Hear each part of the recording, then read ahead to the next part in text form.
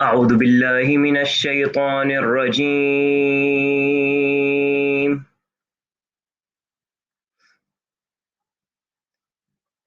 بسم الله الرحمن الرحيم.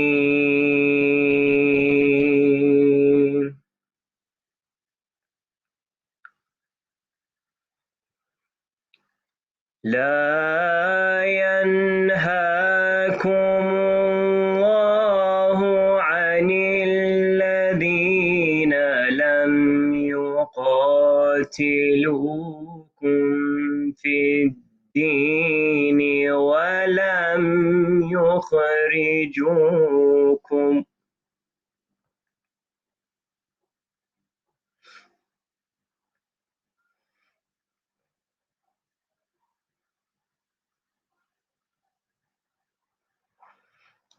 لا ينهاكم الله عن الذين لم يقاتلوكم في الدين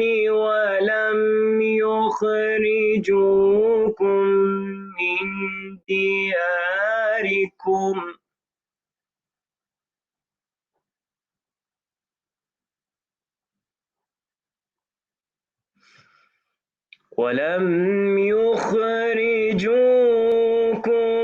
من دياركم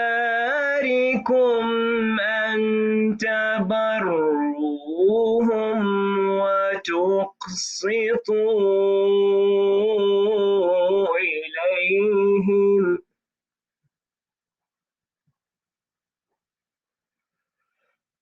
وتقسطوا إليهم إن الله يحب المقسطين.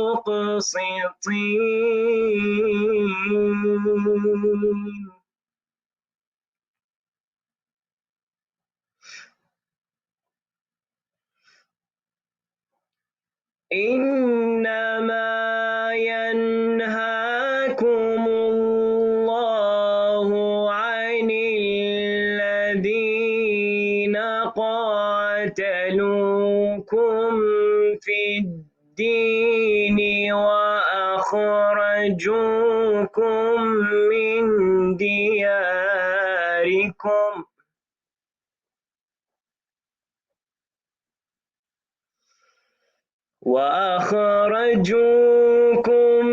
من دياركم وظاهروا على إخراجكم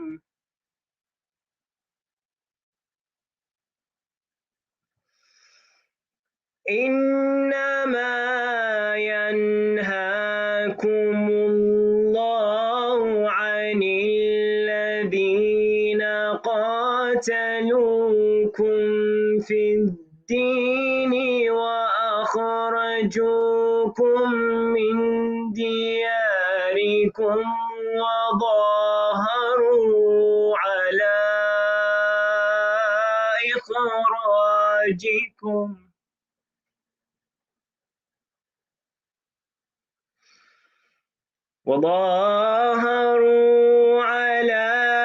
إخراجكم أن تولوهم ومن يتولهم فأولئك هم الظالمون.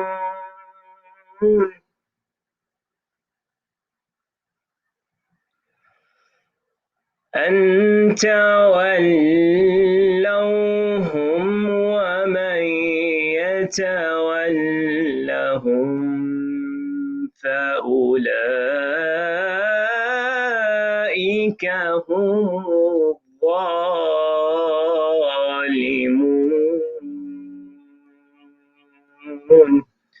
آمنا بالله صدق الله مولانا العلي العظيم.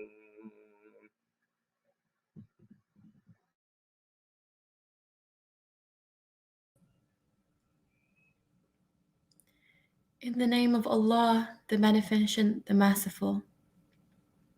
And He does not forbid you to deal kindly and justly with anyone who has not fought you for your faith or driven you out of your homes. God loves the just. But God forbids you to take as allies those who have fought against you for your faith, driven you out of your homes, and helped others to drive you out. Any of you who take them as allies will truly be wrongdoers.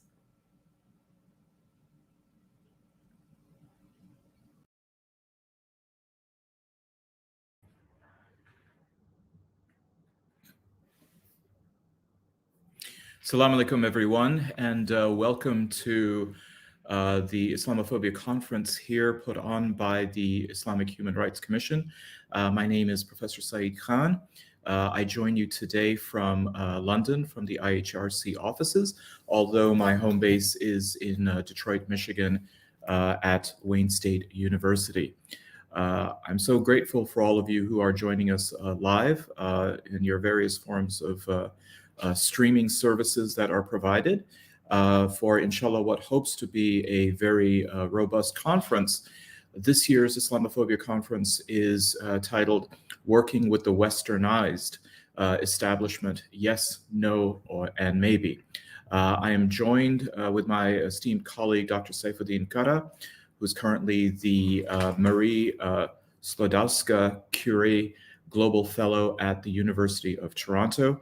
And we have a wide array of experts and scholars who will be providing their insight on this very important topic. It's also important to thank not only IHRC and the various sponsors, including the indefatigable work of people like Sister Arzu Marali, but also to understand how sometimes themes for conferences come about. I know many of you do attend conferences either live or remotely now, and wonder what is the process that goes into deciding what kind of topics and what kind of themes are of interest beyond those who are the organizers. And quite frankly, the topic of Islamophobia is one that certainly has a tremendous amount of currency for Muslims, as well as those who want to understand the phenomenon of Islamophobia, whether it's allies or others in that pursuit. And unfortunately, it is a very timely and still a very persistent phenomenon. And there are these issues about whether Islamophobia is on the rise. One question that oftentimes gets asked is, are Muslims better off now in the West than they were before, or are things deteriorating?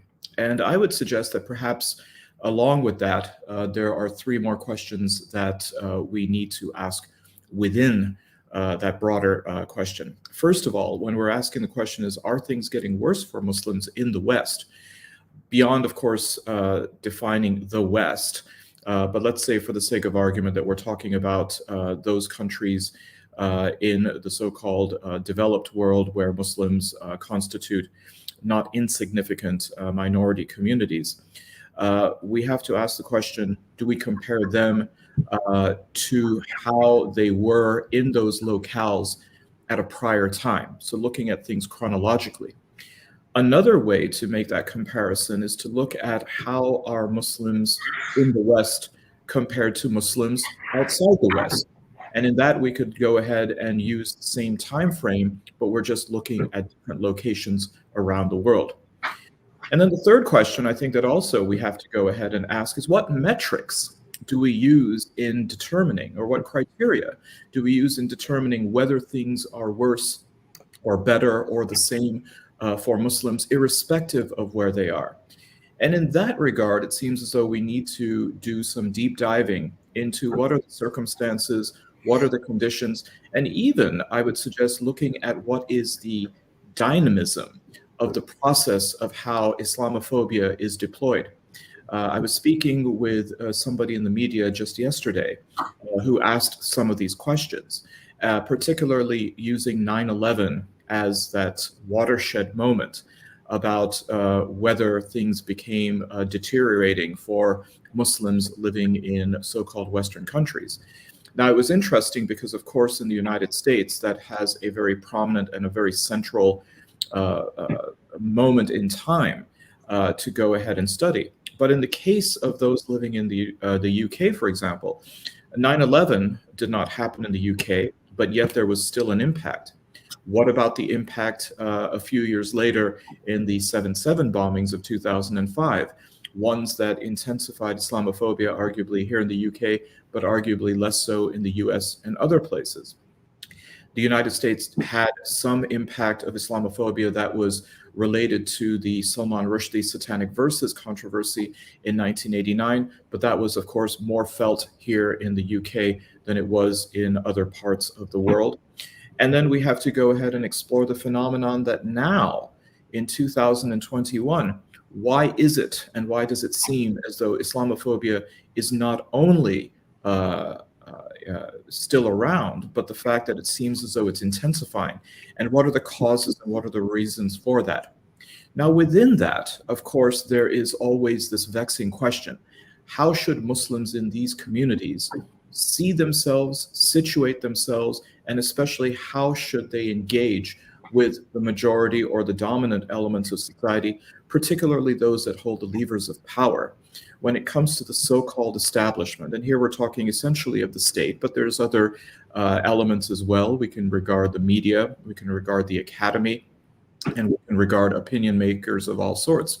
What then is the responsibility? What then is the role for Muslims within that regard? We, of course, unfortunately, have a wide array of responses, and we have a fairly wide array of successes and failures in our efforts to go ahead and have that kind of engagement. Now, part of the issue, of course, is this dilemma that Muslims face. We are, of course, commanded to enjoin the good and prevent the wrong. How do we know then that our efforts are in line with that? That with a certain amount of engagement, are we then making things better or are we making things worse for our condition?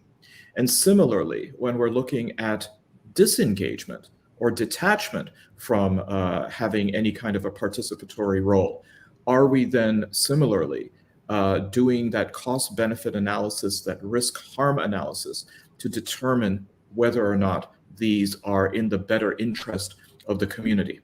And within that, implicitly and explicitly, is of course another dilemma that we face as Muslims. How do we define community? Do we define it locally into what is our own experience? Or do we, of course, also pay attention to our community more broadly, the global ummah? These, of course, are complex questions. These are ones that challenge us every single day. And inshallah, what we're hoping to do with this conference is map many of these issues, map these questions, problematize them, and then look at it from a dialectical position of the pros and the cons of each of these kinds of approaches. We're living in a time right now where there is, of course, the element of the so-called cancel culture and woke culture of activism.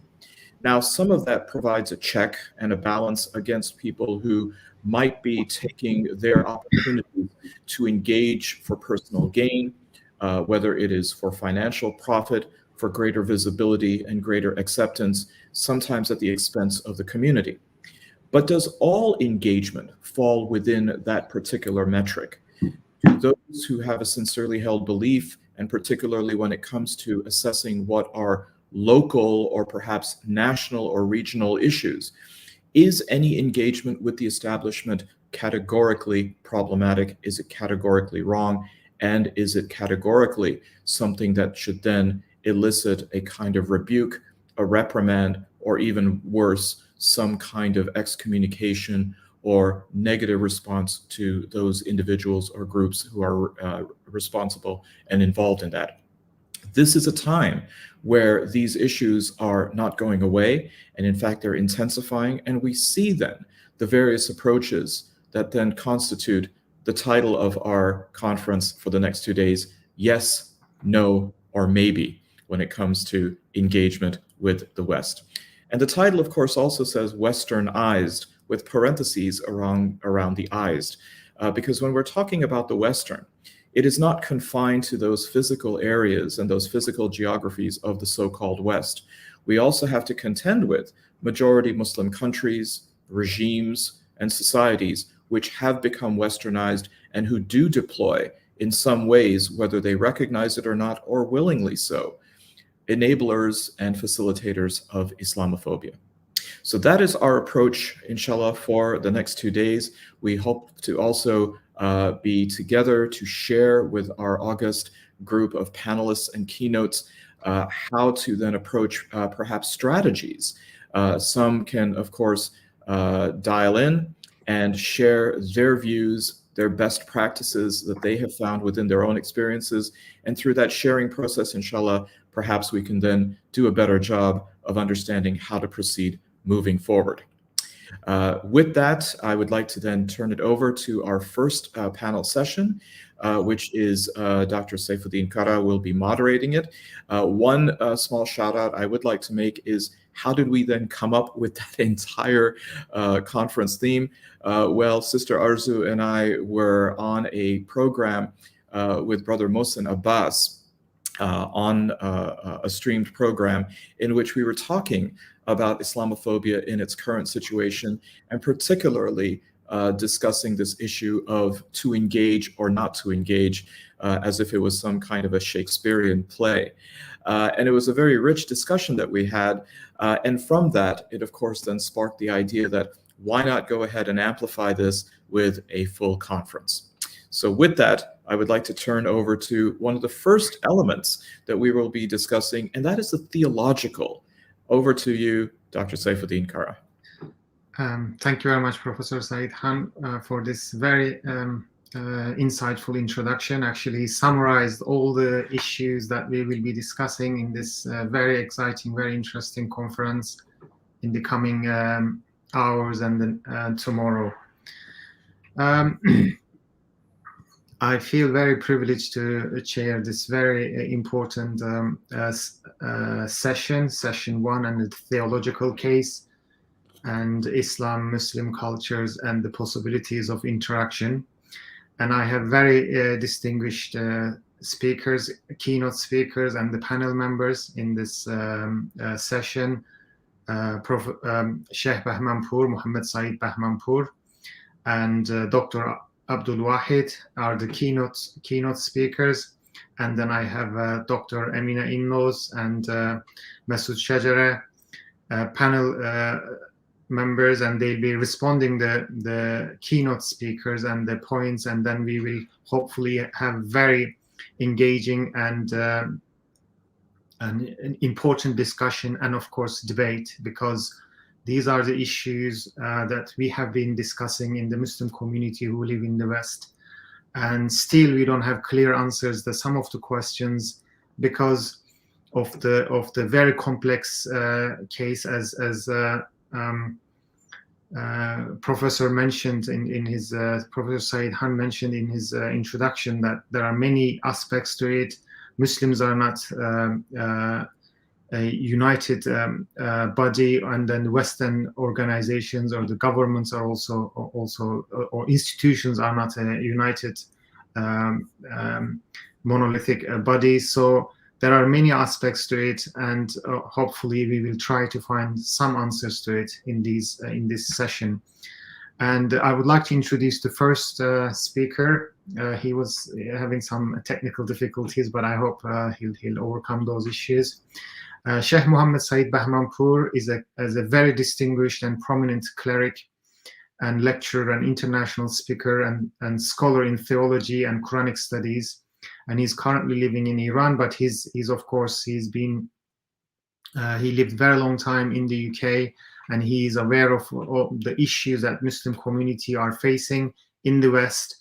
And he kept in touch, although he's living in Iran. He's been regularly lecturing and having discussions with the Muslim community. He studied sociology at LSE and Tabatabai University of Tehran, from which he obtained a master's degree in addition to his interest in sociology. He was also very keen to learn more about religions. He decided to further study religions in Tehran and Qom seminaries. He was appointed as the principal of the Islamic College in London, which offers both seminary and university level studies. He taught Islamic studies for Islamic seminaries and university courses. His main interests are theology, Islamic mysticism, Quranic sciences, and exegesis, including the Quran history and compilation. He is also particularly interested in the history of Jesus and Mary from an Islamic perspective, and has written a screenplay about the life of Mary based on Islamic sources, which was produced into one of the most successful movies in Farsi. It was reproduced into a series and was translated to Arabic, English, Turkish, Urdu, and other languages. Another of his work is on Christian history, was screenplay about the seven sleepers of the cave, or Ashabul Cave. And he's also, I think, working on a very long series on Prophet Moses, life on Prophet Moses. So we are very eagerly waiting for this to come out. And Shahbazmanpur has also authored several books, including Muslim Identity in the 21st Century, The Idols Will Fall, The Blessed Tree, The Life and Times of Fatima, daughter of Muhammad, Towards Eternal Life, and Understanding Surah Yasin.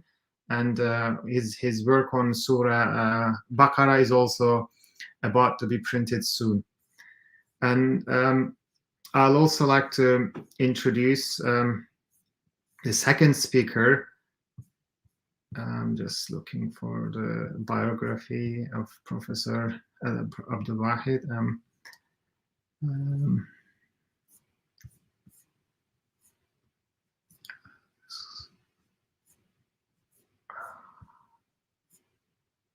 Yes, Dr. Abdul Wahid is currently the chairman of the UK Executive Committee of Hizb ut-Tahrir in Britain. He's very prominent. He's been speaking in many events on related to Islam and Muslims. And for many years, he has published on the websites of Foreign Affairs, Open Democracy, the Times Higher Education Supplement, Prospect Magazine, 5 Pillars, and Islam 21C. He comments on issues related to Islam and Muslims in the UK and across the world. He's as I said, he's a very prominent member of Muslim community in the UK, and we really would like to looking forward to listen his comments. And before I allow the speakers to start, I like to mention that this is a very important part of this conference, because there are many theological issues and problems that need to be addressed. And in their papers, and their both Shahbazmanpur and both panelists are speakers are discussing these important issues from different perspectives.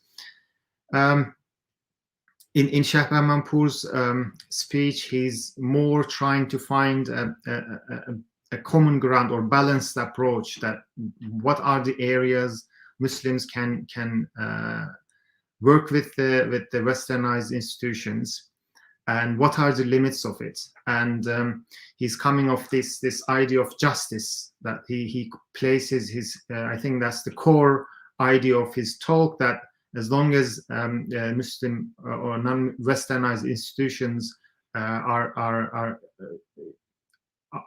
are just and serving for this purpose, of course there is no problem with Muslims to work with them.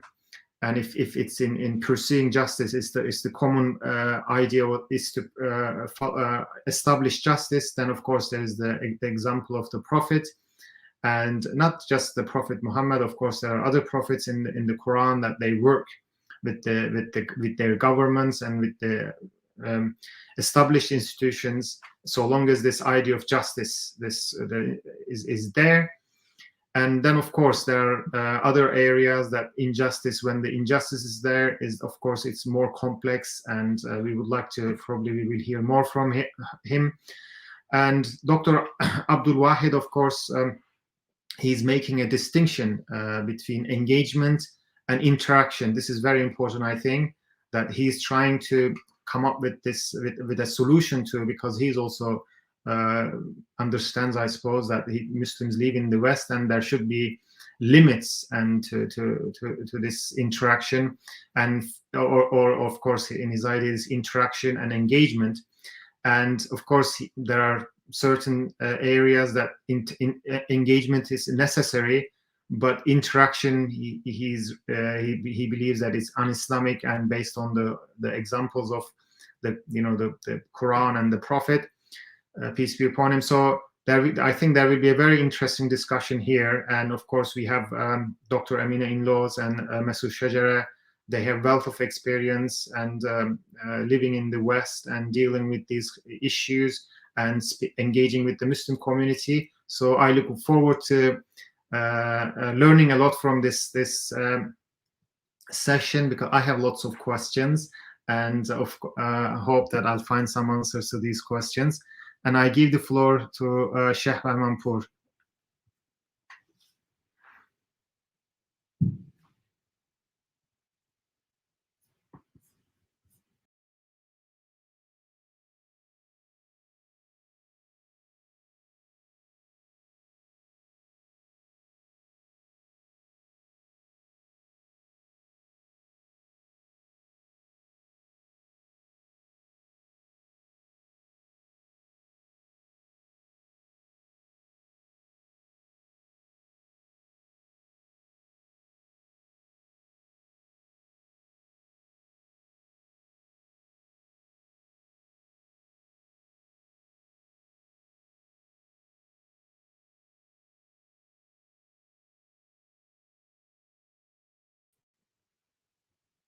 Okay, I think there's this technical issues with Sheikh Manpoor. That might be internet connection. So while he's getting ready, we like to start with Dr. Abdul Wahid.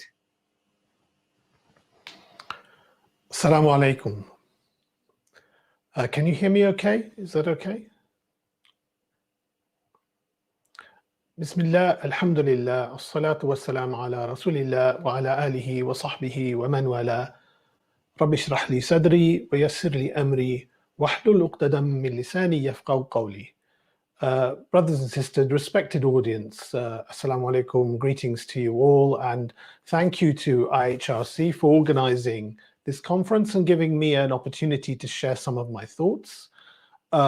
This session is predominantly about the theological perspective, and of course our basis in theology is always going to be Quran and Sunnah, but the nature of our deen of Islam is that it is applied within a political reality and upon political realities.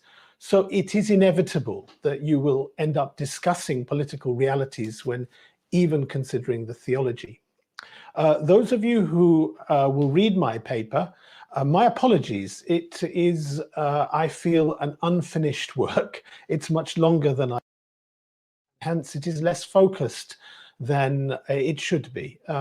But most of what I'm going to say today, you will find in that paper. And the main things I'd like to address in my summary today are three or four different areas. One, Brother Saifuddin mentioned already. What do we mean by working with the westernized establishments? Do we mean engaging or interacting on the one hand, or actually participating in those institutions in another? I think the two things are very different realities. And I will, I hope, show in that paper that engagement or interaction with westernized establishments per se is not prohibited in every circumstance. But I think participation is both theological perspective, but also extremely problematic from a political perspective. And this relates to the second point about in those areas where we engage or interact, is our position one where we should engage in a kind of pragmatic way to just the ends justify the means. We have a noble end or a justified end, and the means we approach should be enough to do that? Or rather, do we follow, for theological reasons, a principled approach and not enter into a pragmatic politics? And if so, how is it possible then to exert any influence if you're not engaging in a pragmatic way, or if you're not participating? And finally, I think I'd leave with a question, which is a really fundamental question, which in my paper, you'll see it really comes first. What are we engaging for? What is the basis upon which Muslims, whether as minorities in Western countries or living within Muslim majority countries, what is the purpose with which you're engaging for? And I think this question needs to be understood, because if you don't answer that question first, then frankly, I don't believe you can move forward as a community. So in this question of engagement versus participation in my paper, I start with a very famous incident in the seerah of the Prophet Muhammad sallallahu alaihi wasallam, where some of the companions living in Mecca before the Hijrah were severely persecuted by the mushrikeen of Mecca. And they sought permission to migrate to Abyssinia, Habasha, modern day Ethiopia, where the Prophet ﷺ said there was a king who is not unjust to anybody. Everybody gets justice in the court of this king. So Muslims, as we know, they migrated to Abyssinia. They were pursued by their oppressors, and the oppressors, who had a pre-existing good relationship with the Negus of Abyssinia, the king of Abyssinia, they sought the extradition of those Muslims, so that they could continue to persecute them. And the Negus insisted, as we know, on hearing both sides. And Sayyidina Jafar, radiallahu anh, the companion of the Prophet sallallahu alaihi wasallam, his cousin, he spoke to the Negus on behalf of the Muslims. He explained what was the Islamic belief, why they had come there, how they were being persecuted, and the king ruled in their favor. Famous story, as we know. It is indeed a proof that for a Muslim community to approach a Christian king, in that case, a non-Muslim establishment, to address, give their argument, and actually seek a right which Islam gave them, yes, in front of that king, is in circumstances permissible. So we are not saying that any interaction with a non-Muslim institution is wrong. However, whether in this example, in the case of a small community, or another example that's often cited, the Hilf al-Fudul, the contract that pre-existed Islam between various tribes, which the Prophet ﷺ affirmed as a very just contract, whether this in an international perspective, you can say. The danger we fall into is when we use these examples to justify anything almost. The Negus was said to be, by the Prophet ﷺ, was said to be a just king where no one was wronged. You cannot compare that example or the covenant of Al-Fudul that existed before Makkah necessarily, which was seen again by the Prophet as a very just institution, with westernized establishments as we see them today. The reality of the world today is it runs according to a system, whether in America or Britain or France or many other countries around the world, and these systems are exported from the West into the Muslim world. First of all, they are secular, i.e. the role for religion has been confined to the private sphere, absolutely. Secondly, they are built upon a capitalist economic system, which is fundamentally unjust.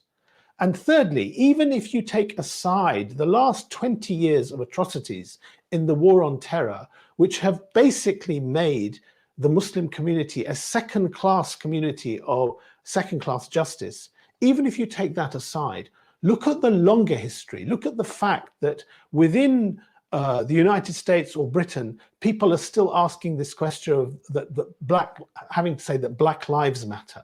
Even though you've had a American president who is a person of color, a vice president who is a person of color.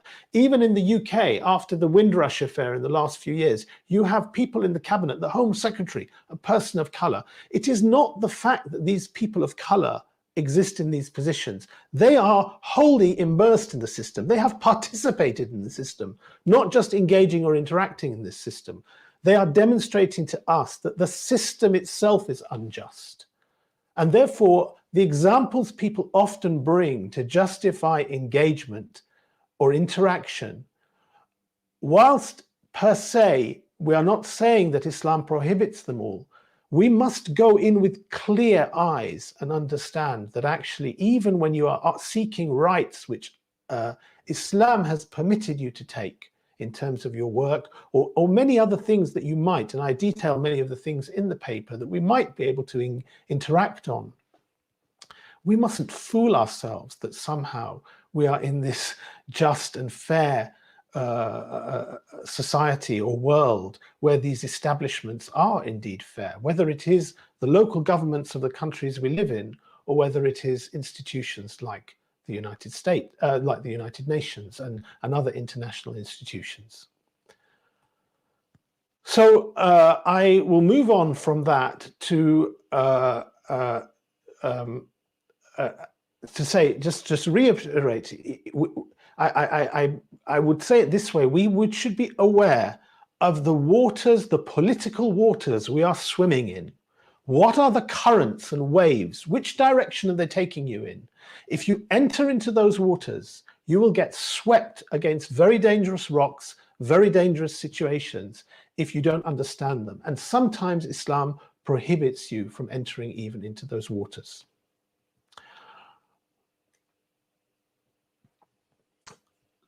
Indeed, some of the ayat of Quran are so sensitive on this issue. Allah subhanahu wa ta'ala says in Surah Al-Hud, بعد أعوذ بالله من الشيطان الرجيم ولا تركنوا إلى الذين ظلموا فتمسكم النار.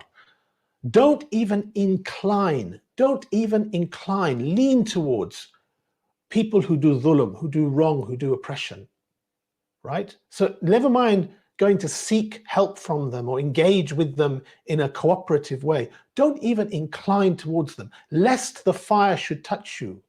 وَمَا لَكُم مِّن دُونِ اللَّهِ مِنْ أَوْلِيَاءَ ثُمَّ لَا تُنصَرُونَ. And if you do that, you don't have any friend beside Allah, and you won't be helped. So imagine you're going to do something which is seeking cooperation or interaction with the zalimin, with the oppressors. And Allah is telling you in this ayah, if you do that, you won't have any friend beside Allah and you won't be helped.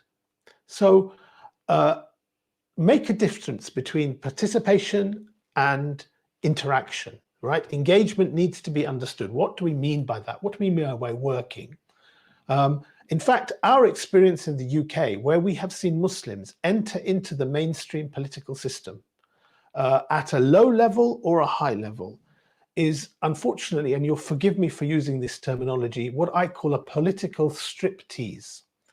They enter into these political arenas and these institutions fully clothed with good intentions to help their community. And as they try to go further up and win more influence, they shed items of their clothing one by one, so that by the time they actually get into a position where they feel they are able to do something of influence, they have literally taken off all their clothing. They've got nothing left. In fact, they have become servants and agents of the system that is actually oppressing so many people in these countries and around the world. So you find that the system changes you, and that is one of the dangers of this, as well as the many prohibitions, and I've mentioned some of them in my paper. So let's now move on to this question of whether our approach should be pragmatic or principled. Pragmatic meaning we just do what we can within the system to try and get good results. And principled meaning that actually we really confine ourselves to some very, very precise principles. Now, Obviously, the issues we're going to be discussing, by definition, what we're targeting has to be permissible according to Islam. So I'm not going to, we've already, let's say, answered that question on any particular issue, and we're going to enter into some engagement or interaction. Should we be principled or pragmatic?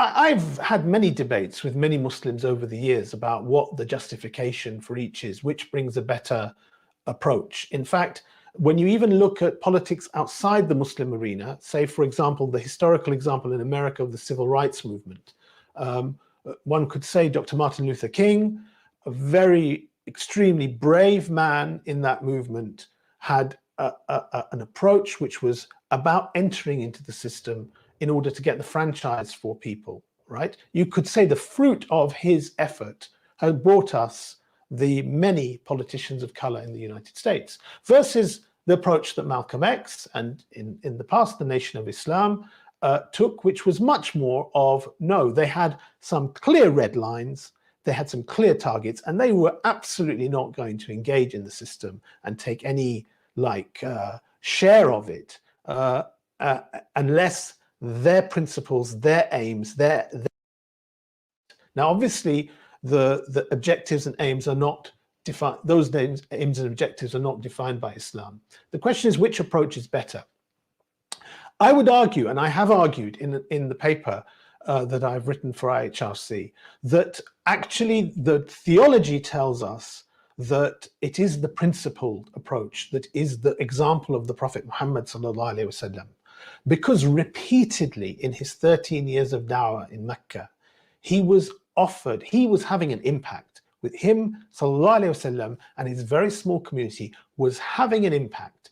And repeatedly over the 13 years, when he was having an impact from his da'wah, uncompromising da'wah, the oppressors of Quraysh would come to him and make deals.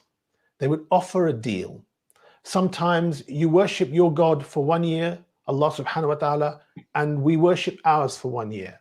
Sometimes offering positions of influence and power and leadership only if he gave up certain parts of his call.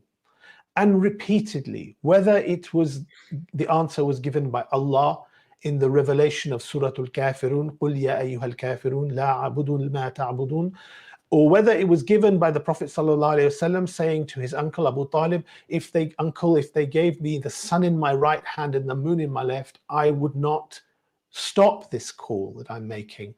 The text tells us that the Prophet ﷺ was uncompromising in his approach. In fact, the offers they make him make like multiculturalism look very mild in terms of like an approach. They were really good offers from a political perspective, but the text tells us something different.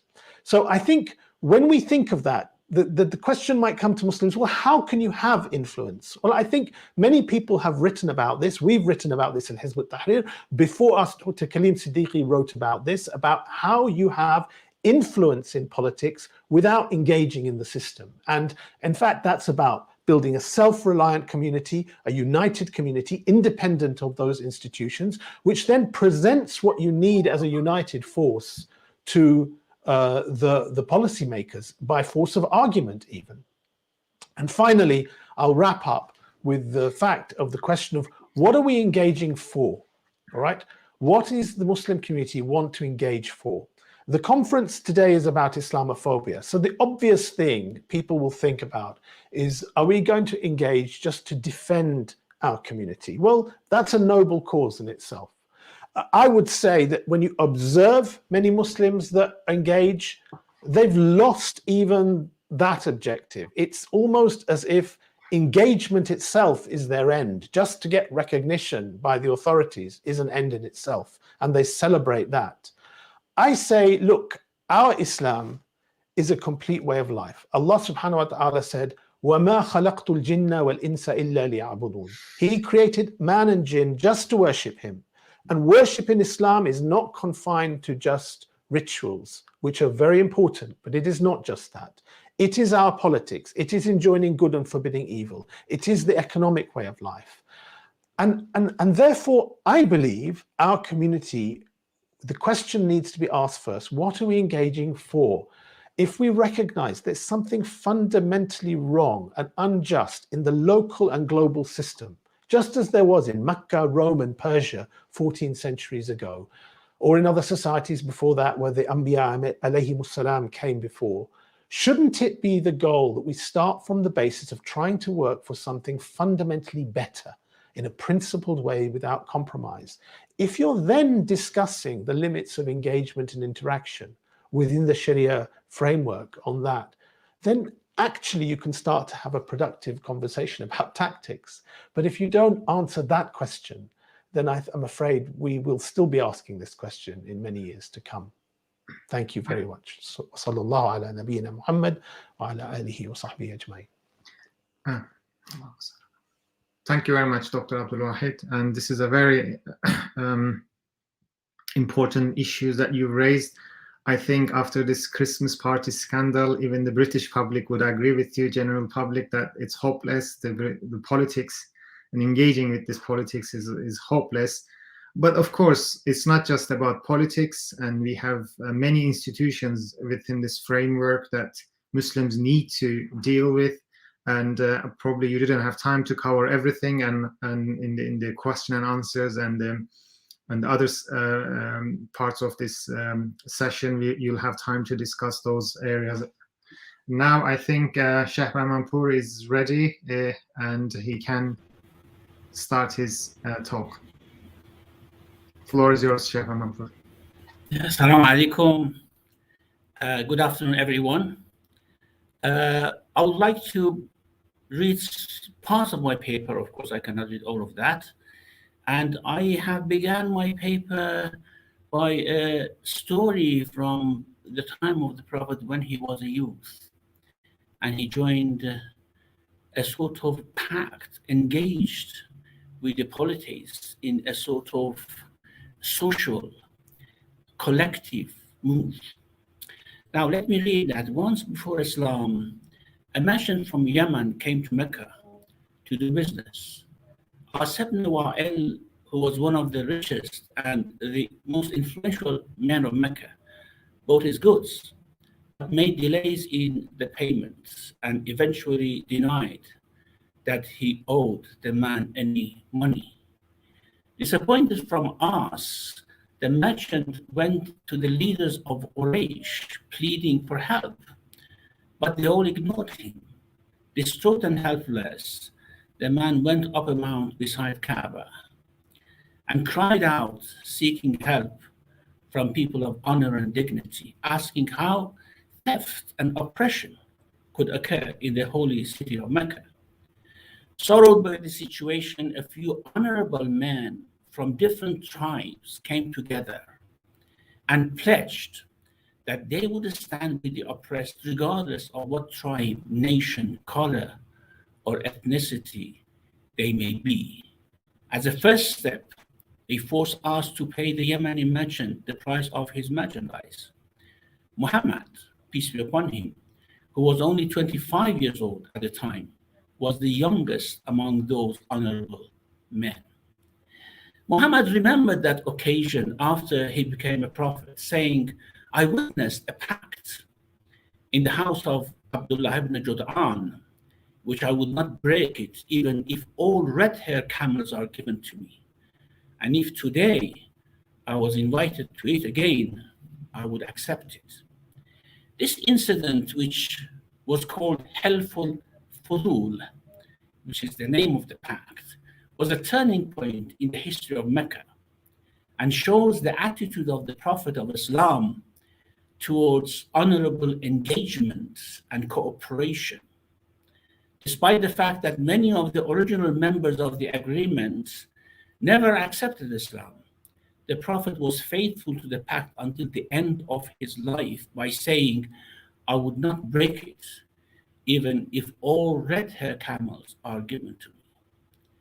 The pact gives Muslims a precedent for their moral responsibility to protect the weak, speak for the speechless, establish groups of advocacy, and struggle for social rights in cooperation with other citizens, regardless of their faith, and even if there are bigger issues that they disagree upon. As a matter of fact, this incident was invoked a few times after Islam. In one occasion, the Emir of Medina, Uthman ibn Abi Sufyan, wronged a man and refused to pay the price of his commodity. Thereupon, Hussein ibn Ali stood and said, I swear by God, if you do not give him his right, I will invoke helpful fudul, the same pact. Consequently, a few other men, some of whom were all descendants of the original writers of the pact, stood up in his support, and the Emir found no choice but to give the man his money. In fact, this notion of honorable engagement is made a universal dictum by the verse, cooperate in virtues and piety, and do not cooperate in sin and aggression. This is the verse of the Quran, تعاونوا على البر والتقوى ولا تعاونوا على الإثم والعدوان. The commentators of the Quran explain that cooperating in virtues means to engage in anything that is for justice, equity, and the betterment of humanity in this life. And cooperating in piety means to engage in anything that is for the felicity in the life to come. In the same way, not cooperating in sin means to avoid any engagement which is harmful in the next life. And not cooperating in aggression means to avoid engagement in anything which is harmful to humans and humanity in this life. Such an attitude shows that when it comes to universal values, Muslims are recommended to join force with other people for promotion of justice and virtue. The Quran regards these values as meta-religious and meta-national. Religious affiliations is irrelevant when it comes to these values and national interest, which in our modern time has become a pretext for all types of injustices and atrocities and malign conspiracies against other nations, cannot justify violating these values.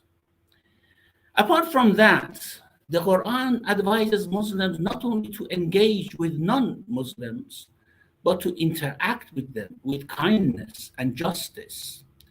God, this is another verse of the Quran, God does not forbid you in regard to those who did not make war against you on account of religion and did not expel you from your homes, that you deal with them with kindness and justice. This reminds one of the oft-quoted statement of Imam Ali, peace be on him, in a letter to his governor of Egypt, who said, accustom your heart to mercy for the subjects and to affection and kindness for them. Do not stand over them like a greedy beast, regarding devouring them an advantage, since they are of two kinds, either your brother in religion or your like in creation. This is all clear. What makes the question of engagement difficult is the other side of the equation. In the continuation of the verse mentioned above, a caveat is provided with warning, God forbids you in regard to those who made war against you on account of religion and expelled you from your homes and supported others in your expulsion, that you ally with them. And whoever allies with them, it is they who are wrongdoers. That means it is forbidden for a Muslim to engage in any activity which involves oppression, injustice, and transgression, whether that engagement is with Muslims or non-Muslims. As I said before, justice and oppression are injustice and oppression are meta-religious anti-values. The Quran forbids engagement in actions involving such anti-values in different verses with different tones and expressions. Like this verse, Do not be inclined towards the unjust, lest the fire should touch you. Or another verse, do not be an advocate for the traitors. Or another verse still, God enjoins justice and kindness and generosity towards relatives and forbids indecency, wrong, and aggression. He advises you so that you may take admonition, and many other verses. So from an Islamic point of view, the answer to the question of engagement with Western and Westernized establishments depends on another question, namely, what type of establishments are Western and Westernized establishments? Certainly, when we talk about Western establishments, we should not ignore the fact that these establishments are not monolithic, and they differ from one country to another. At the first glance, we may classify them into two categories: establishments which consider their national interests in intervention in other countries through corrupt, deceitful, and violent means, and those countries which are not like that. However, with all the differences, when we look at NATO and European Union, we see in the West a united front on global issues.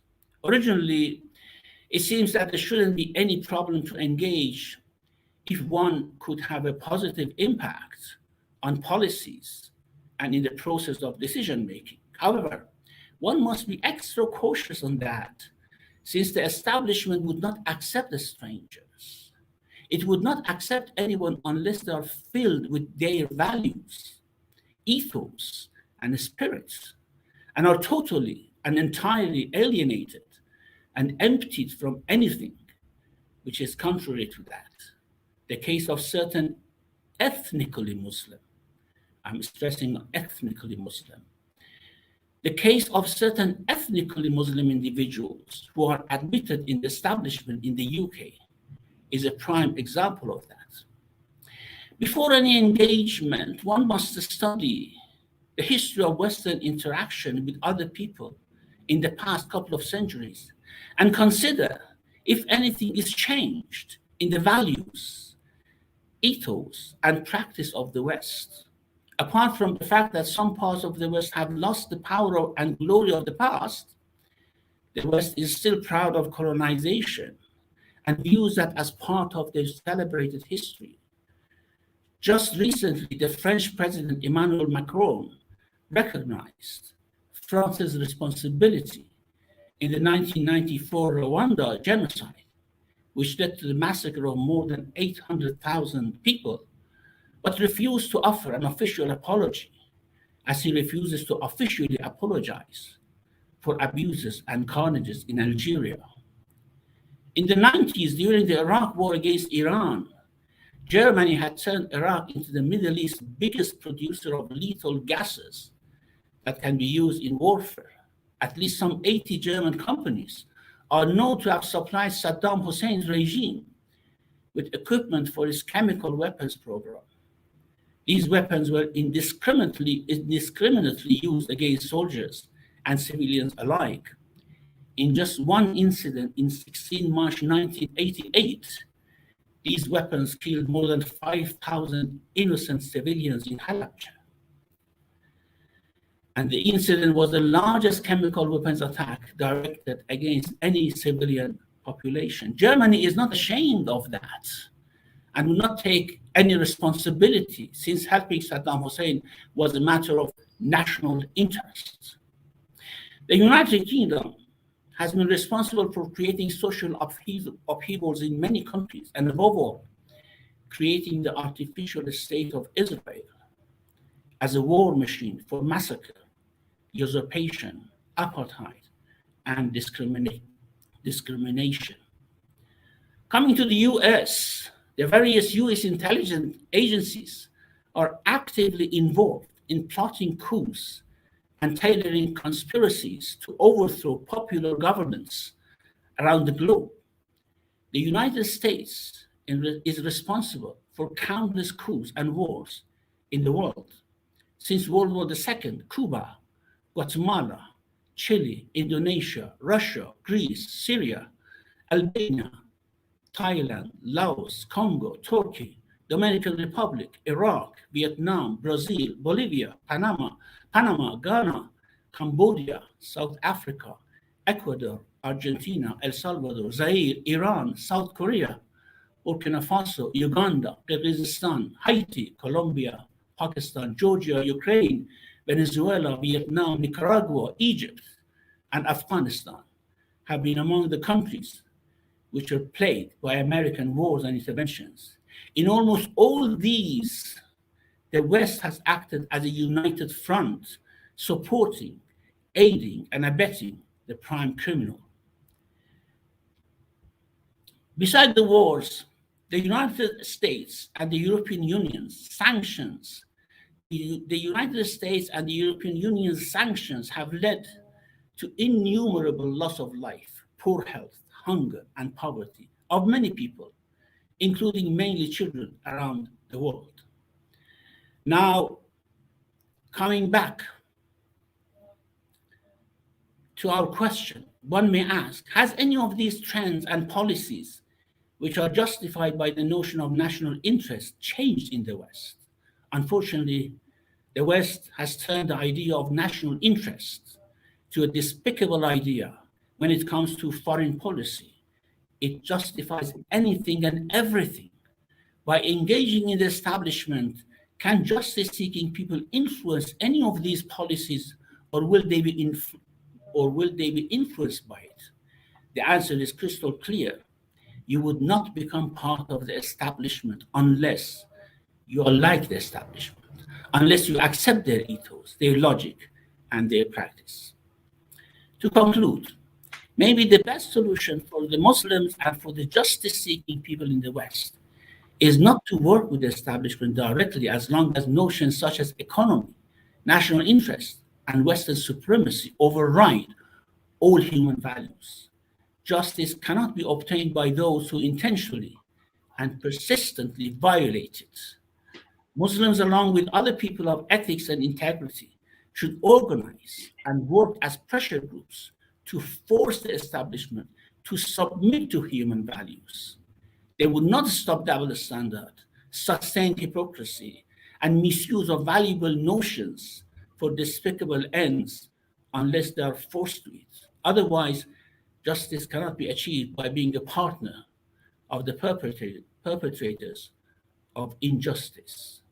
As long as these detestable habits are systematic and part of the establishment, they would digest the individual rather than being resolved by them. Thank you very much. Wa sallallahu ala Muhammadin wa alayhi wa sallam. Thank you very much, Sheikh Mamanpour. This is a very insightful talk, and it's very important creating these values, ethical approach to international politics, like meta values like justice. And I think Dr. Kalim Siddiqui has wrote a lot about these issues, and it's all amazes me that we individually, like in the Western society, individuals, everybody despise murder, corruption, all kinds of unethical behavior, but all these can be justified under the national interest. So this is a very manipulative, because the masses, they wouldn't associate themselves with all these murder, killing, all these torture or economic pressures, so causing to starve others. But as a group, collectively, under the institution of state, these despicable acts can be justified, and this is called national interest. I think it shows the power of manipulation of these institutions. So I think we will have more discussion on that, but it's now clear to me that both Dr. Abdul Wahid and you are clear about the engagement. You are against this idea of engagement with the political institutions who are unjust and who are un-Islamic. But then, of course, we have in smaller institutions operating within this larger framework, like, for example, institution of chaplaincy. We have social services that Muslims are part of this society, whether we agree or not. They have to live and they have to operate. They have economically, they have the banking system. So we cannot isolate Muslims. I mean, this is clear to us that who live in the West, that you can't just shut yourself off from the system and then leave, go to a remote place and have a secluded life. This is also un-Islamic, because Islam expects Muslims to be part of the society, and because we know that the Prophet always refers to his society as my people and engages them, finds a way to engage with them, as Sheikh Manpour mentioned in his example. So this is a delicate and complex area, and then I'm hoping that we'll have questions and then of course the responses from the panelists. And I'd like to introduce the panelists as well. First panelist is, and of course they might raise these issues in their discussions. Dr. Amina Inlos is the first panelist, is the author of Women in Shiism, Ancient Stories, Modern Ideologies, and a co-translator of Spiritual Mysteries and Ethical Secrets by Faith Kashani, as well as contributor to Tafsir al-Mizan translation project. She completed her PhD at the University of Exeter on the subject of Shia Hadith. She teaches via distance education for the Islamic College in London, in the United Kingdom, a faith-based institution offering academic and seminary studies.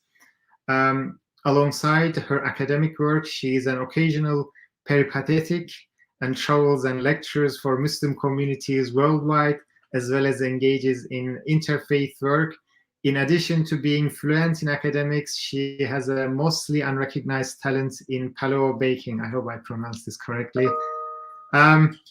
She is very prominent speaker in the Dr. Amina Inlos, and very influential and very academically has contributed a lot. So we can maybe start with her response. Floor is yours, Amina. You should unmute yourself. I don't know. The world might be better off if I mute myself. Thank you very much. Thank you for the well-organized presentations, and also for to IHRC for organizing the event.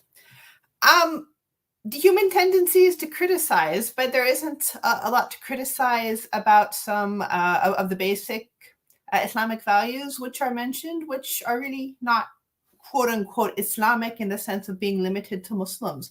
Any sane and rational person will understand that self-definition and having authority over oneself is the best situation for any community or any group of people, and that when you're in a dependency situation of some kind, that there is a good chance that it can go wrong. This is a basic logical sort of thing, albeit something that I think sometimes can be forgotten in this day and age because of the heavy ideological push to present certain countries or certain secular ideologies as benevolent, which perhaps is the real issue here. I mean, during the presentations, I was reflecting that, with no offense intended to politicians, politicians has always been a tricky business from the perspective of ethics. Of course, one can do great good with power, but it oftentimes doesn't go that way. And this is not limited to engagement with Western political institutions. But again, the difference is that there is a party line, if you will, that certain political technologies or secular ideologies are good. I do have a couple thoughts which I might add to it. I certainly don't wish this to come across as disrespectful in any way, shape, or form. But I do think that these arguments have probably brought us up to the 21st century and will work for a certain amount of time. And Sheikh Bahmanpour would be better qualified to speak on this than me because he has a background in sociology. But it does seem the world is changing, and the world has always changed. As human beings, we tend to see the situation we're in as the absolute situation, and it's always been this way. But of course, Western dominance is relatively new in human history, and it has shifted regionally, and we are probably on the cusp of another power shift, and also perhaps a move towards greater globalization. So it is likely that these questions will begin to evolve as the global situation evolves. And it seems that possibly there are some issues impending in the world which will require a global solution, which does not necessarily mean engaging with quote unquote Western institutions solely, but a genuine global cooperation, such as environmental issues. I think that's a key thing, perhaps some economic issues, and that having certain power blocks, having dominance, or simply looking at an engagement in that regard might not be the wave of the future, and maybe looking towards globalization as a model to discuss these questions in might also be fruitful for the discussion. And I'm sure neither of you would say there's a problem with that, as long as it is done with mutual respect and acknowledging one's values and so forth, because there are examples of positive cooperation. But I just thought I would put that in there. The other thing that I think is one of the challenges of this day and age, when discussing these things from an Islamic theological perspective, is that the classical Islamic thought, which we have inherited, is based on an identity delineation upon confessional lines. So religion as the primary factor in one's identity and life. And regardless of how we feel about secularism or the nation state system, the reality is the world has changed because of it, and many people do not identify anymore primarily on the basis of what they would consider to be their religion. And when it comes to Muslims, the reality is there are more than 1 billion Muslims, and they do have different views. It's not the case that every Muslim is born with the same idea of what Islam should be or what its role should be in their life or their society. And sometimes people who do heavily engage with quote unquote the system, they're not shedding their beliefs, if you will, that they come from the mosque and I have to pray 5 times a day at the mosque because it's sunnah, and gradually dropping things and taking on other ideologies. They may genuinely believe that these other ideologies are good things while happening to be a Muslim at the same time. So I think this sort of nuance, if you will, of complex identities is good to bring into the situation. I mean, I don't know if I'm supposed to really put forward my views here, but I do think that Allah creates people for different purposes in the world. Some people are not created for politics, like me. It's not really my strong point. But there are some people who do feel called to engage with certain things. Of course, ethically, as a Muslim, I will believe they will stand before Allah in the next world and have to answer for whether they've done it right or wrong. But perhaps some people can do some good in that way, and perhaps some people will do some good in another way. Those are just some thoughts on the matter. I look forward to hearing more thoughts and responses. Thank you very much, Amina. This is very important contribution and pointing out some different directions. Now we have Masoud Shajara. No needs introduction. He's the chairman of Islamic Human Rights Commission, and he's been an activist and intellectual. He's been leading the Islamic Human Rights Commission and other Muslim and previously other Muslim institutions, and engaging and working with as a Muslim, a member of Muslim community who lives in the West. So he has a wealth of experience dealing with the Western institutions, and we hope to hear from his response to the speakers.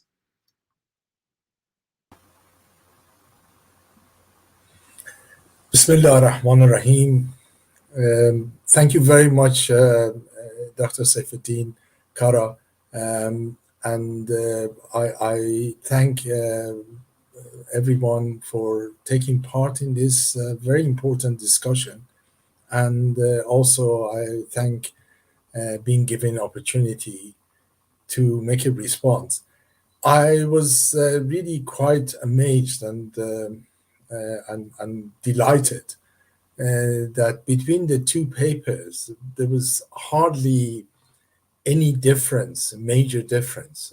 And what was very clear is that we cannot get engaged and involved and become partners with those who committing zulm and injustice. And I think that parameter, if we then try to take it forward to see what else we can do, what and how we could actually discharge our responsibility as a Muslim in this sort of societies that we live, be it Britain or anywhere else in the West.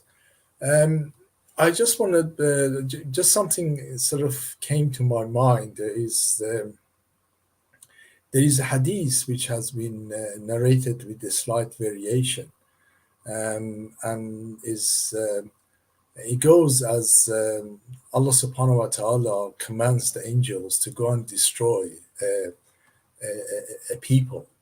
And when the angels goes to implement that, angels find out that there is one among these city or the village who is praising Allah subhanahu wa ta'ala all the time, while everybody else is being completely gone astray and become part of the aggression against Allah.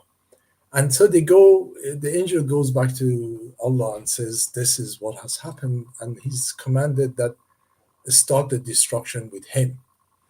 And it goes that you can't sort of just be sort of living among that level of sort of injustice and ignoring it and sort of not challenging it. And many of the ulama have highlighted that we know the sort of what will happen to the zalimin, those who are oppressors. But those who are not oppressors and are able and capable of challenging that oppression, and they keep quiet in mass, the decree is that they are also guilty of that oppression. And this is very important. It's not just, like an act that is unjust or haram act which is taking place and you just turn your face. You need and you must challenge injustice if you are free and if you are able to do so. And refusal to do so puts the blame of that injustice and that zulm on you. And I think from that, I want to sort of go further. We are living in these types of society. And my sort of question which I want to raise is that living in this society, knowing the injustice that is taking place, what should we do? That's one. And second is, how did we get here? I mean, I'm old enough to remember, and I was recalling what happened at the time of Rushdie affair. We weren't organized as a Muslim community. We didn't even have any sort of huge national sort of umbrella organizations. But ordinary Muslims from all different backgrounds, even those who weren't fully practicing, they came with the understanding that this was wrong, and they supported sort of the fatwa against this. And I remember very clearly there was only two people, Hisham al-Alsawi and Zaki Badawi, who publicly supported Salman Rushdie. Everybody else, the whole of the community, was on one side, and these were on one side. And then, we had experiments.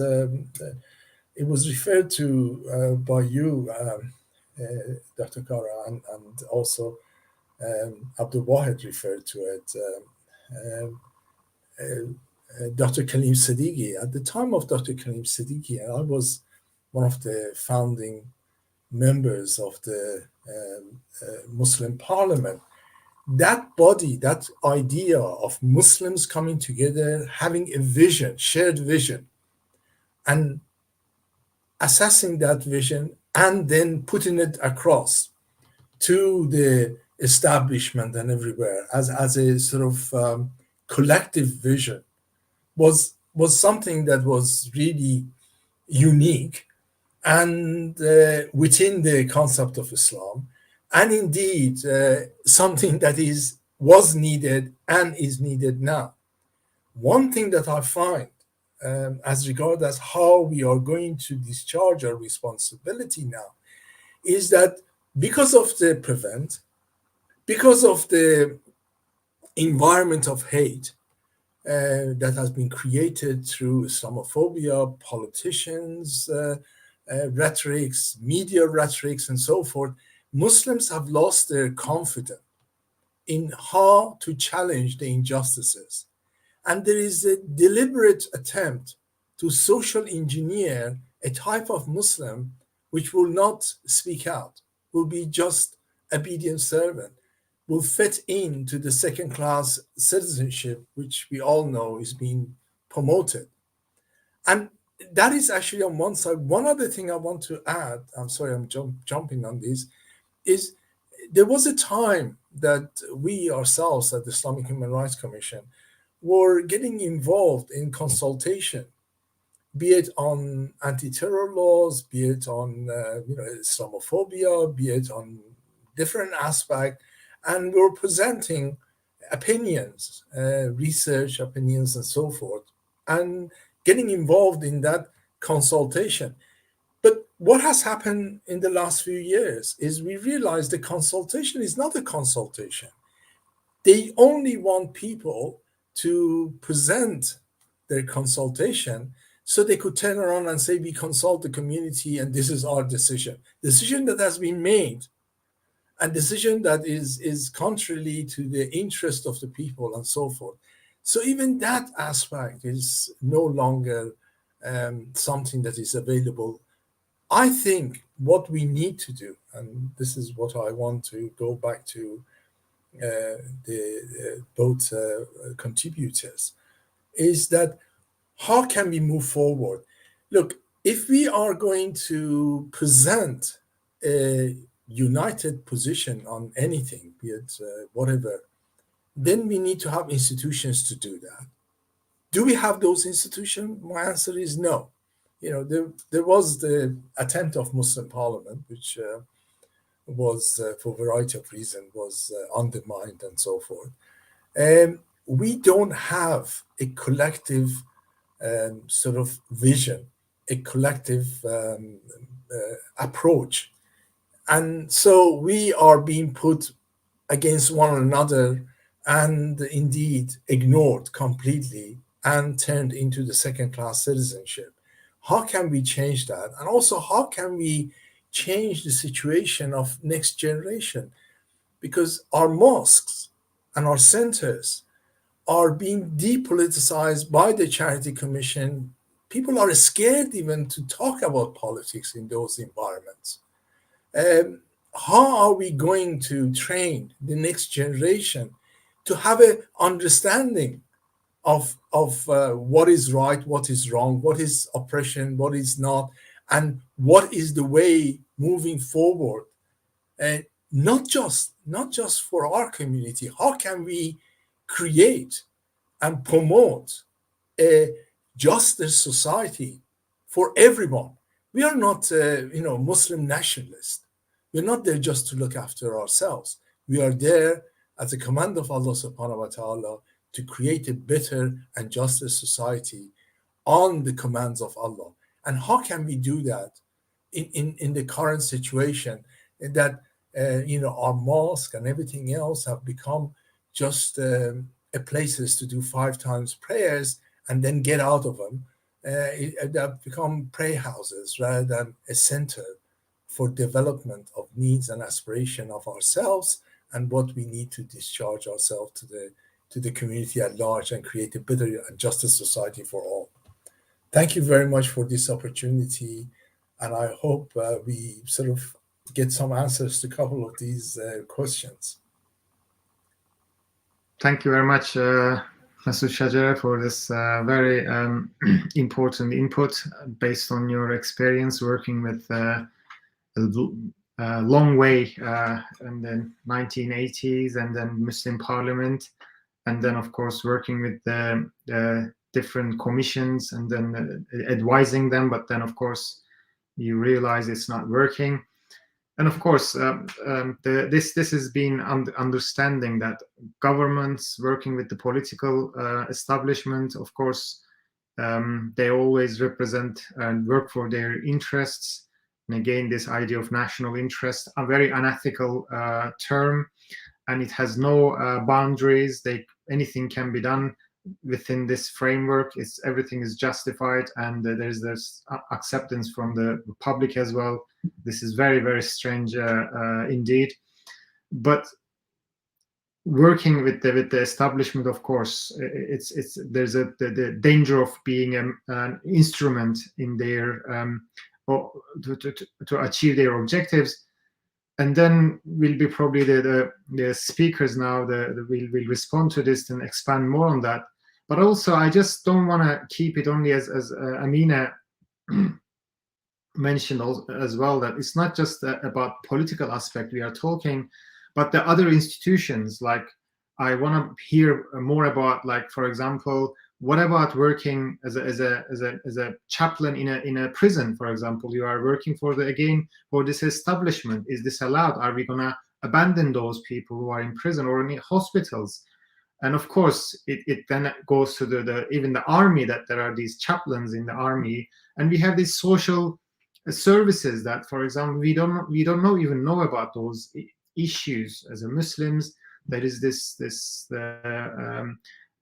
adoption centers that, if you know some kids, Muslim kids, who are going to deal with them if we stop working with these establishments, then who are going to take care of those the needs of those Muslim children who lost their parents, who are abandoned, and then they're in orphanages or fostered. So these are the issues, and also like social services, and in many aspects that are we gonna like abandon that, or are we gonna find a way to deal with that? So I would like to, as a chair, so I'm putting these questions to the respondents, the speakers, and I would like to hear opinion of Sheikh Manpour and Dr. Abdul Wahid, but also from the theological perspective.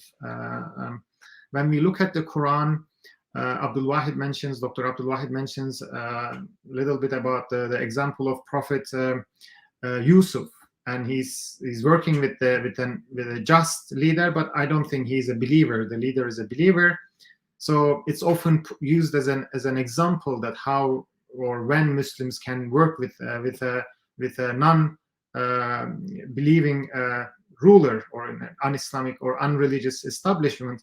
But also, I would like to go to further than that. There is this interesting story of Moses, and when Prophet Moses fights with this Egyptian and kills him, and then he realizes that actually the way he finds out about the decision of the pharaoh or the leaders of the Egyptian state, that they want to kill him. This Al-Qasas says, a man came running وَجَاءَ رَجُلٌ مِنْ أَقْصَى from the farthest part of the city, and he said, "Oh Moses, the chiefs are conspiring to kill you, so get out. I am indeed one of those who seek to advise you." So this person is obviously a follower of Moses, but working with the state. He's bringing him a news. He's actually spying for Moses. So he's working with he's like, he probably in high councils, like this is a decision-making body. He is there. He's perhaps one of them. So there are examples in the Quran, we have in the Muslim history as well. So how do we make sense of it? So I like to hear your opinions on these questions, and of course, and then if you can respond to the Mesut Shajara and Emine Ünlüz, and then we'll have more questions, and I'll put those questions to you. Okay, Assalamu alaikum again. Thank you for the responses. Very interesting points. I think, I mean, there's been a point made which Sheikh Mamanpour made and which others have made.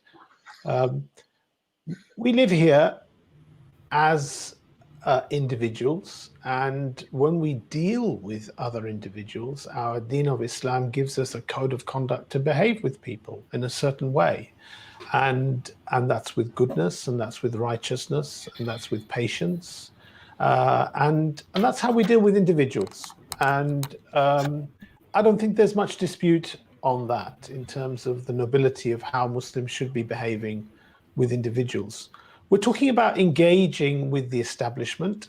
That does require some defining of terms. I've largely confined myself to talking about the political establishment. So that's really where I've laid my definition of it. As to other aspects of the establishment, schools, prisons, social workers, I think really in principle, engaging with these people in terms of talking to them, advocating to them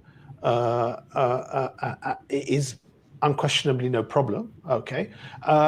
Because you're presenting something from Islam to them in those situations.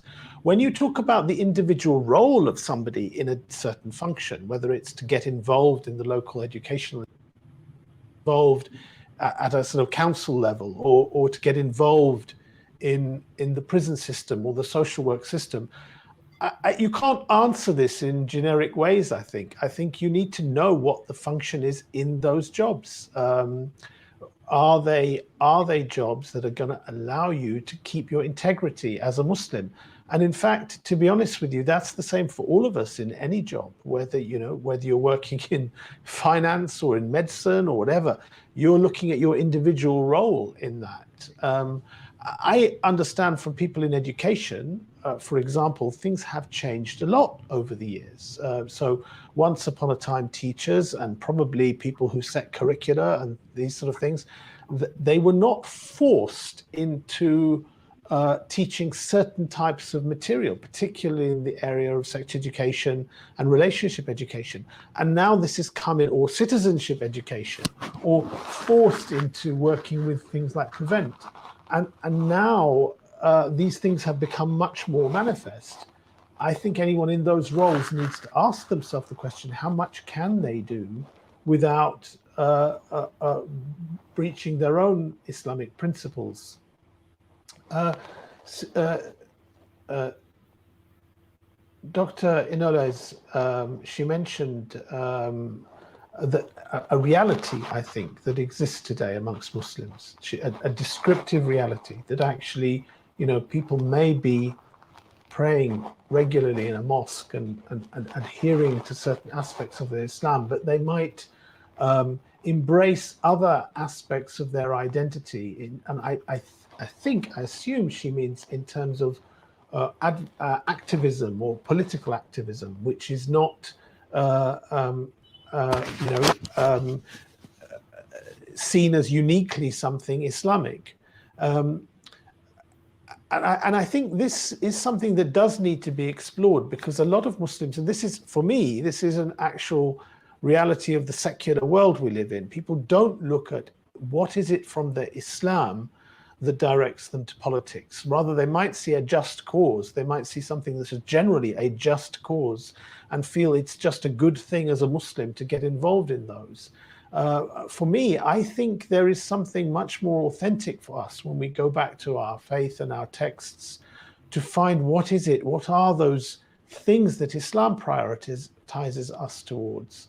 Even I've done recently some research on the environmental issue in the months running up to the recent COP summit in Glasgow. And it's very interesting when you look at the substance of the debate is really either between the governments, which is really all again about a national interest and a national agenda, or the activists, which might be actually presenting things that from an Islamic perspective, we might agree with, we might disagree with. And even, you know, I think sometimes we forget the focus of some of these things is not necessarily, I mean, I'll give you one example.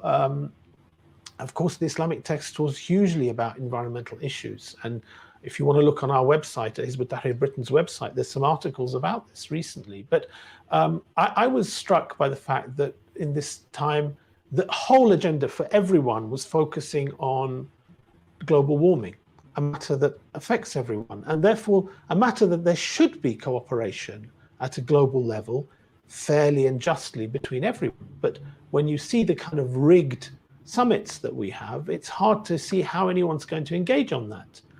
But then, who was talking about air pollution in Lahore or Karachi or Kabul or Dhaka, or these cities in the world where it's not some long-term threat, it's an immediate threat, or the water pollution in Africa, in Asia, in South America, which kills people and harms people on a daily basis.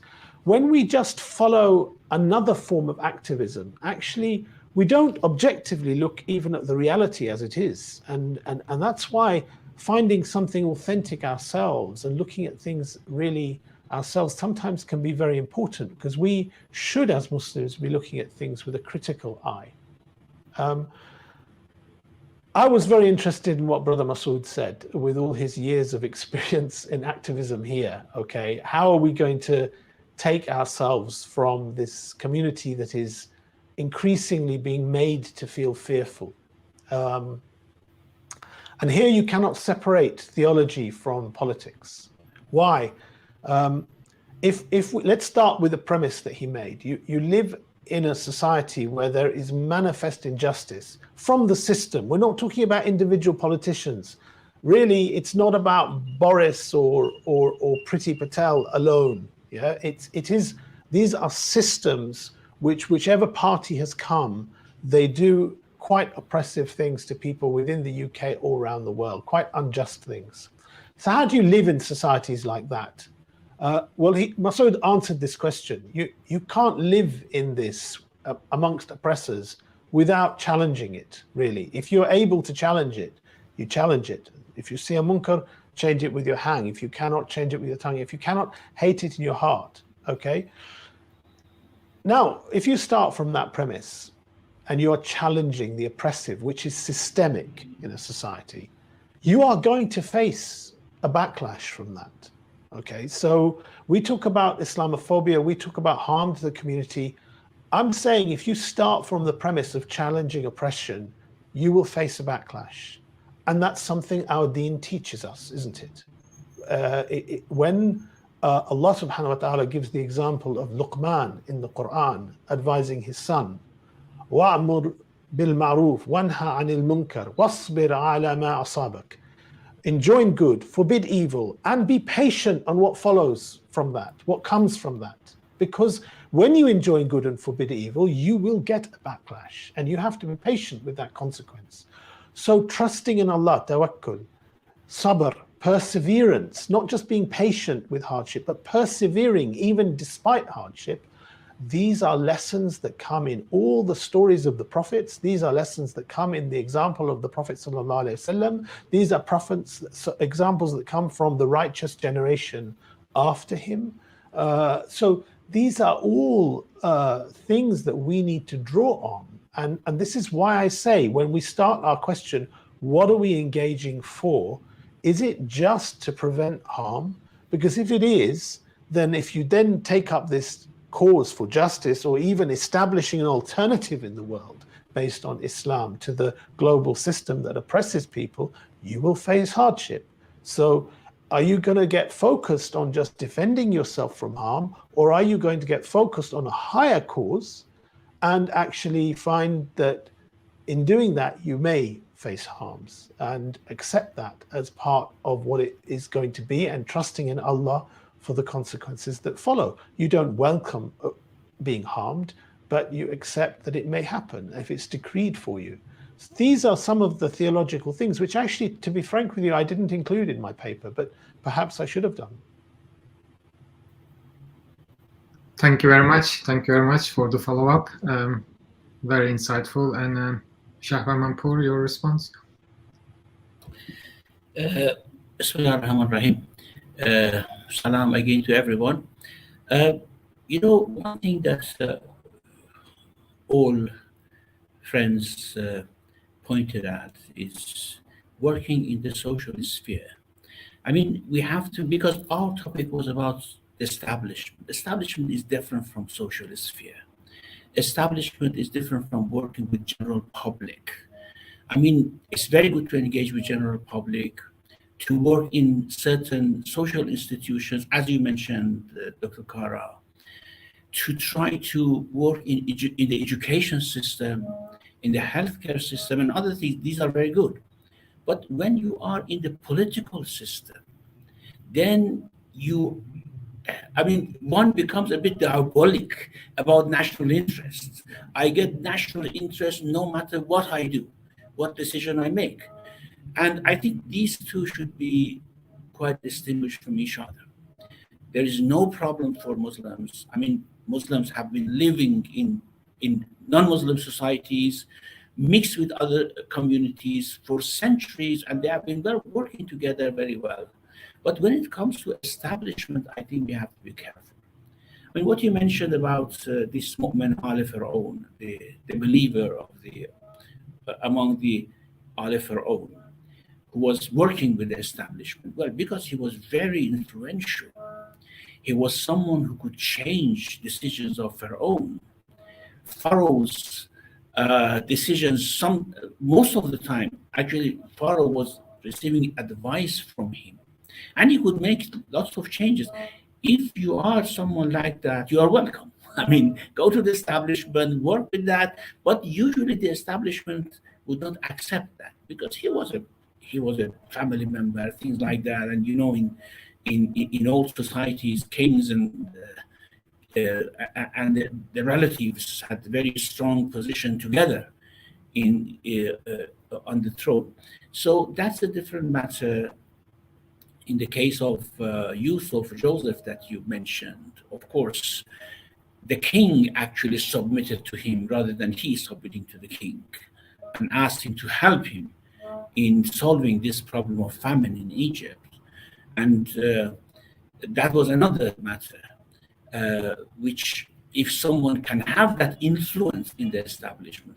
But unfortunately, what we see nowadays is that people who get to the higher ranks of establishment should be totally alienated from their own values and be somehow familiarized and identify with the values of the establishment.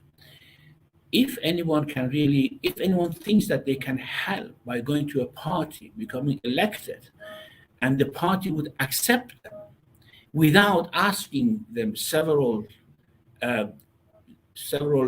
value issues and really forcing them to accept those issues, then they are most welcome. But I don't think that is possible. However, as you mentioned, working at the institutional level, working in the social sphere, working with general public, general public in the West are usually their mind is tainted by the media. They think the national interest is what the political establishment is doing. Well, it's not. The people at the receiving end of those policies, like in Africa, in Asia, in other parts of the world, they know how destructive those policies are, which is called national interest.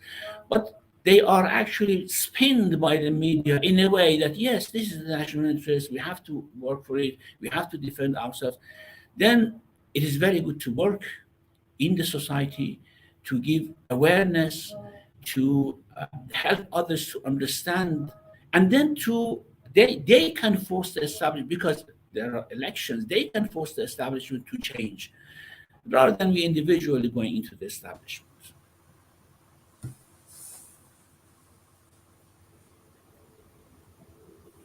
We've also included the panelists into this session so that they can ask their questions directly. Masood, do you want to follow, or Amina, do you want to follow up? Yes, if I may say something, I'm really delighted the way that the discussion is going, because I think we are getting beyond the sort of what there was obviously an agreement between the paper of Sheikh Bahmanpour and Dr. Abdul Wahid, and but how can we actually discharge our responsibility here in this society when we are in a very hostile society? You know, if we were in a neutral society, we would have had we would have needed certain skills and certain possibilities and certain methodology. But we now recognize we are in a hostile society. And I want to say, even, saying national interest, is national interest defined by very particular elite, not what is actually need and aspiration of even people in here. Look at Brexit. Brexit has been a disaster for ordinary Brits. It's sort of based on racism and so forth, and now we don't even have enough truck drivers or builders or people, butchers and so forth and so on, to actually serve the community. But it was all done that this is actually what's going to save us, and it wasn't. Everybody knew. I mean, the politician in charge knew better than everybody else what disaster is going to be. So that definition of national interest or people's interest, it really is just an illusion to stay in power. And, we got even right now the nationality bill going through. It really is not going to stop. It really had nothing to do with making Britain safer. It's already, in 2017, 104 people had their nationality taken away from them. And it is not to make Britain safer, it's to give signals to the racist sort of white supremacies and those who have those tendency that now we have created a two-class citizenship. Is you white people and everybody else is a second class to you. I just want to say that how can we really mobilize and direct our energy in such a way that is needed? It's absolutely needed, not just mobilizing Muslim community, but mobilizing everyone else to sort of move forward to challenge this systemic sort of system, which is failing everyone except, the 1% or the 5%. Yes, you can just start talking. Very interesting example about this citizenship bill, which threatens to strip the citizenship of many people in Britain without giving them notice. We know, of course, just me or everybody. Actually, sorry. The sound is not. Can you hear me? No, it's. Can you hear me? No. It's. I don't know whether. Okay. Not sure why, to be honest. I haven't done anything different. It's fuzzy. It's maybe the connection. Maybe the connection. But now it's better. Maybe the microphone, I think. Okay. Yeah, maybe the microphone. So can you hear me okay? No. No. Okay. Never mind. I'm not sure why.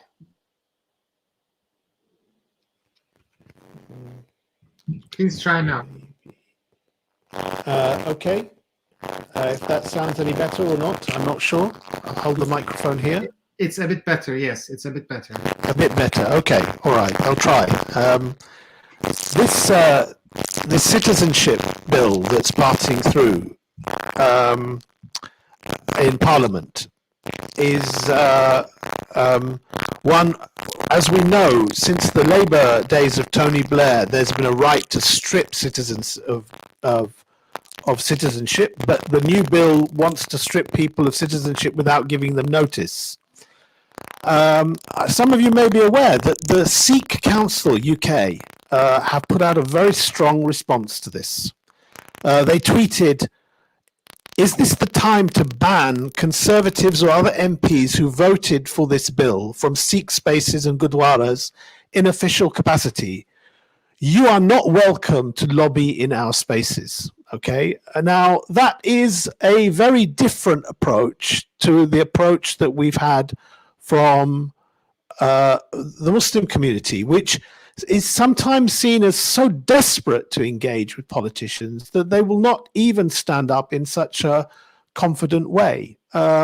It is as if, I mean, I've already said, I don't believe we should be engaging in the system, with the political system in a way that is participating in it. And I think lobbying is part of that. But frankly speaking, even if you believe that, if you realize the level of injustice that's come, you have to have the backbone to slam the door on these people and say, you know, get lost. We aren't going to engage with you. That is actually how you manifest your confidence in dealing with people, rather than going as a supplicant that is like begging for something. And that's one mindset change that our community has to have, actually.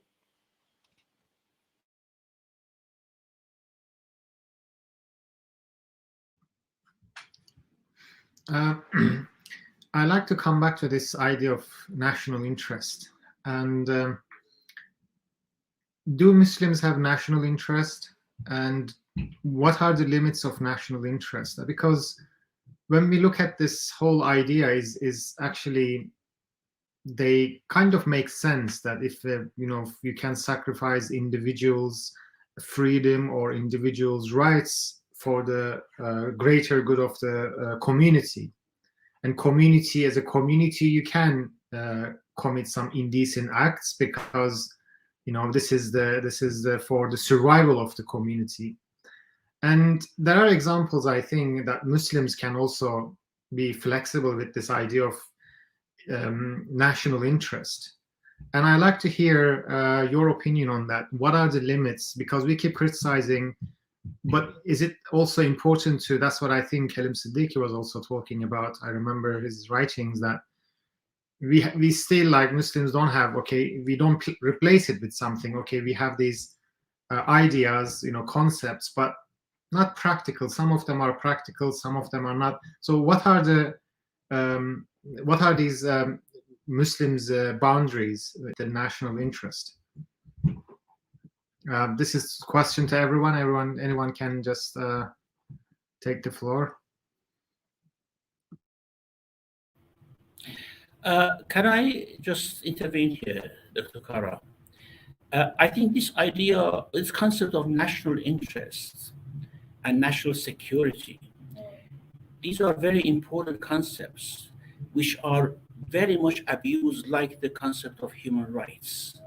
And I think one of the most important things that you can do in the West is to redefine this, enlighten people about what is national interest and what is not. I mean, when you say national interest and you say it's okay if I, for example, cause 800,000 people to be killed in Africa because of French national interest, is this justifiable or not? Do the conscientious people in France accept that this is a matter of national interest or national security? So I think one of the most important things, because these concepts are being used daily, that this is a matter of national interest, national security, and things like that, and they are not.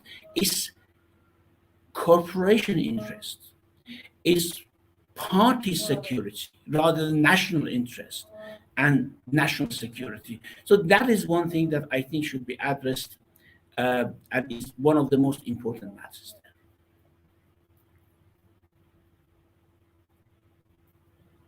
Abdul Wahid, Dr. Abdul Wahid, do you want to add anything to this?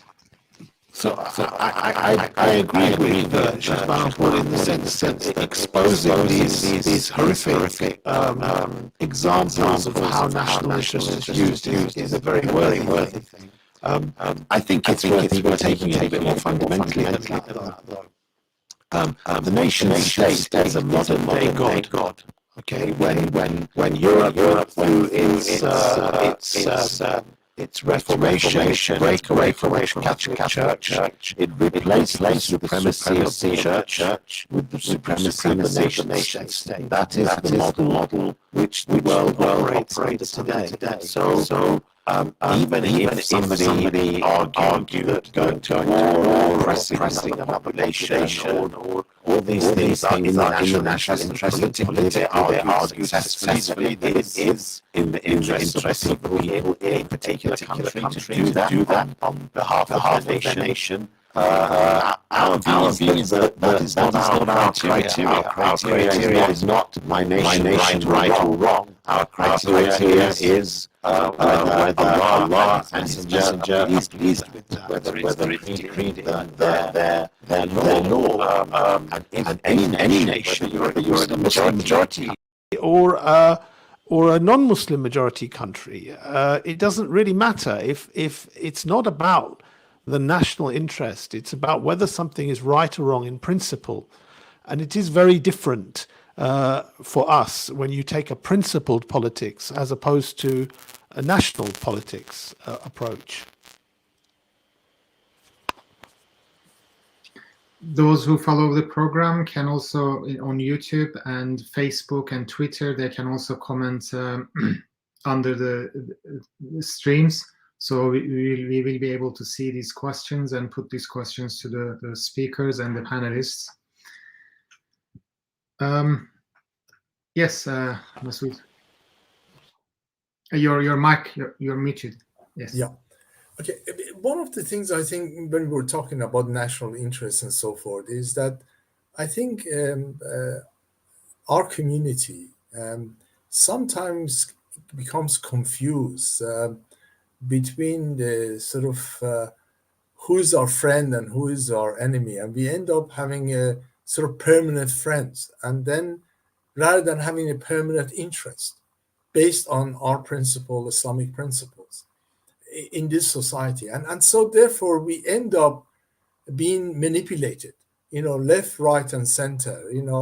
We are manipulated by different political parties, different interest groups, and so forth, because we have actually failed to articulate this concept that we have a permanent interest, and our permanent interest needs to be defined and highlighted, I repeat, based on Islamic sort of principles. And our failure to sort of flag that up and sort of go 1 minute with Jeremy Corbyn and the next minute with another sort of politician and so forth, it actually has destroyed the effectiveness of our activism. And I think that is really a problem. We are not being just politically, we are not just being manipulated by the establishment. We are being manipulated by all political parties and all groups, because here is a sort of a sizable minority which is being undermined, is being sort of have become second-class citizen. The environment of hate and Islamophobia has pushed us to the bottom of the hierarchical structure. And so, our youth want to address this, and they become not just victim of the establishment, but victim of some of the solution to the establishment. And I think this is a failure of the community. We are failing to sort of guide and support our youth, our activists, those who are really the cream of our society, and support them and have a direction as a community to achieve something, as I said, not just for ourselves, but in creating a juster society. Amina, do you want to add anything to this? or just Abdul Wahid can? I mean, I'm of the view, which some people won't agree with, not necessarily you, but some people won't, that the division of the Muslim majority world and also other regions, such as much of Africa, into nation states in the past century, and the heavy establishment of national identity as a primary form of identity has caused a lot of harm and been very destructive and caused a lot of conflict in a lot of ways. On the other hand, I think most people who are living in nation states where the system is not functional in providing things such as security and fostering employment and education and so forth, possibly, I mean, I don't want to speak for everyone, but may in general have a sense that the system is not, it's not working. And I still think that we are probably heading to a more globalized situation where being able to stand up for national interest won't be considered a sort of an excuse, as you've been putting it, that your priority as a human being will not be to do, you know, something for the flag of the United States or the flag of some other country, Jordan, for example.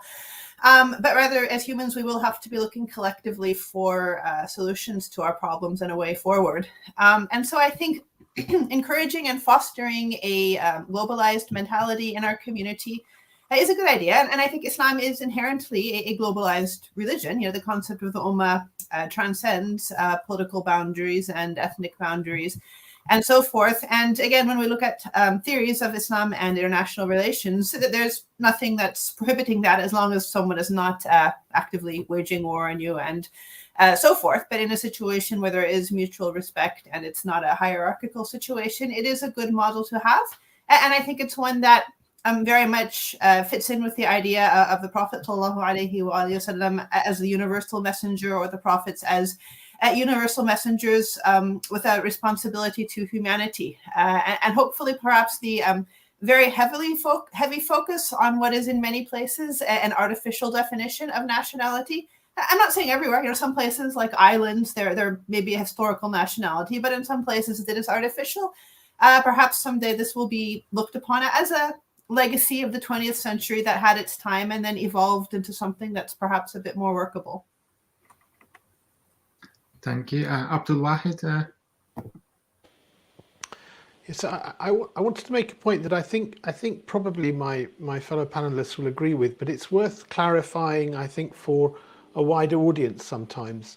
Indeed, Islam does direct us towards justice, but justice is not always a universally understood concept. So, for example, people who have a socialist or communist viewpoint believe justice is only achieved when wealth is redistributed in a way that takes a huge amount away of legitimate wealth, sometimes from rich people, and gives it to poor people, and therefore they justify huge amounts of taxes on very rich people. Now, actually, the Islamic view on that, about taxation, when something is in your possession legitimately from Allah subhanahu wa ta'ala, and you give your zakat and you give what you're encouraged to give in terms of the payments from that, for the state to come and forcibly take that from you is injustice. So from our perspective and from a socialist perspective, there is a difference. Similarly, we would agree that racial injustice, as we see it today, is unacceptable from an Islamic standard or from a civil rights standard, as people see it in the West. Yet from that civil rights standard, that same criteria is used towards, for example, people based on their sexual identity. And therein we would have a problem because the kind of modern liberal approaches to that contravenes what Islam says. So I just would like to be a little bit careful for us, all of us, when we talk about justice. We should indeed, I think, what both Manpour said and Dr. Amina said, it is right that we as Muslims should try and cooperate with others based on piety and righteousness, and towards something good.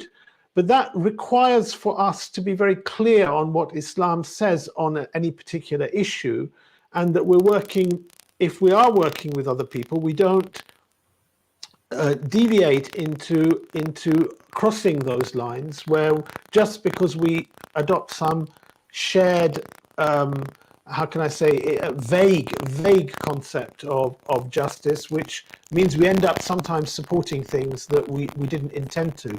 And this is something, if you observe amongst, say, for example, some young Muslim activists, or often Muslims that engage in the political system, whether it's here or in the US, and even from some Islamic scholars that I've seen and heard speaking in the United States, for example, because they aren't clear on this, they end up supporting causes which, you know, we would say we find it difficult to understand how they end up doing that.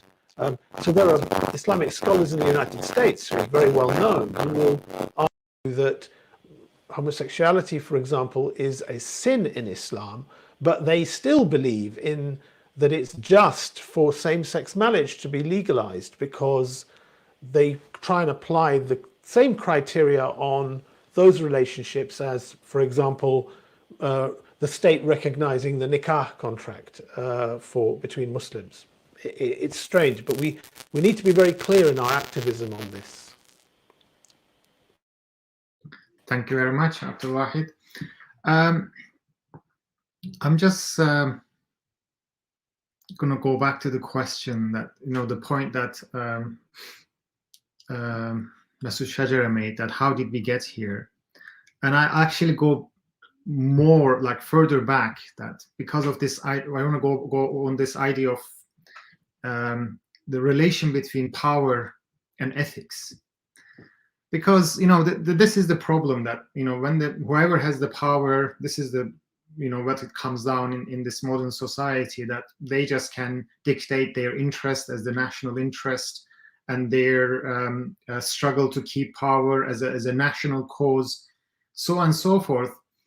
But as a Muslims, I think, do we do enough soul searching, or do we face with our past that we have also done these things in the past when Muslims were in power?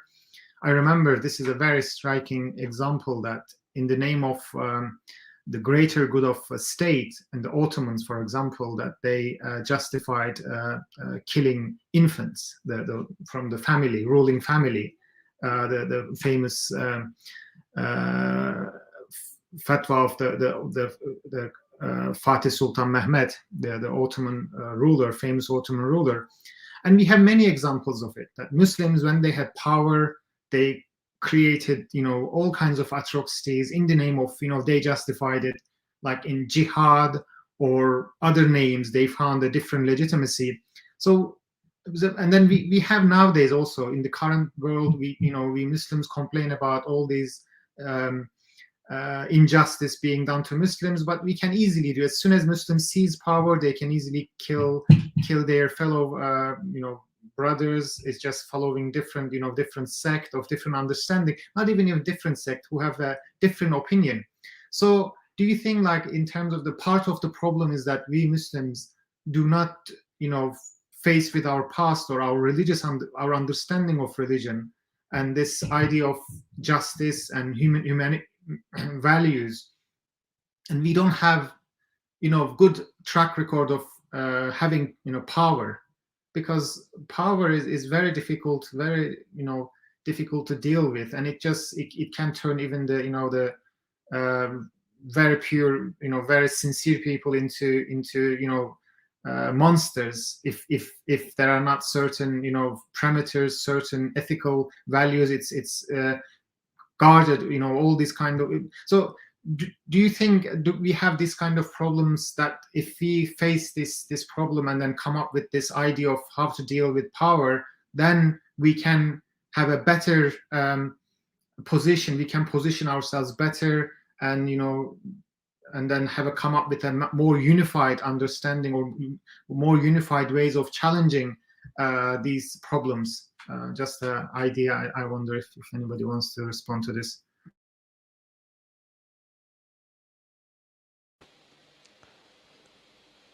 So I don't mind if nobody else wants to, but my thoughts are, Please yes, you're absolutely right. We are not immune as Muslims from corrupt and abusive and oppressive behavior. It's precisely one of the reasons that Allah subhanahu wa ta'ala gives so many examples of previous nations that strayed and deviated from the path, is because we are every bit as possible for us to do the same. However, there are things that I would separate. One is the system and one is the individual. And you're right, power does corrupt or can corrupt. But I think when I look at the westernized system, the capitalist system that exists in the world today, it is not that you have a good system which encourages, which when people get into it, power corrupts. It is the nature of the system itself that is oppressive and corrupting. And it's almost impossible to deal in it without being tainted by it. The converse is in an Islamic society, actually you as an individual, you might be corrupt, you might be oppressive, but actually the system is not what corrupted you. In fact, the system encourages all of us as individuals to account our rulers and enjoin good and forbid evil on those rulers. And the better we are as a people in politically accounting authority, the better the authority is. And that is actually the best example was the first generation of Muslims, where we had the best leaders. And one of the reasons we had the best leaders was because the people that they ruled over were not going to give easy time always. They were going to stand up and account them often. So I think therein there is a difference and a distinction between the two things. Anybody else? Yes, Masood Shajar. Right. I want to sort of bring another point. I mean, we talked about that we can't stay silent when there is injustice taking place. And we also recognize we're living in societies which, due to colonialism, the issues prevent, environment of hate, and we are living in a society that promotes many injustices. But we cannot address this just as individuals. As individuals, we must address it, but really it needs collective response. And if an individual doesn't address it and is willing to pay the price for it, as both myself and everybody else said, that when you stand up against systemic abuse and injustice, then you speak out, you're going to be paying a price. But that price becomes much more if it's individuals. If the community comes out, that price has to be paid. But one could see probably a light at the end of the tunnel as a community. We have experienced this. I mean, Abdul Wahid, you remember that document that we all signed regarding niqab and hijab, and it was, it's still up to this day, just about every Muslim organization signed it. And it really was very powerful. It did push the whole issue back. But if we want to get something signed now on things that we all agree, it's not possible. That time has gone. And that is the sad part of it. On one side, we have this. On other side, we've got what Sheikh Bahmanpur said, cultural Muslim, I think probably culturally or ethnically Muslim, and who are now who are now being consulted. I mean, like ex-British Muslims are being consulted vis-a-vis the needs and aspiration of Muslim. It's bizarre. I mean, it really is. You can't make jokes like this, but these are the things that are happening. How can we nurture to go back and bring some sort of dignity to the community and mobilize what we all agree issues that needs to be addressed, rather than just moving forward, looking forward to next cup of tea with the minister or some official as a means of getting some legitimacy for ourselves. Any other response?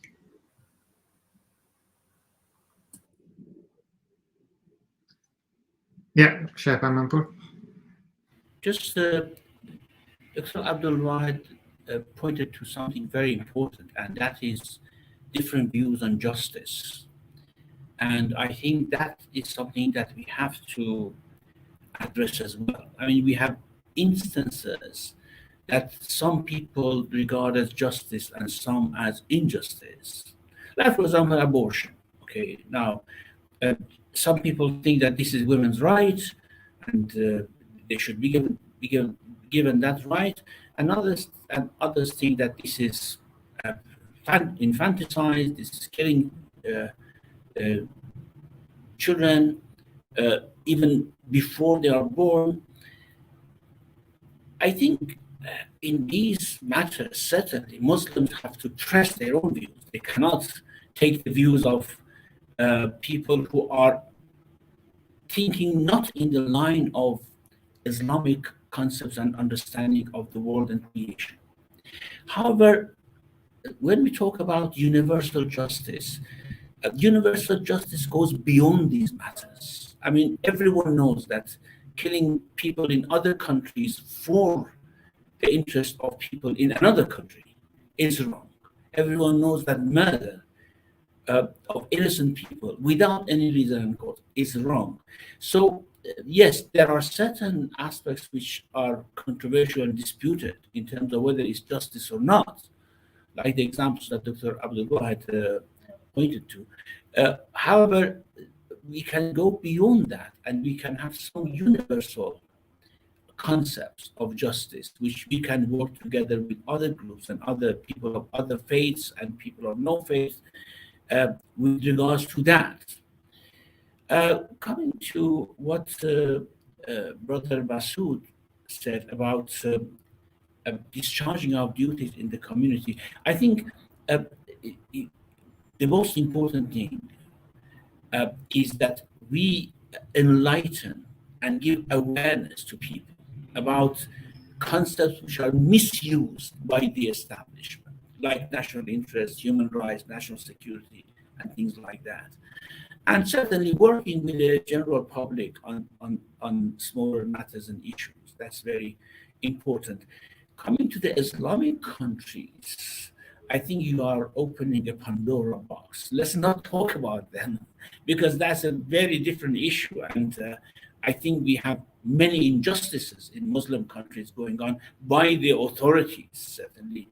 And many of those Muslim countries are politically westernized, although culturally they may still be Muslims, but they're politically westernized. So that's something that maybe in another arena, in another conference, we should address. Okay, thank you very much. Now I'm going to start taking some questions from the public. There's one question from Hang Jan Muhammad, but I think I preempted his question. Why are Muslim Ummah still divided? Why they oppress and kill each other? So this, I think, the discussion covered this. But there's one question, next question from Muhsin Abbas. What should our response be to those who work for harmful, immoral policies being rolled out by the establishment? So our response to policies, and what can activists do or empower the community to do challenge such fifth columnists? Any response to this question? Then I can move on to the next question. He's asking another question, so but let's go one by one. Abdul Wahid, do you want to start? You muted yourself? Sorry, yes, sorry, just take myself off mute. So look at this way. When you see these, first of all, as a general principle, whether you see when you see anyone working for anything wrong, as we say, if you see a munkar, change it with your hand. If you cannot, but we don't have the authority to change things with our hand. So if you cannot, you change it with your tongue. If you cannot, you hate it with your heart. So we should speak out against these people that are implementing and doing unjust things. If those people happen to be from the Muslim community, because often you find that it's actually a Muslim that is put in charge of these things, or a Muslim-faced person, or a Muslim-named person, or somebody who's culturally Muslim, as Sheikh said before. I think it's important for us to recognize there's the monkey, and then there's the organ grinder behind the monkey. There's the puppet, and there's the one who controls the puppet strings. The more you focus on the puppet, the less you focus on the one that is using that puppet as their tool and instrument. So sometimes we should just look beyond the individual with a brown face and a Muslim sounding name that's coming out with bad things, and actually look at who's backing them, paying them, and promoting them to do these things. That's really where the problem lies. And in the past, we've seen this in many places, in many examples, where we end up focusing on a certain person or a certain individual, but actually that individual is just the front face of a much wider establishment policy. Thank you. Shah Manpour, do you want to say anything on this question?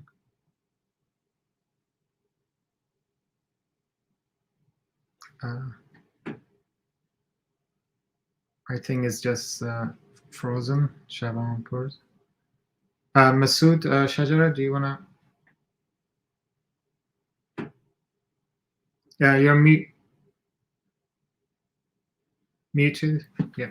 Yeah. Okay. I totally agree with Dr. Abdul Wahid, but I think also it goes back again. As individuals, we will do only limited things. As a community, we could sit down and actually discuss and tackle this sort of thing. It's a failure of us tackling these things as a community, which actually escalate the environment. It's the establishment have actually learned they could get away with putting a token person there, and it doesn't matter how alienate or isolated they are from the community, and then sort of with using them implement policies which is extremely unpopular in the community. And this sort of thing needs to have a sort of a response that these individuals or any individual who are not legitimate, they are not sort of representative of our community, or have got any means of getting any consultation from the community to come up and do things on our behalf, it should be unacceptable. And we need to articulate that these people have got no right to speak on our behalf. And if we don't do that, the puppet master would bring hundreds of puppets and they would change it. As Abdul Wahid knows how many times they change these puppets, they bring them and then they change them, and they buy them and so forth and so on. We have seen it day in, day out, but we have failed to address this issue, that who really speaks on our behalf. We have people in the community which we might agree or disagree with each other, but we know that there are legitimate sort of representation of section of our community, and they're sincere and they could say things and they could, but beyond that, even those people are not being promoted by ourselves. And I go back to the thing that we need something like the Muslim parliament. I mean, I don't want to go back to recreate that, but there has to be somewhere that a consultation takes place, a genuine consultation, and issues are identified and solutions suggested, and there we could become a player in this whole arena. Failing that, we're going to have many puppet masters and many puppets, many monkeys and organ players. It's going to continue going on, and I think it's going to get much worse, because they could get away with it, and they will escalate it. We don't have much time. A couple of very interesting questions, but Amina, if you want to add anything, or I think that's an excellent point. I have to say, personally, when I came to the United Kingdom, despite the very large Muslim population, I was surprised there is no unity, in the sense I can't really speak about the community of Muslims in the United Kingdom, and certainly no unified voice or maybe direction with respect to policy, aims, goals, building the community, etc. Instead, there's a lot of quite separate communities, largely based on ethnic lines, but also some other ways as well. And I think that would be an excellent move forward, to have a bit more unity in thinking. And I think, again, that is very much in principles with the prophetic model. However, it does have to be acknowledged that in order to have a unified front, there are going to be differences of opinion, and sometimes there has to be some compromise, whether it be on theological matters, sectarian matters, or ideological matters. I mean, just to use one of those issues that was brought up, there are Muslims who genuinely believe in same-sex marriage. So are you going to kick them out completely and say, well, they're not a real Muslim? If we're doing that, then we're doing the same thing the quote-unquote establishment is doing with us, saying this is the right Muslim and the wrong Muslim. So in order to go forward, we need to work with everyone and then use that to formulate policies. It's very difficult, which is why I certainly haven't done it. However, I think that is an excellent point. And just one other thing I wanted to add that I think has emerged from this, the topic of dignity has been brought up. And I think a good first step to dignity is simply seeing things as they are and acknowledging as they are. I would say, currently being in the United Kingdom, I appreciate some things about the social services, which Muslims are also actively involved in, such as there is a national health system. But most of us will understand there are certain policies behind the scenes which may have certain agendas and certain things which are maybe presented in a good light, but that may be a little bit of an outer face of it, and it might be a little bit different behind the scenes. This should be patently obvious to anyone anywhere, because any government is like this, and any system where there's power and authority is like this. But looking at these things very directly, I think is a good way to promoting dignity, if you will. That truth is central to Islam. Thank you very much, Amina. We don't have much time. I'm just going to wrap up, but there are 3 questions. I'm going to read these questions, and I'd like to ask the participants to just wrap up there and make their final comments. First question is, political literacy is arguably low in mainstream society, perhaps even lower among Muslims in the West. So should Muslim institutions formally introduce critical socio-political education to children? First question. Second question is from Faisal Kalla. Is it possible to try to reawaken the concept of Muslim parliament? So Masood just mentioned to it, for consolidation, a common vision for a united front. This is the second question. And the third question from Rashid Motala. Does the panel feel that engaging at local level, such as the parish, town councils, is acceptable as a means to make changes at grassroots level as first step to engaging at a higher level, MPs, etc.? So if you can, starting from Abdul Wahid, and then Sheikh Manpour and Amina, and then Masood, can just answer the questions, and then your final comments, please. Very short, 1-2 minutes. Okay. So the question of political literacy, yes, I agree.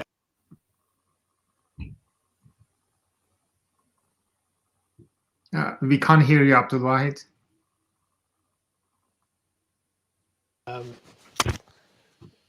Can you hear me now? Is it better if I hold the mic like this? Yeah.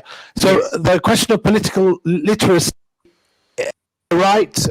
Our community is generally, like the rest of the country, actually, not very politically literate, I think. And I think we need to also question what we mean by giving them better political literacy. It's not just about studying political science. We should also understand that actually Islam has its own political theories as well, and that is very rarely looked at and understood. The last question about entering at a local council level. We stopped hearing you now, Abdul Wahid. Yeah, it's. Can we come back to you after the? Yes. Yeah. Yes.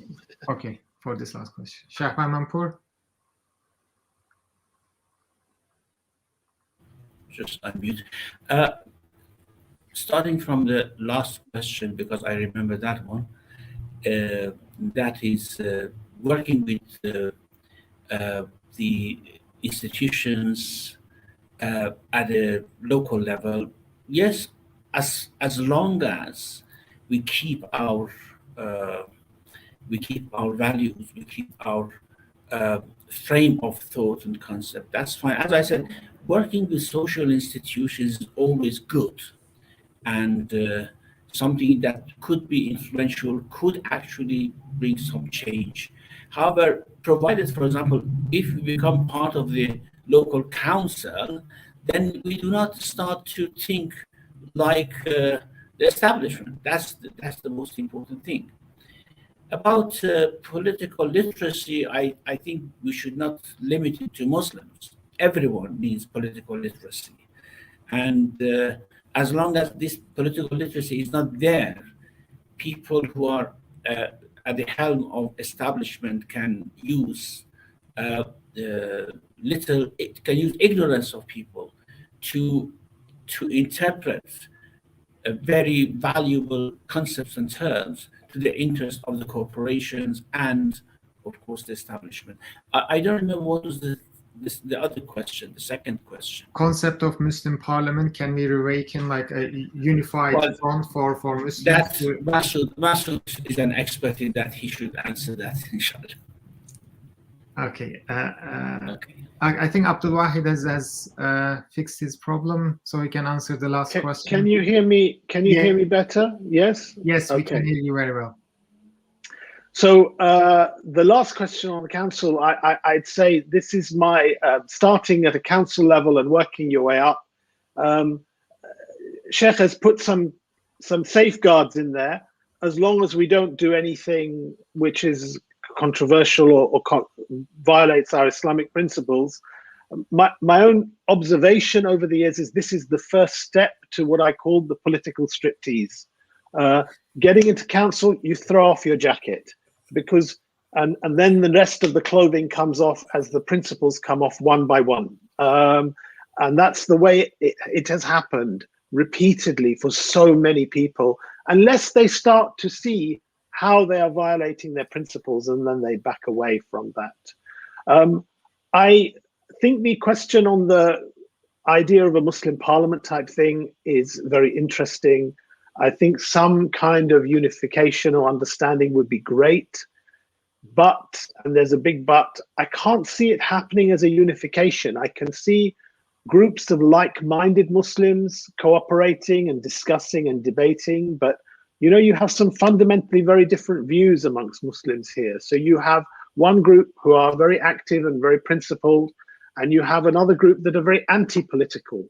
And then you have groups in between that, whilst they'd like to be active, they are fearful of rocking the boat. So, when one group speaks out, the other will always say, the others are damaging our own view. And so I think actually getting a proper unification is very hard in real terms. Amina? Thank you. Excellent points.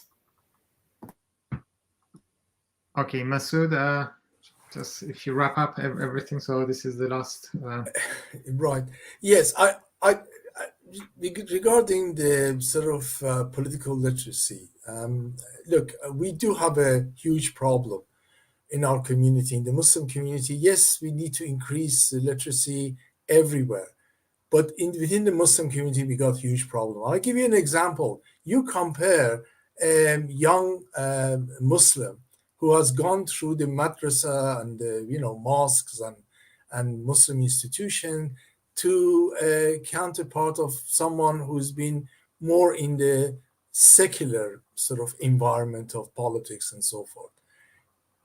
The one in the mosque is got much lower level of literacy, and it's not accidental. It's for a reason, because there's been huge campaign to stop politics within Islam. Even if this concept of sort of non-violent extremism for people who are actually politically minded, or putting pressure on mosques not to discuss politics, not to get involved in politics. And the politics that was going on in mosque had an Islamic angle to it. We may not like how much was Islamic, but nevertheless was with that concept. That has been stopped. Prevent and also Charity Commission and so forth, everything is geared to stop politicization of Muslims, and starting from our mosque. And that actually creates other problem. When we talk about councils and so forth, if somebody has got no inclination of how to be political within the Islamic concept, then they go anywhere. They're gonna be at lost. And this is what we've got. I agree with Abdul Wahid. We are, it becomes, I wouldn't use the same term as striptease, but it really is the first step towards. We have seen how sincere brothers have actually lost it once they get onto the top, and so that is really a problem. I think, and vis-a-vis Muslim Parliament, it was fantastic at the time. It was difficult at the time, and some of us put a huge part of our youth into it. It won't be possible. I agree with Abdul Wahid, but I think it doesn't have to be everyone coming to it. We need to have at least some those who actually are able to work together. And Abdul Wahid knows there are section of the community could actually concentrate on some of the big issues, leaving the small issues to one side, and come up with some Muslim perspective on those. Things like prevent, things like representation, things like the legislations that are going through and so forth. I think the fact that we are not able to come collectively on these issues and concentrate have actually been damaging for the community as a whole. Thank you very much, Masood. I just don't want to take too much time, because there's the next session. There's going to be the next session starting soon. Thank you very much, everyone. This was a very rich conversation, and we had the theological knowledge as well as the experience. I think these two are very important, and this is what we've seen. We actually answered some of the questions, and probably created more questions to be answered. And this was the point, and I hope this will continue, this conversation and the discussions among us, and then we come up with solid answers and ideas and theories. How we deal with the power. I think this is what it comes down to: dealing with power as Muslims, as an oppressed minority. And even when we become a majority, of course, we have to deal with this power, but this is another discussion. And thank you very much, and let's meet in the next session. Thank you.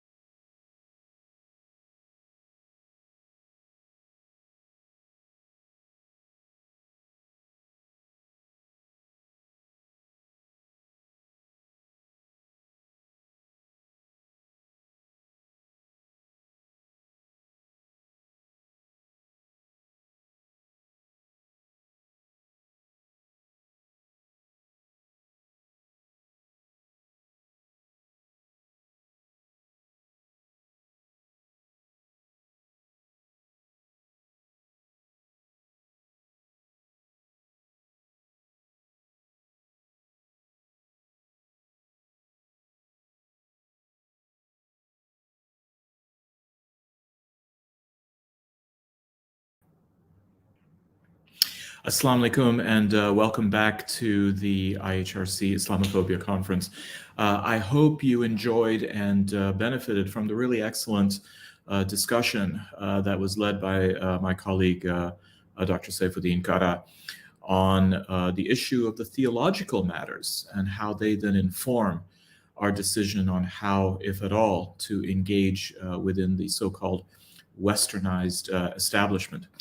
And as you, of course, no doubt saw, it is a very active, dynamic, and a contentious issue to behold, and one that, of course, would not necessarily lend itself to having easy and simple solutions.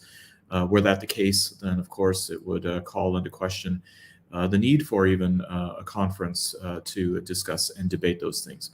But inshallah, it provides a perspective of how faith and our commonly held belief in Islam and Islamic values definitely are at the core of a lot of the decision making when it comes to this kind of intervention. But it is not the only area, of course, where we have to then consider issues of engagement. Faith being an important one, but ideas, of course, are another. And we find that one of the areas where ideas are cultivated, created, discussed, deliberated, and now contested, and in fact even criticized, condemned, and in other cases canceled, is the academy. It's ironic, given that the modern university has its origins in the Muslim world, in such places like Al-Qarawwayn, with the benefactor being, of course, a Muslim woman in the 10th century in Fez, Morocco. And now we find that universities across the world, and in particular the so-called Western world, have become areas of conflict. We find that it is not only students who are concerned with whether they can broach certain subjects within a classroom lest they are punished by or penalized for doing so. And then, of course, there's also faculty that are very much concerned with this. And there are, unfortunately, too many examples to consider. We have joining us later the panel of, or one of our panelists is going to be Professor David Miller, formerly of the University of Bristol. And of course, I will allow him to expand on his experience recently over there. We also have the example here in the UK of Priyamavada Gopal, who is a professor of post-colonial studies at the University of Cambridge, the author of the very excellent book Insurgent Empires, dealing with anti-colonial matters and British descent, who has essentially become the poster child for the Daily Mail and for the political right in this country being impugned with impunity by the government as well as by the university and others seeking to even have her terminated from her position at Cambridge, and a constant flow of harassment. And in the United States, we have Audrey Truschke at Rutgers University, who dared to go ahead and try to correct the narrative about Aurangzeb, the great Mughal emperor, only to then face a flurry of criticism, condemnation, and even threats to herself and to her family, including her young children, from internet trolls and others who were seeking even to try to have her not just fired, but to seek criminal charges simply for being an academic. So the question then we have to ask ourselves is, can, within this climate where critical race theory is now being weaponized as a term to try to then hunt down academics who are interested in providing justice and a clarification of the narrative, the deployment of critical race theory, which essentially is trying to suggest that racism doesn't exist, claiming systemic racism doesn't exist. How can that then be refuted? How can that then be challenged? And perhaps the broader question, can transformative knowledge be produced in the Western university setting? Now, a little bit about transformative knowledge. Essentially, it is an integrative approach to try to then study the various systems which operate to maintain the status quo and along with that, then trying to suppress those who are challenging the status quo because of their own marginalization and the way that the system then acts against their better interests. With that, we have two excellent keynote speakers who will be addressing us on this. We have Sandhu Hira, who is the founder of the International Institute of Scientific Research. He's a writer, a researcher, a publisher, a decolonial thinker, and a scholar, and certainly a friend to the IHRC. He will be followed by Dr. Amal Abubakari, who is a lecturer in the politics of race and decolonial studies at the University of Liverpool, and she is also a visiting fellow at the University of South Wales International Centre of Policy and Security. With that, we will pass it over to Sandhu Hira. Thank you for joining us today. Thank you, Said, and good to see you again. And obviously, thank you to IHRC for inviting me to this important event. The question you posed, Said, in your contribution in the long view was very pointedly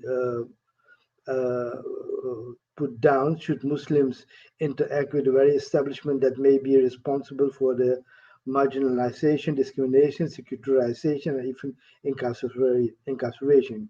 In other words, can Muslims work with westernized establishment, and if so, are the conditions, and what are they? If not, why not? So let me start by saying that it's not only relevant for Muslims, for all oppressed communities in the West, and I will focus on specifically, obviously, on the academia. And my answer to this question is yes and no. Is a short answer, and the longer answer goes into analyzing how the academia works from a decolonial perspective. The academia being the collection of institutes of higher education with a specific aim of producing knowledge. So they have this pretension of producing objective and universal knowledge. Now, obviously, it means in their perspective that they produce valid knowledge, which is the knowledge that's codified in science according to a specific methodology of observation and reasoning, and trust authority to knowledge producers. So the professor is the one who can explain to you how you should view the world. And then there's the infrastructure of production and distribution of knowledge, research facilities, teaching, publications, conferences, etc. Now, be clear that knowledge is not only produced in the universities, but outside the universities. And as a critique and as an alternative to knowledge that's being produced in the universities, we see a global decolonial movement that produces knowledge outside of the academia. And the basic distinction that I make about the academia and the non-academic intellectuals, I'm not part of the academia, is that in the academia, there is a specific idea that people are searching for the truth. So the whole methodology of how to produce knowledge by observation and reasoning, and that produce objective knowledge, does not take into account the idea that you could set up a system that systematically produces lies. So there is no epistemology of lies in the academia, because if it was, it would contradict the academia itself as being an institute that objectively produces universal knowledge. So that's why I argue that if we are talking about the production of knowledge, and we don't talk about how lies are produced, you don't get an accurate idea of how Western academia functions. So what I am doing in the work on decolonizing the mind is to explain the mechanisms of producing knowledge and lies. And I distinguish between, I argue that the basic unit of knowledge is a concept. A concept is an idea that describes and explains certain aspects of the social and natural world. So knowledge is contained in concept. So concept is the basic units of knowledge, and it consists of 5 elements. First is terminology. Concept is captured in terms, a combination of terms, and a term is a linguistic expression of a concept. So I'll take the example of Columbus, and the terminology of Columbus, the explorer, in the perspective of the victims of Spanish colonialism, that is a lie. It is Columbus, the murderer, would be a more accurate terminology to describe what they have done there. The second element of a concept is observation. So how do you collect facts, and which facts do you leave out of your observation because it doesn't fit your narrative of Columbus the discoverer? The third is analysis, because the observations are descriptive, but the analysis is explanatory. So it explains how you should see and understand the reality and the observation. And the fourth is theory, because the concept is related to other theories. And in the case of Columbus, the narrative, the analysis was finding a route, a new route to Asia, and not the narrative of greed and occupation. And the theory is this was modernization, the start of the modern world, and the rise of civilization, while the other narrative is the demise of civilization and introduction of barbarism. And then the fifth is ethics, and that is left out of Eurocentric knowledge. It doesn't acknowledge that ethics is part of knowledge. Now, if this is the way we look at the academia, then the next question obviously is, what are academics doing in attacking the lies? Because if you engage in the academia in a conversation with other academics, and you introduce the notion that there are lies, not only knowledge, that are produced in a systematic way by their colleagues, obviously you will, end up in a struggle. So the engagement is not an engagement like you're on a tea party. It's an engagement where you engage in attacking the fundamentals of the knowledge. So the critique, the fundamental critique, is one part of what decolonial and in this case Muslims intellectuals in the academia would argue. The second part of your work in the academia, apart from critique, is the alternative.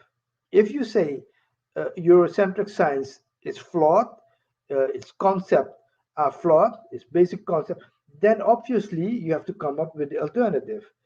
And in Islam, there's a history of critical knowledge and a history of alternative ideas. How do you look at the economy?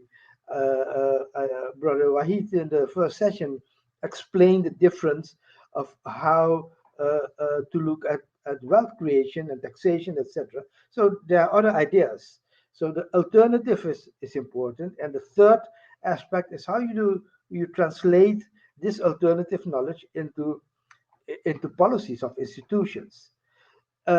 So what does the engagement means with the academia is, first you have to position, you have to make clear the position from which you speak.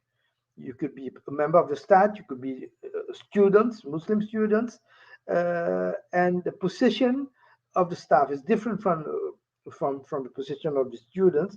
I think you mentioned the case of David Miller, where and other cases where people are harassed just because of their critique of Zionism. But the engagement is the term engagement, I think, should be put in this two dimension. Engagement in the sense of we're sitting together and having a tea party, and the engagement in we're sitting together in an arena of struggle. That's a different engagement, you see. And obviously, attacking your colleague for producing lies will put you in an awkward position. So you have, when you go into the struggles, you have to link your individual to social movements in order to survive. If you don't do that, you won't survive, you know. But linking it to students and other social movements brings the struggle right in the heart of of the establishment. So you can't answer generic questions. You engage with the establishment in generic ways. You have to talk about it in a specific context, and not only in the context of a specific theme, the academia, but also the specific cases, a university, the social environment and political environment of the university, the social movements which are there operating, and the relationship between the academics and the social movements. These are important issues that determine the nature of engagement in both dimensions of the engagement, the tea party and the struggle, the arena of struggle. So yes, I think looking at the world, I'm very optimistic about how this engagement has developed in the past, 10, 20 years. You can see in a lot of university, many academics are talking about, decolonization of knowledge, decolonization of the universities. The social movements are there. Rose must fall, also must fall. All these things are there, and generally spoken, I think there are excellent examples of how we could build on the work that has been done already in social movements. For example, there was a occupation of a university building a few years ago in Amsterdam, University of Amsterdam, where one of the slogans was white students had the slogan of democratization of the university, and students of color had the slogan decolonization of the university. So how do you decolonize the curriculum, the teaching environment, the educational material, the pedagogical instruments that are being used, and then on the level of epistemology, how do you look at the production of knowledge and lies, acknowledging that lies are being produced in the academia, which is a difficult thing to admit by the establishment of the academia. So this is what I wanted to say in the 15 minutes that I have.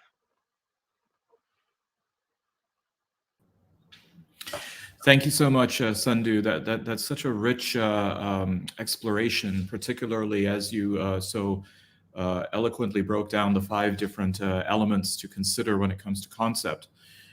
Because not only does it problematize the issue, but I think it also then maps it in a way that strategies and solutions can be then devised and deployed. So thank you so much for that, and we look forward to you expanding on that as we get to our section of the panel and the Q&A later on. Now we will be hearing from Dr. Amal Abubakari with her presentation, and then of course she will be joining Sandhu and our panelists for a broader conversation.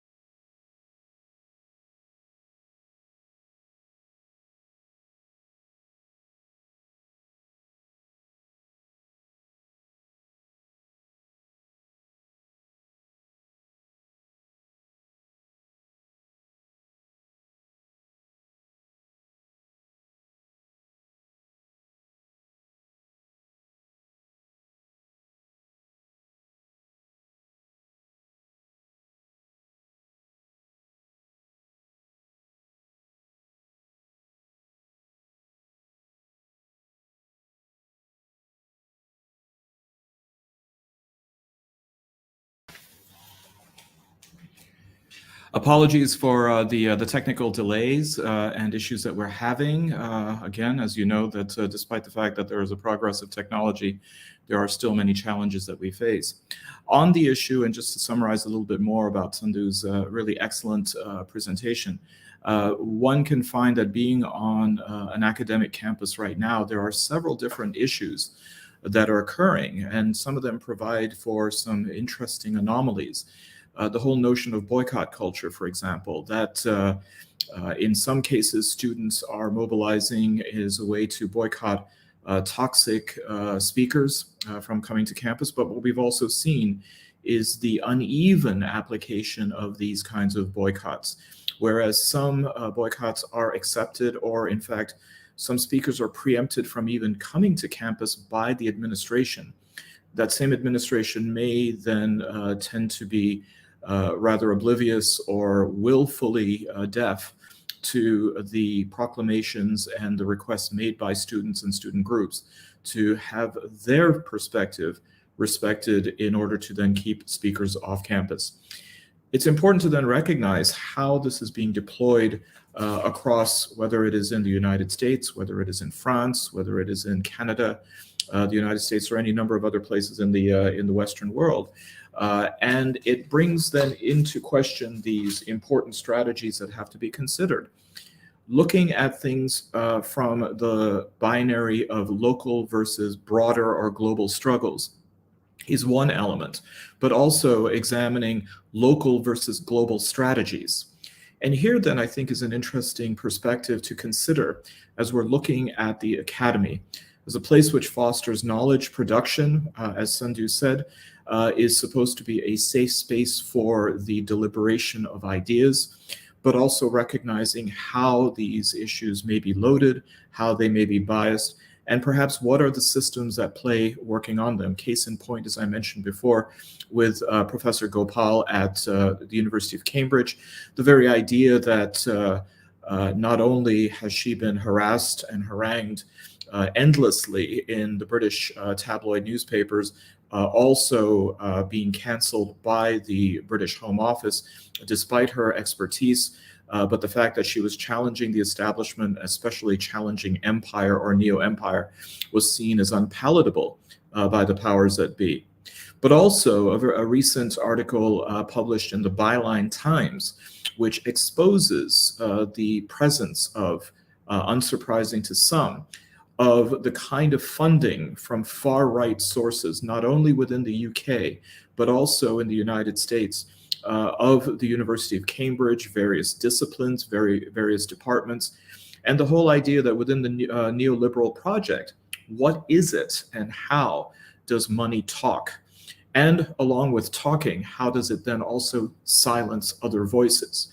This is a trend which one has seen happening over the last several years, but it calls into specific relief other kinds of practical issues which people perhaps have not considered.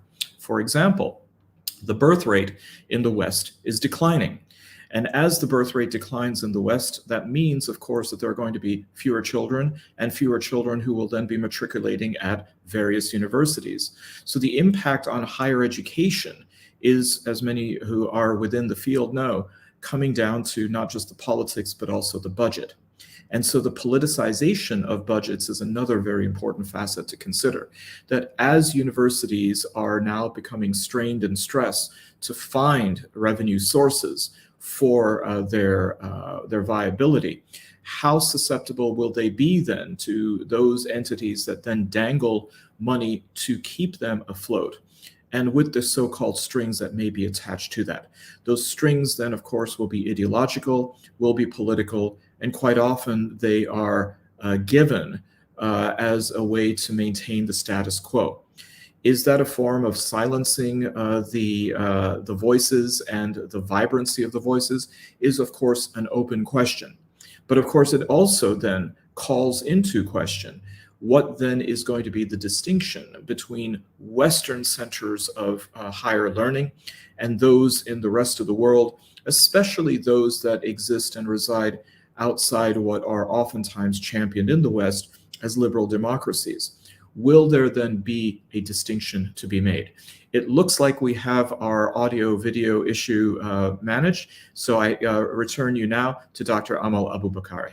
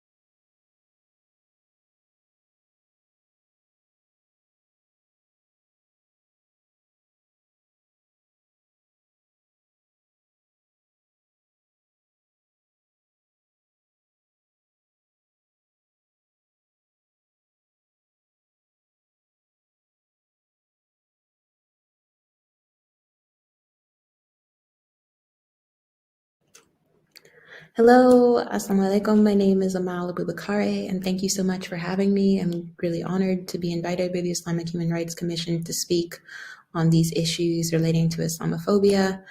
For those who know of my work, it's, well, as a Muslim woman, particularly a Black Muslim woman growing up in North America, being born in Saudi Arabia, the issue of Islamophobia has always been tricky for me. I really appreciate that Arzu reached out, and I'd like to say thank you to Saeed Khan, the chair, and I would also like to say thank you to my colleague who you'll be listening to me alongside, Sandhu Hira. So I was asked when I spoke with Arzu on Monday, just because I knew I wouldn't be able to be there during this exact time. I'm very sorry again for the clash, everyone. To consider how my paper speaks to some key topics that I think would be quite intriguing for your community and all the viewers who are watching this today.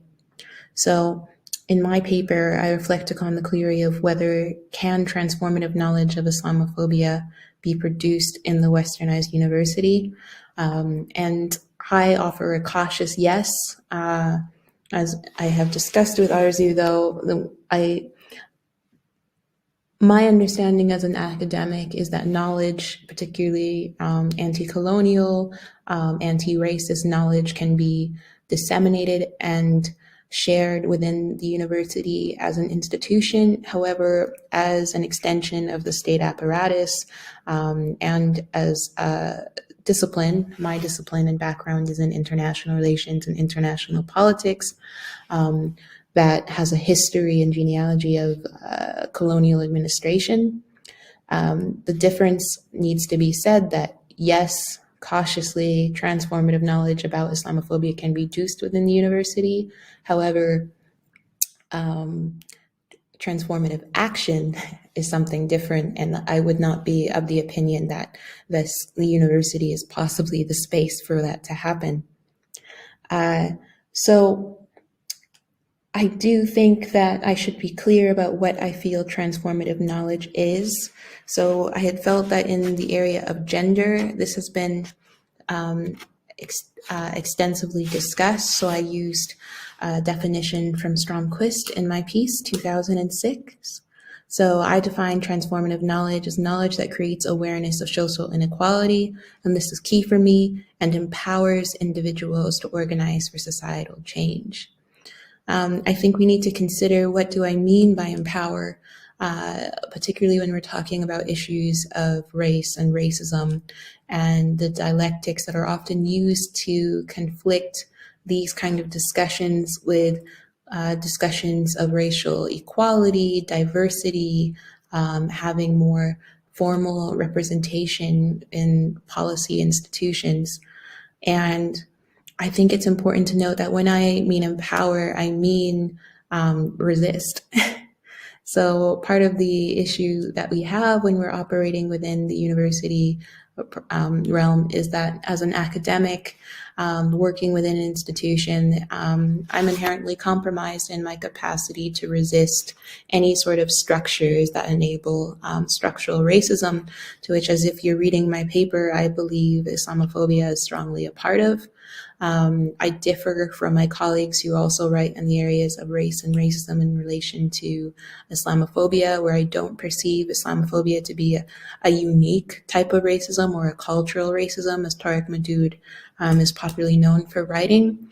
What I see it as being is a continuum and another example of the existence of racial hierarchy in Western liberal democracies that is a result of our imperial legacies and the political cultures that we have emanating from those legacies.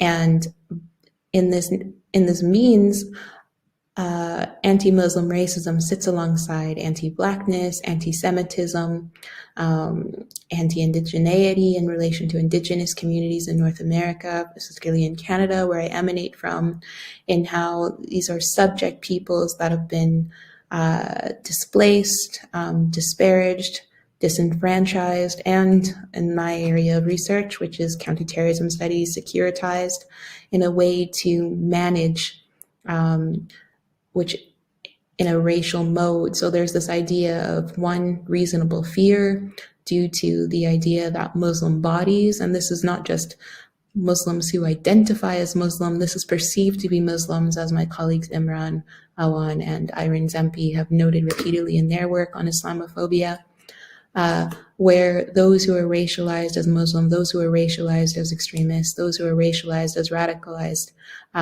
potential radicalizees are seen as a threat. But I think it's really important to emphasize that when we're considering transformative knowledge, it reminds those Muslims engaging in anti-Islamophobia activism to reevaluate how we position ourselves in relation to these other communities, those who, in the words of Du Bois, are of the color line, and to reconsider how discussions of faith intersect with discussions of racial justice. I've done field work and I've been in parliament on both sides of the Atlantic Ocean, whether it be at the Palace of Westminster or on George Street, with different events dealing with anti-Muslim hate crime, the state recognition of Islamophobia at the policy level. And I have to say that one of the noted issues that I think does not allow us to have transformative knowledge about Islamophobia, whether it be within the westernized university or in civil society and policy spaces, is the inability for us to not to exceptionalize Islamophobia. And I think that there's a discussion that is to be had that has come up quite regularly in my research and in interviews with different civil society actors of, yes, Islamophobia is not different from other racisms, but why aren't people who experience these other forms of disenfranchisement standing alongside us? I think part of that division is state-induced, and I think part of that is in the way in which we have allowed governments to isolate the Muslim community as a faith community in relation to creating this identity for us, rather than acknowledging our intersectional belonging in the Muslim community as a cultural, ethnocultural diaspora, which has many different facets that, yes, our faith brings us together in some ways, but those who are discussing tenets of Islamic jurisprudence in this conference will also note the many ways in which we are apart, which is an unfortunate reality of the Ummah that doesn't come across to those who are not Muslim. And I think it's important that we acknowledge that. But one of the reasons I really appreciated the opportunity to speak on this issue is because I think we have a tendency to forget there's a difference between how we are conceived and perceived as a religious community, as a diaspora, and the way that we are and how we respond to these framings of what it means to be Muslim in Western society.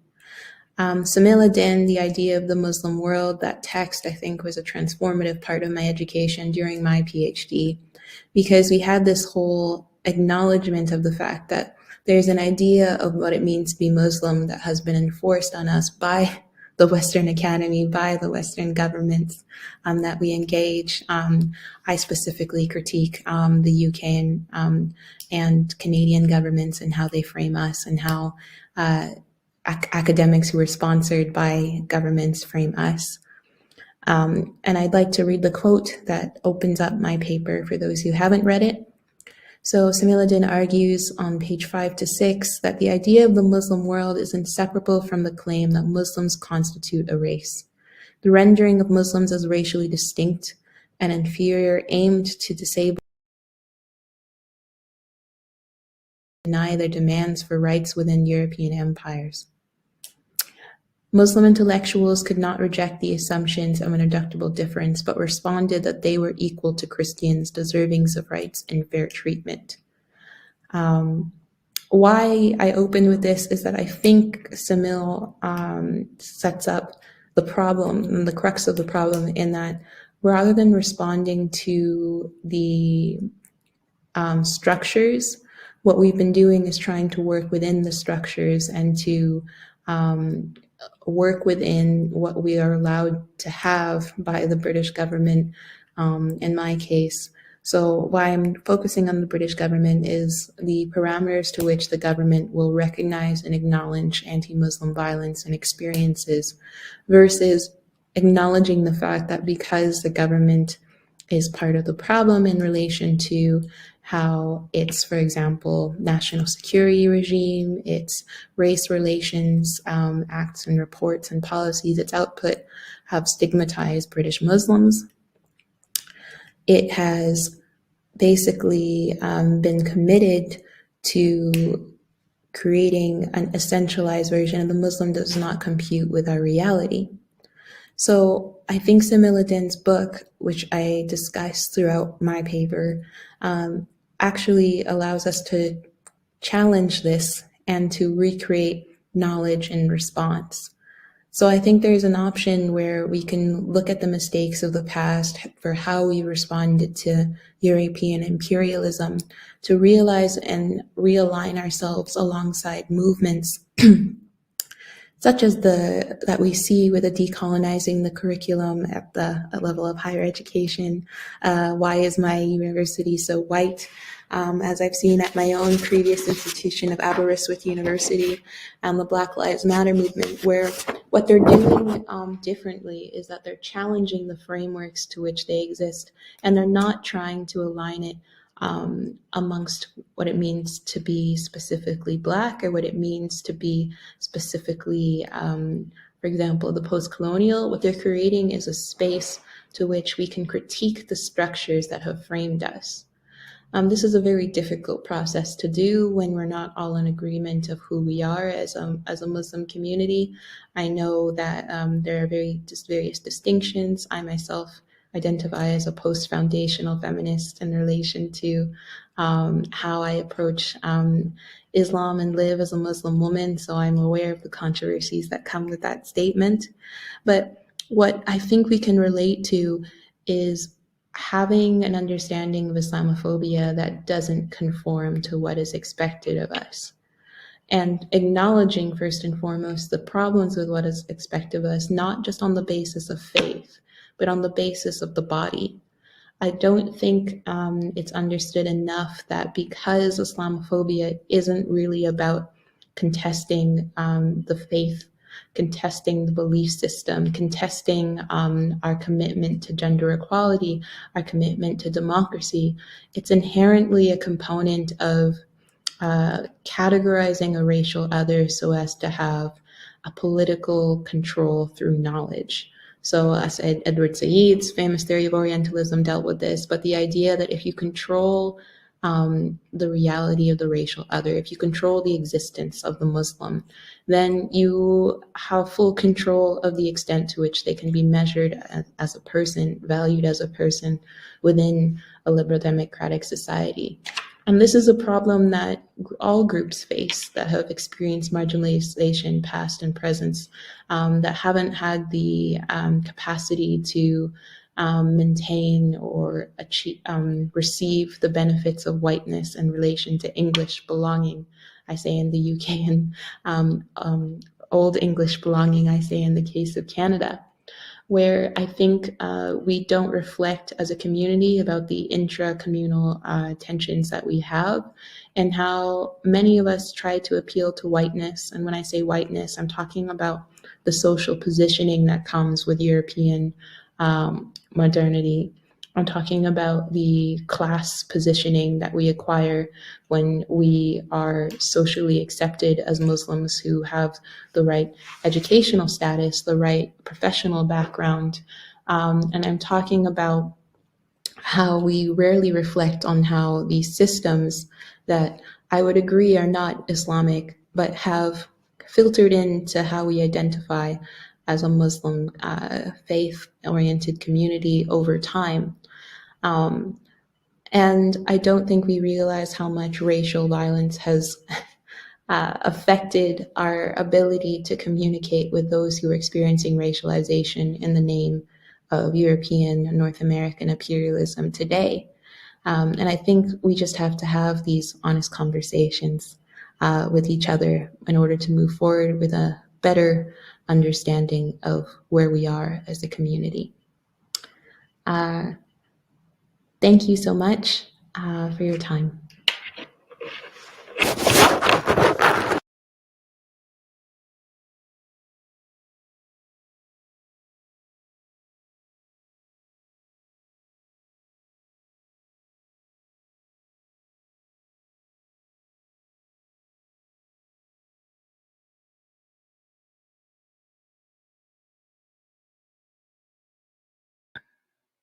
Sorry, Saeed, you're muted. Could you please unmute yourself?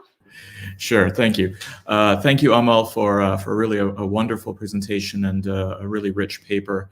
I really enjoyed the nuance, especially the cautious approach of saying yes, and making this distinction between transformative knowledge and transformative action. And certainly with the conference, we are hoping to show not only the linkages between them, but particularly tomorrow in the Sunday session, looking at what's transformative action might look like and how we then take some of these ideas and moving them forward.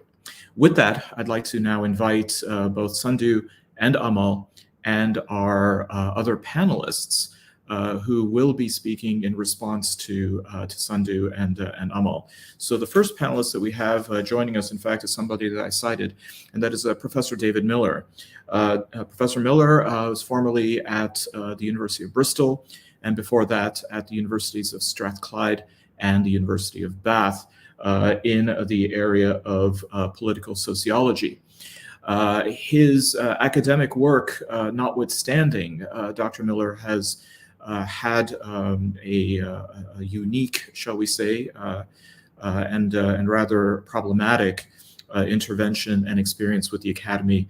So I'd like to invite him on so he can then provide some further elucidation about that. Dr. Miller, so wonderful to have you with us today. Hello, thank you for having me. Do you want me to talk about my experience, or? You can actually talk about whatever you want. Like I said, I just gave a bit of a preamble, but if you see that as being indicative of the discussion of the Academy, then by all means. Sure. I mean, the people will know, I suppose, that I was sacked about a month ago, just over a month ago, not for comments which were in any way anti-Semitic. I was cleared by a QC's report of being anti-Semitic, in fact, cleared by two separate reports, one from last year and one from this year. I was sacked rather because I made some comments about Zionism, which were anti-Zionist, as you would expect, and some Zionist students didn't like that, and they felt that my comments about Zionism were in some way hurtful to them or upsetting to them. and that was inappropriate, and the university in the end concurred with them. So that's where we are with that. And of course, this is quite a shocking thing to happen in the UK. It's of course happened in the US previously in a number of cases. Similar sorts of things have happened, but this is part of a new onslaught on, I guess, on academic freedom, on the academy, by the Zionist movement. They have not been content with removing Jeremy Corbyn as the leader of the Labour Party via the mechanism of the witch hunt. They are now moving into academia, and it will not be the end of the process. They want to colonize every single public institution and make it impossible for there to be words, you're talking about knowledge, words or actions which support the Palestinians. That's the game plan here.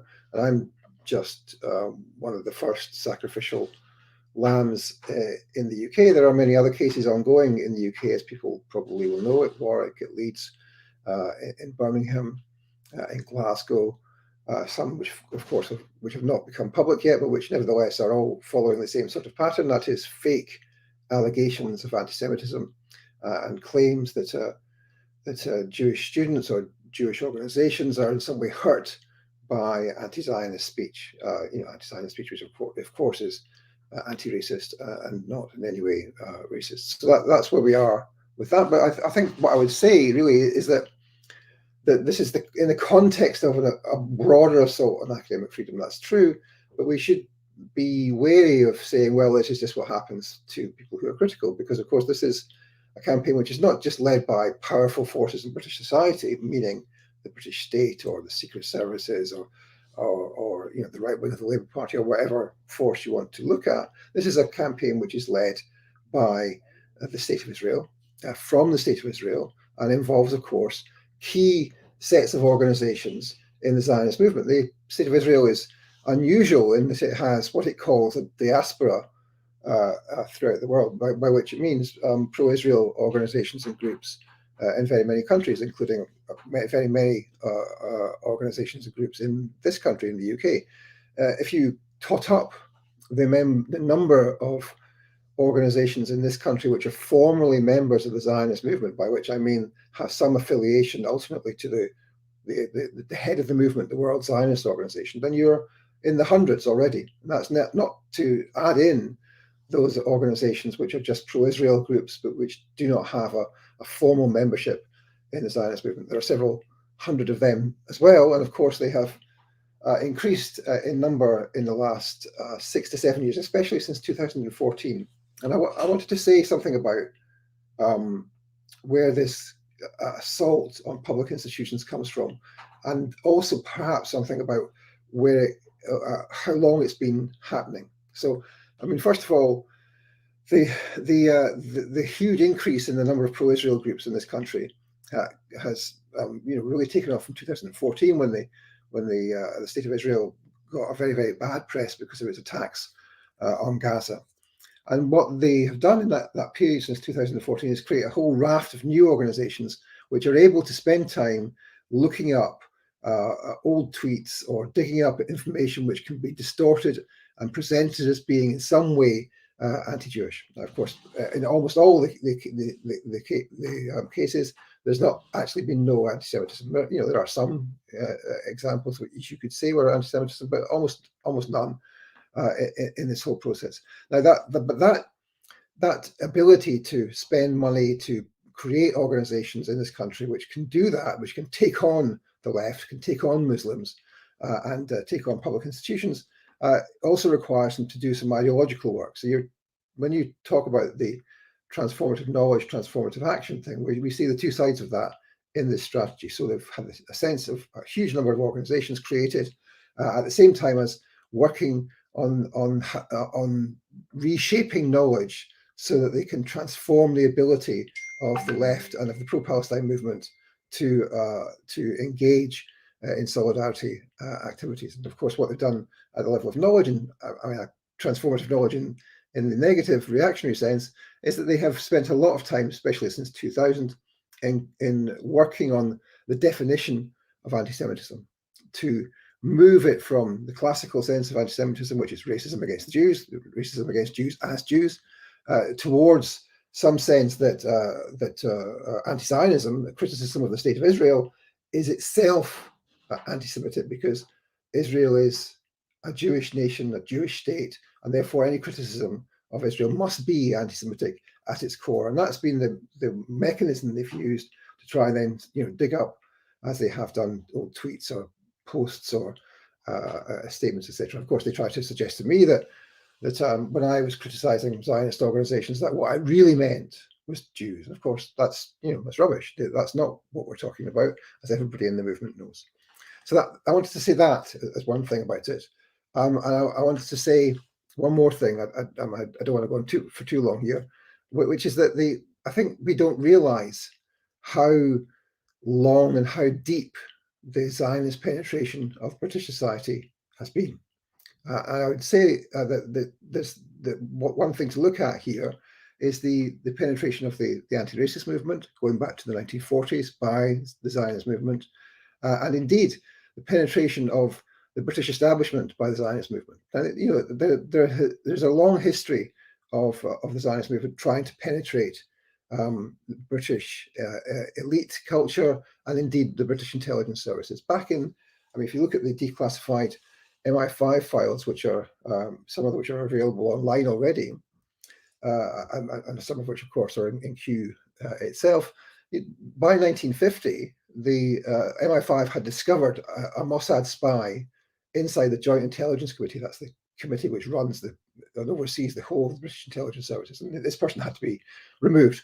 And at the time, in 1950, MI5 concluded that this showed that Israel was a hostile power and was engaged in subversive activities in this country. Now, that relationship through the decades since then has not changed. Of course, there are ways in which the UK state is an ally of the state of Israel, but there are also ways in which the state of Israel sees this country as a source of intelligence and a target for intelligence activities which it can pursue.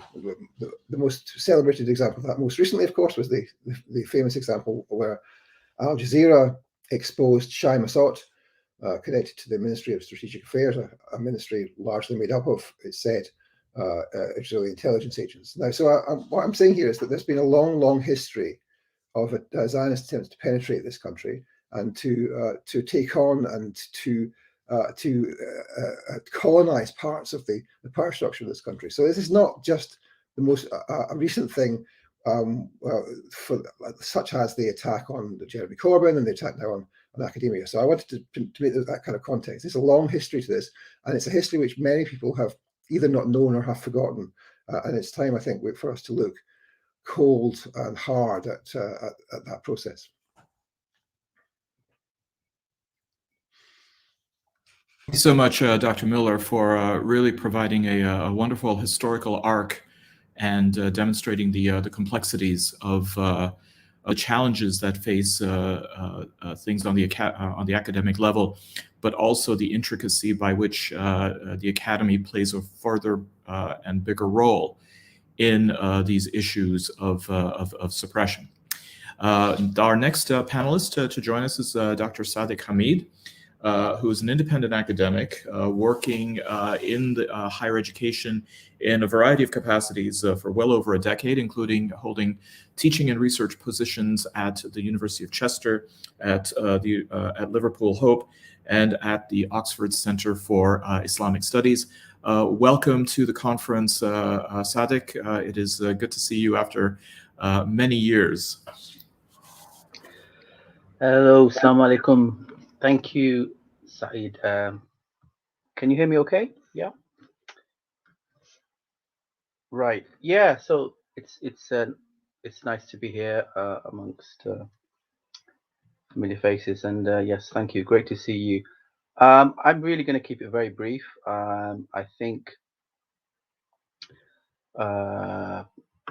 Professor Miller has provided an excellent kind of context to the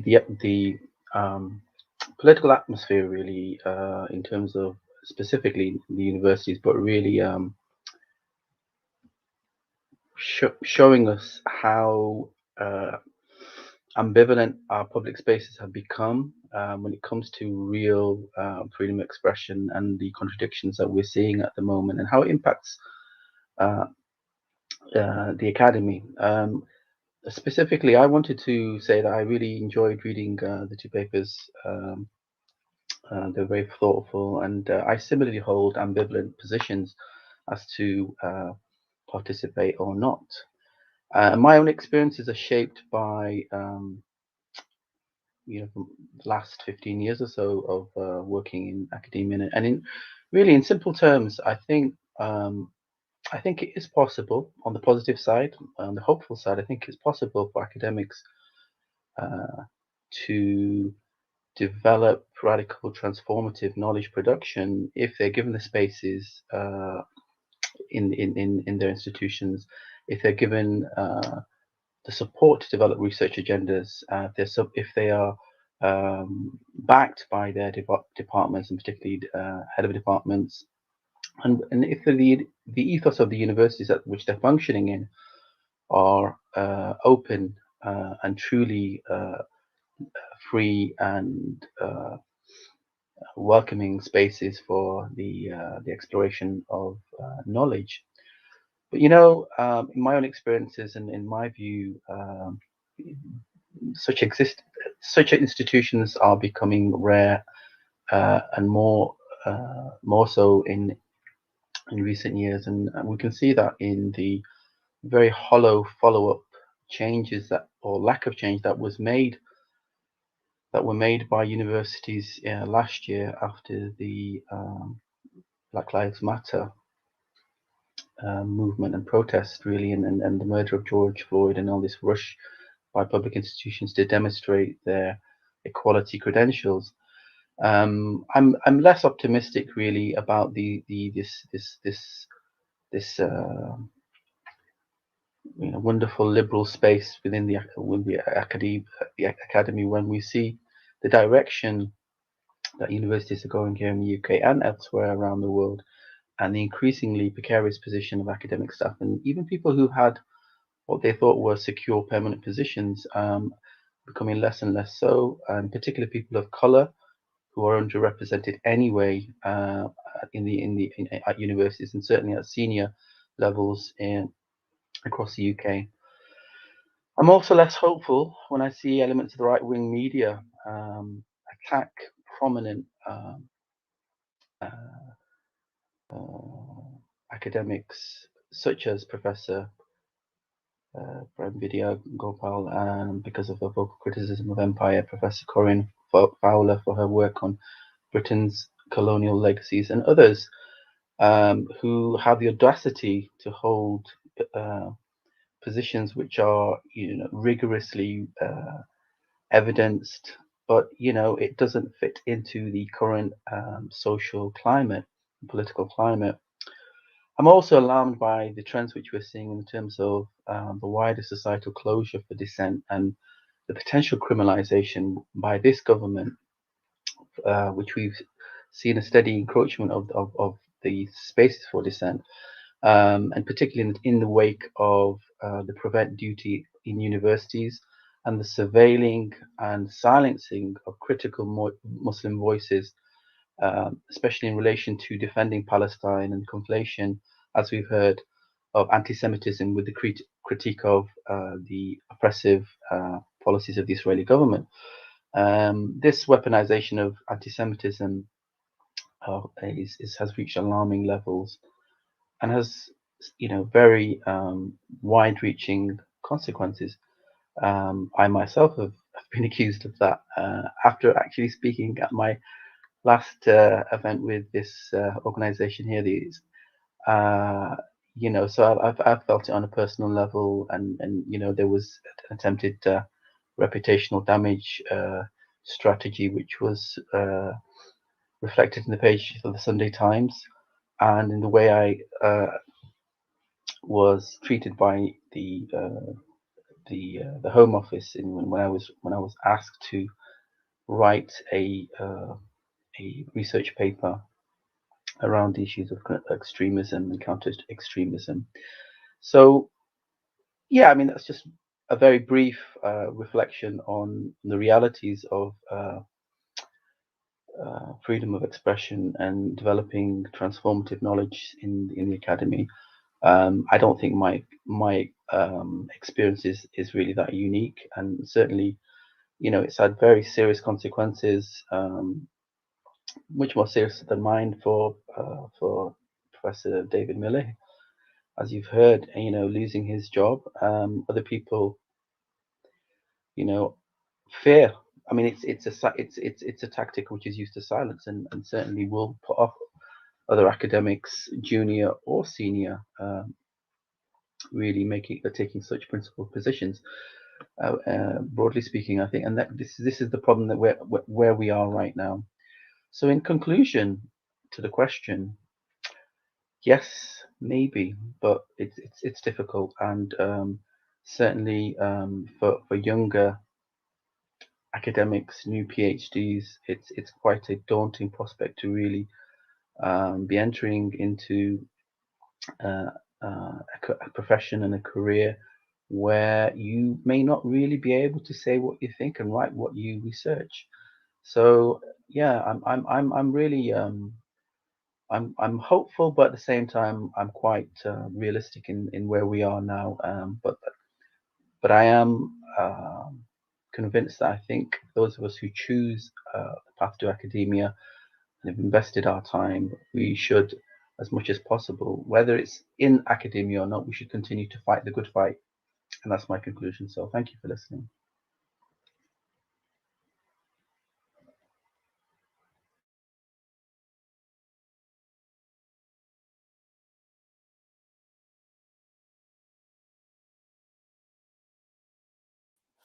Sorry, Saeed. Could you unmute yourself, please?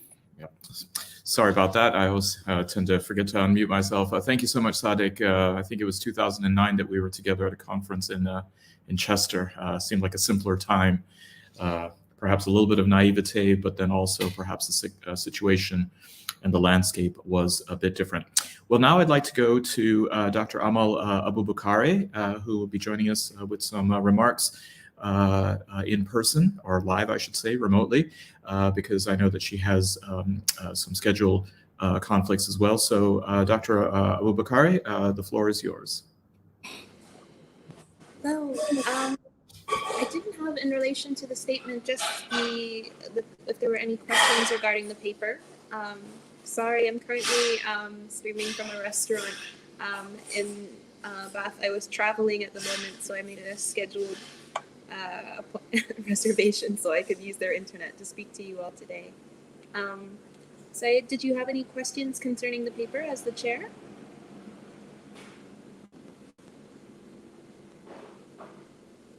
You're on mute.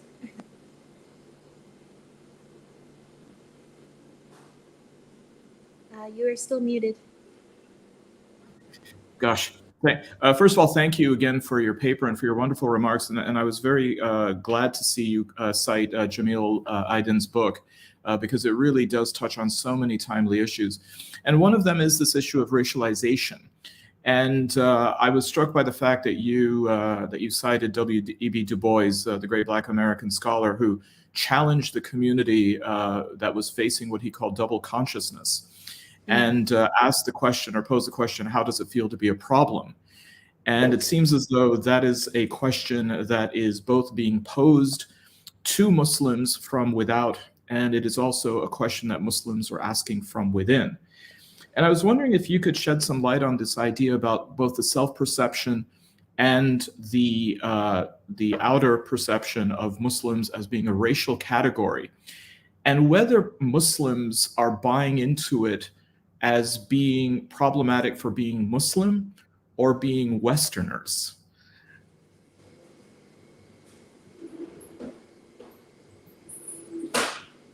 I may need you to elaborate on your last comment, but I can definitely answer the first two. So, sure.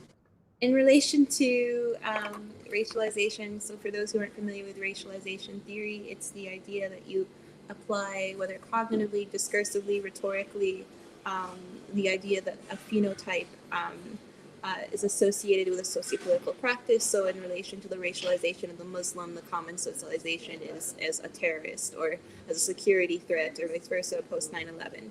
But this has been an extensive, I think the reason why I look at Du Bois is also, I think Samila Din also cites Du Bois as well in relation to the first part of his book, is because it adds some historicity to the problem of how Muslims have been racialized over time. So the notion of how does it feel to be a problem has been an issue for most oppressed communities, which is why Du Bois' theory of the color line was so significant to me when I first started my PhD, because most people who have been either the past or current situation of imperialism or colonialism can relate to a history where they were sources of problem, racialized in different ways, but experienced similar lines of oppression. And I think one of the issues that we have, if I'm answering the question that I was saying I was going to wait for further clarification on further, is that we have the way that the West sees us as Muslims. We have the way we see each other depending on our geographic location as Muslims. And then we have our own individual identity as an individual Muslim living in a Western society that portrays itself as secular or portrays itself as non-religious, when in actuality that's not the case. So and then you have, I think Amina Wadood, you have different scholars, particularly in Islamic feminist scholarship, that talk about the idea of a triple marginalization. So when you're a Black Muslim woman, there's just a difference in the diaspora that I don't think that we have responded to, usually because we're so busy trying to defend ourselves. There's a journalist with the last name Green, who I cite within the paper, who talked about the moment, particularly I think 2016, where Hamza Yusuf discussed Black lives and was unable to connect with the Black Lives Matter movement, and actually suggested that that there was a Black pathology to crime. Saeed, you left. Are you still there? Yes, I am. So I was wondering then, because of your framing, that it seems like Muslims have three choices. One is to simply extricate themselves from being considered part of the West, those who live in the West, or to accept the fact that they are a problem, but either accept the fact that they're a problem because of the fact that they are Muslim, or, ironically enough, the problematization has to do with the fact that they are members of a society that is problematic, i.e. the West, which means that they are a problem because they are Westerners more than they are Muslim. The key point of my paper that I think is I'm tried to hit on is that they're not a problem because they're Muslim. Yes, the argument comes out because you have issues with gender equality. If you think about the intervention in Afghanistan and how it was originally portrayed in the immediate post 9/11 period, or your culture is inherently violent, or these kind of things. Every other racialized community, including the phenotype that was the racialization that was applied to poor white people. So you have Robbie Shilliam's argument of the undeserving poor, that talk about the class dynamics of the UK. You have the portrayal of the Irish, as far back as the 18th century has gone through it. It's just that it gets specific tinges when it's convenient to the group. So I think there's an idea that we need that Samila Din does a really good job of, is that he points out that we are racialized along others, and that we as a Muslim community had different ways of responding to that racialization. But one of the arguments that he's making is that we do need to contest the framework that we're being racialized in, and that was a mistake that quite a few Muslim intellectuals that I list in the paper, or that he lists,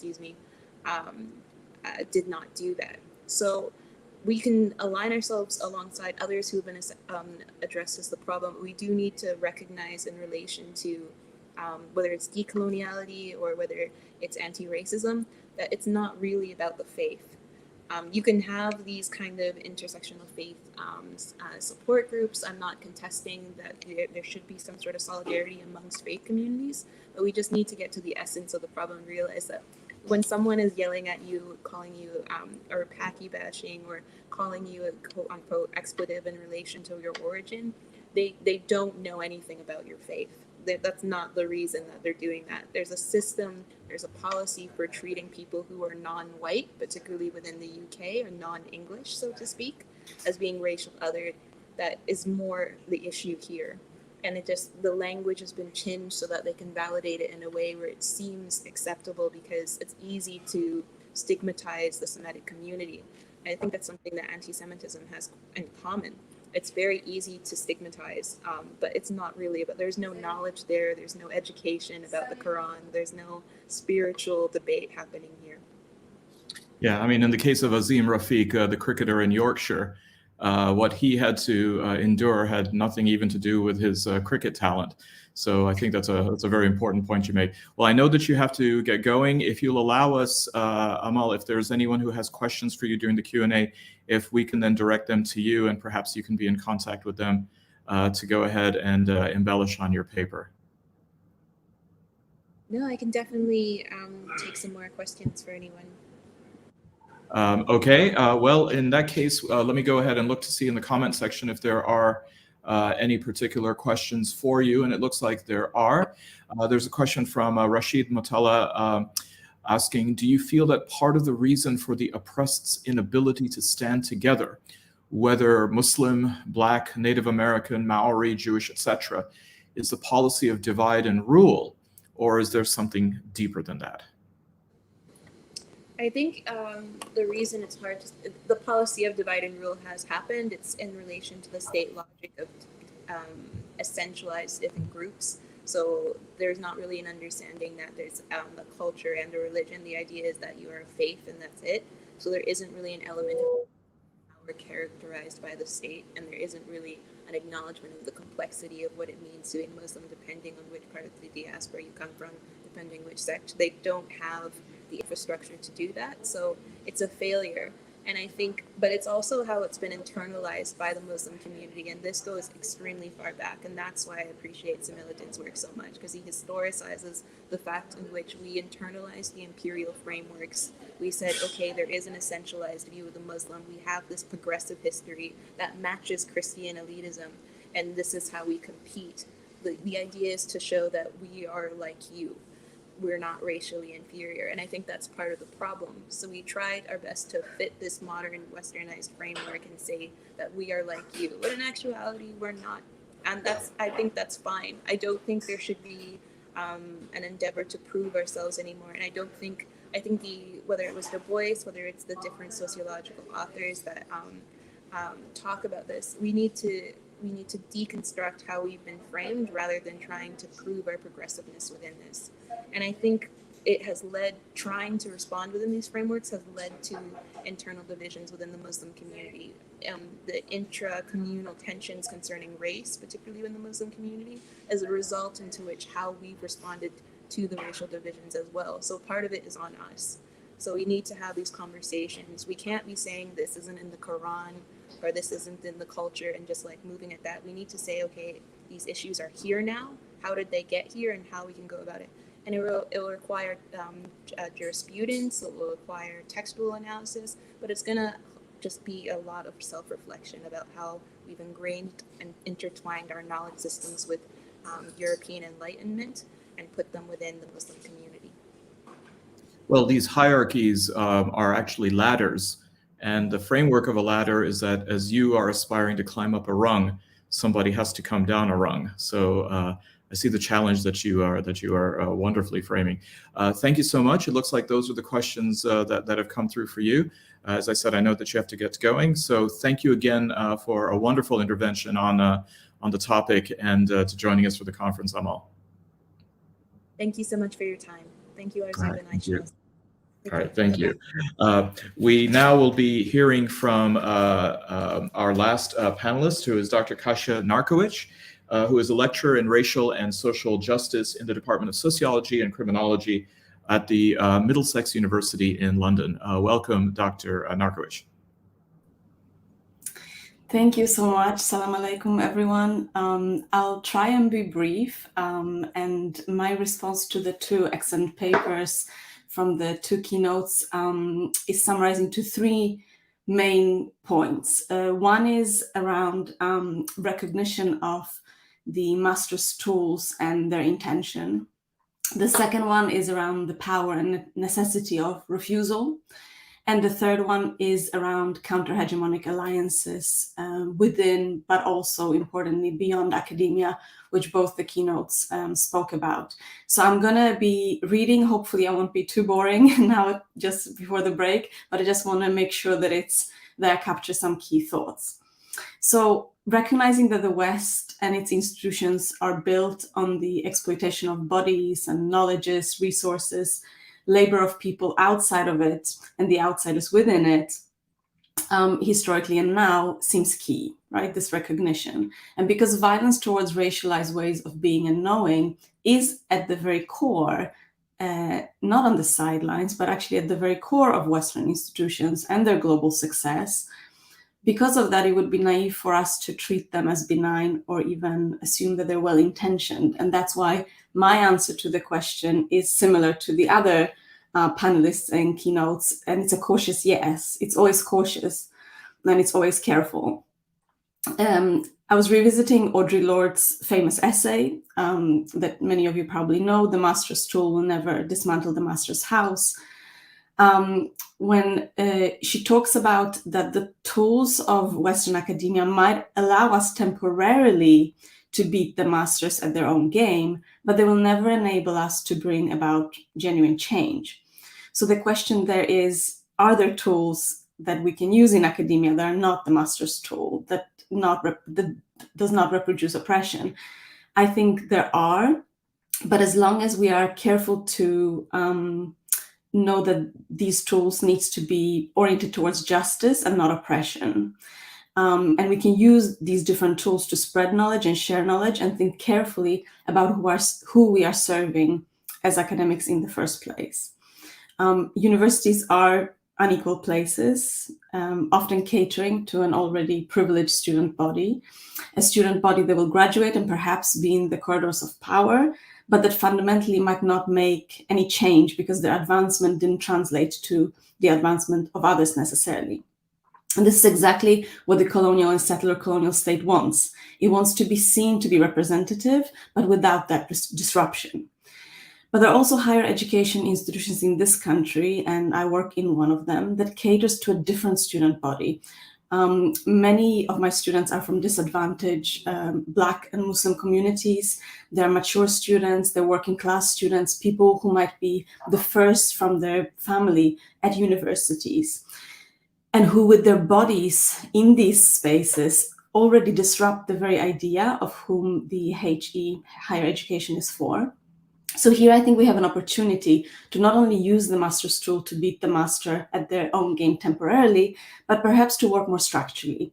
My university, although of its many faults as other universities, was one of the handful of universities that decided to publish a letter that was initiated by us staff rejecting the Commission on Race and Equal Ethnic Disparities, or the Sewell report. I know that many staff at other universities took action, but the universities refused to reject the report. So sometimes I feel that a little more hopeful about the post-92 universities, for example, the less privileged, the less kind of top institutions. I feel like there's a little bit more wiggle room in them. And I see some hope, especially in our students mainly.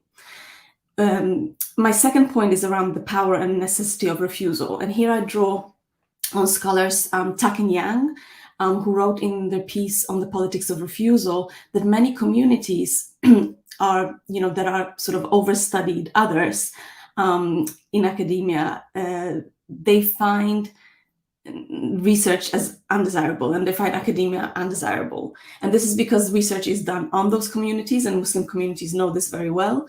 It's done on them, but not with them, often capitalizing on their pain without offering anything back, aside from recognition that the academic, to the academic, right? The recognition that the academic gets, the knowledge they present at usually closed, expensive conferences or in journals that people can't access, that are behind a paywall. And they rarely engage with communities. They might say that they do in their promotion applications, but actually they don't feel comfortable sort of speaking back to the community. So here, Tuck and Yang cite Bell Hooks, which so accurately summarizes this by saying, no need to hear your voice when I can talk about you better than you can talk speak about yourself. So these projects don't disrupt the power or the tools of colonial institutions, they uphold them. But as Tackett and Yang say, there are some forms of knowledge that the academy don't deserve. And this turns the idea of the academy as having this automatic right to people's pains and stories on its head. And it links to the first point that I mentioned about recognizing the intentions of academy and feeling comfortable enough to refuse to engage, both as academics and as those who are the research ones. Muslims are often forced to pledge allegiance to Western values in an overtly violent way, to stress assimilation to a Britishness that they shouldn't have to do, as Amal was just saying. And citing Audre Lorde again, this is an old and primary tool of all oppressors to keep the oppressed occupied with the master's concerns. So refusing to do this can be powerful. Sanju in his paper stressed the need to engage with the so-called alternative knowledges that can lead to alternative attitudes, actions, and policies. And he outlined two different ways of engaging with establishment. One was to create more space that can open up doors to others, but without antagonizing the establishment. And the second one was to attack the establishment by challenging the authority of their knowledge. And this comes with more risks of potentially impacting on one's own position and standing, and can come with some loss. So my reading of this is that both strategies are important and have a role to play and can potentially complement each other. But I don't think that the first one, so the amicable space that is without conflict, I don't think that that can make change without the other, more disrupting element. So they need to work together. But this is a challenge because often these two ways of engaging are separate. And it's also a problem if the first way of engaging is instrumentalized and exists to tick boxes. If so, then we might gain more by refusing to engage with it. But I just want to take a quick example from my own institution, and I'm sure that in many institutions this is similar. There are two simultaneous ongoing initiatives. So this kind of links to the first and the second way of engaging. So one is EDI, which is short for Equality, Diversity, and Inclusion work, and the other is Decolonizing work. So the first one is mainly driven by management and aims to send a positive message of inclusion and representation from top down. It rarely mentions systemic racism and Islamophobia and rarely actually gets opposition. The other is an initiative from bottom up, initiated largely by junior staff, often racialized staff, and engaged with by already critical scholars that are either racialized or are allies and committed to anti-racism. So initiatives around decolonization receive a bit of a pushback that EDI initiatives do not receive. They receive pushbacks from both the management, but also actually staff members. Often a question that I would hear would be, is it enough to change your reading list? Which is a valid question. But what is masked, I think, behind this legitimate critique betrays something else, which is an unwillingness to do the bare minimum of examining our reading list that can then sort of open up for the next step of change, potential change. So while changing our reading list, it's obviously not sufficient. It is nevertheless an act of disruption to the knowledge we continue to reproduce. It can be one of the steps towards the transformative knowledge that Amal was speaking about in her paper, the knowledge that resists the ways in which public institutions attempt to depoliticize and dehistoricize ways of knowing the world. Still, even with decolonial efforts at university, there's too little talk about Islamophobia. There's too little disruption of Islamophobia. The efforts rarely engage with broader issues of PREVENT, for example, or Tier 4, which is the system that upholds and reproduces border imperialism. And we need to get better at that in academia. And one way of doing that is refusing to engage in some things that we know are not justice-oriented. Okay, and my last point, and I'll finish just in a minute, is the counter-hegemonic alliances within and beyond academia that both Sanju and Amal spoke about. So Sanju spoke about thinking about and working across coalitions and of oppressed communities, and Amal spoke about the necessity and challenges of building bridges between anti-Islamophobia movements, decolonizing the curriculum, and wider anti-racism actions. Amal said that the capacity to create transformative knowledge relies on our capacity to build bridges, and these bridges need to be far-reaching, as she was saying. So anti-racism needs to be understood together with Islamophobia as not two separate things, as she was just talking about. But it's also about talking about geographical context. So far, the Decolonizing the Curriculum initiatives, for example, and the BLM movement has been mainly happening in the West and its settler colonies, which is understandable, but it doesn't necessarily engage a lot or equally with spaces outside of the West that might engage in it differently and on their own terms. Secondly, these initiatives are often located at prestigious universities, often the centers of colonial knowledge production, not working in dialogue with spaces where the people who are most impacted by colonial academia are at. So lastly, it feels important to leave campus altogether sometimes, and think we don't do it as much as we should as academics, to draw knowledge from our local communities, to be in constant conversation with them, because it will force us academics to be accountable, to go beyond theorizing and actually be in dialogue with the people whose stories we often rely on for the knowledge production. And once we recognize the often violent intentions reproduced in the academy, once we refuse to engage with these tools of exploitation and research for the benefit of those oppressed, rather than to further our own careers, then I feel that there is a point for Muslims and also other oppressed communities to engage in academia. Thank you so much. Sorry if I went over time. No, you were more than fine, Kasia. Thank you so much for those really insightful remarks. And I mean, it seems that at the core of your really wonderful analysis is this issue of agency. And agency, not only looking at it from the standpoint of whether it is being taken away or being limited, but how one can best deploy the agency that one has. And it seems as though there's quite a bit that can be sought.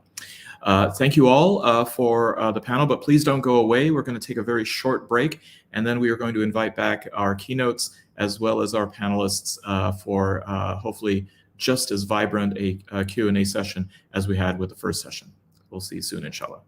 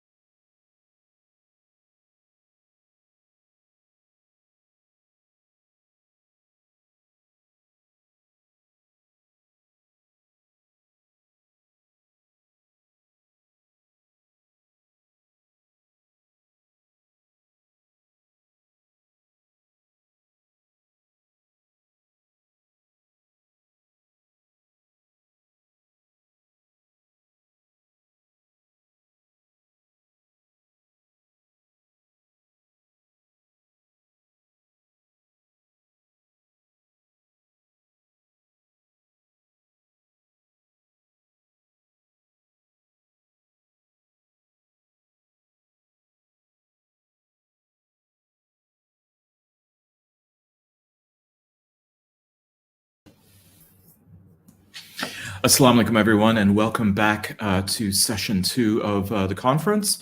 We will be now beginning our Q&A session with Sanju Hira, one of our keynotes. Unfortunately, Amal Abu Bukhari cannot join us for that. She had to leave, but we will have, inshallah, our panelists as well.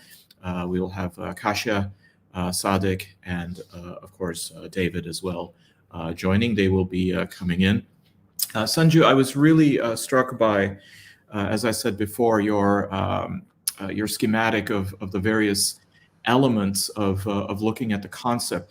It seems as though that's such a vital component to this, but so easily ignored or neglected. Yes, obviously it has to do with your concept of knowledge, to dissect knowledge in such a way that you can understand that there's something going on that is colonization of the mind. And the way the colonization of the mind is being done is to present lies as knowledge. And the mechanisms of presenting lies as knowledge are these 5 things: the terminology you use, the facts you present, so there's the descriptive element, the analysis, how the analysis fits into a theory, and pushing away the ethics behind knowledge. For example, take economic theory. It's presented as something objective, and profit maximization is seen as an objective thing, while we would call it greed as a form of ethics, you see. So, I think the interesting thing, going back to a discussion with Kasia, is the question of the master tools. Can you use the master tools to destroy the master house? Meaning, basically, can you use the categories that the sciences have created? And I mean the fundamental categories that the different branches has created. Can you use them to get an accurate picture of reality and to use it as an instrument of transforming reality? And my argument would be that in the legacy of the European Enlightenment is that it created a scientific methodology, epistemology, and categories that are part of the colonization of the mind, so you can't use them. So simple. So we need to look at other categories. Obviously, there might be some things there that you can use. I won't say that you can't use none of them. There are elements of it. But I think that we have to look on this on a civilizational base. What did other civilizational produce in terms of knowledge? And what is relevant of the basic concepts that has been produced there in economic theory, social theory, political theory, cultural theory, mathematics? My good friend Raju from India criticizes Western mathematics for its basic approach of delinking empirical evidence with mathematical theory, and argue that the method used in mathematics, which is axiomatics approach, so you could put out a proposition without any basis in empirical reality, leads to bad mathematics. And that goes also for the other branches of science, you see, the other disciplines. So looking at that, I would say one of the major tasks of decolonial scientists is to look at the master's tools and criticize the master tools for its inefficiency to understand reality. So one of these points then, Sanju, that you make right off the bat is, the very first thing to examine when it comes to a concept, and that's terminology. David, you had to deal with a definition, which in many ways then was a determining factor in what happened, and that is the IHRA definition of anti-Semitism, which became controlling. So I was wondering how you would be in conversation with what Sanju is describing in the development of these ideas, and then how that has consequences. I think you're on mute. I'm sorry. If you can unmute yourself. I can't really answer that properly because that, I mean, what the issues you're raising here are really complex, big issues now. But let me make a little stab, right? So I think that when one talks about, as you just did, about mathematics and the disconnect, and it's true with physics too, between theory and the empirical, I'm absolutely with you on that. But what we have underlying that, it seems to me, is a model which suggests there is a reality we can understand and we can use that to liberate humanity. And that, I think, is, I would call that foundational. I'm happy with that. When people say you can't destroy the master's tools with the master's house with the master's tools, on the contrary, you can.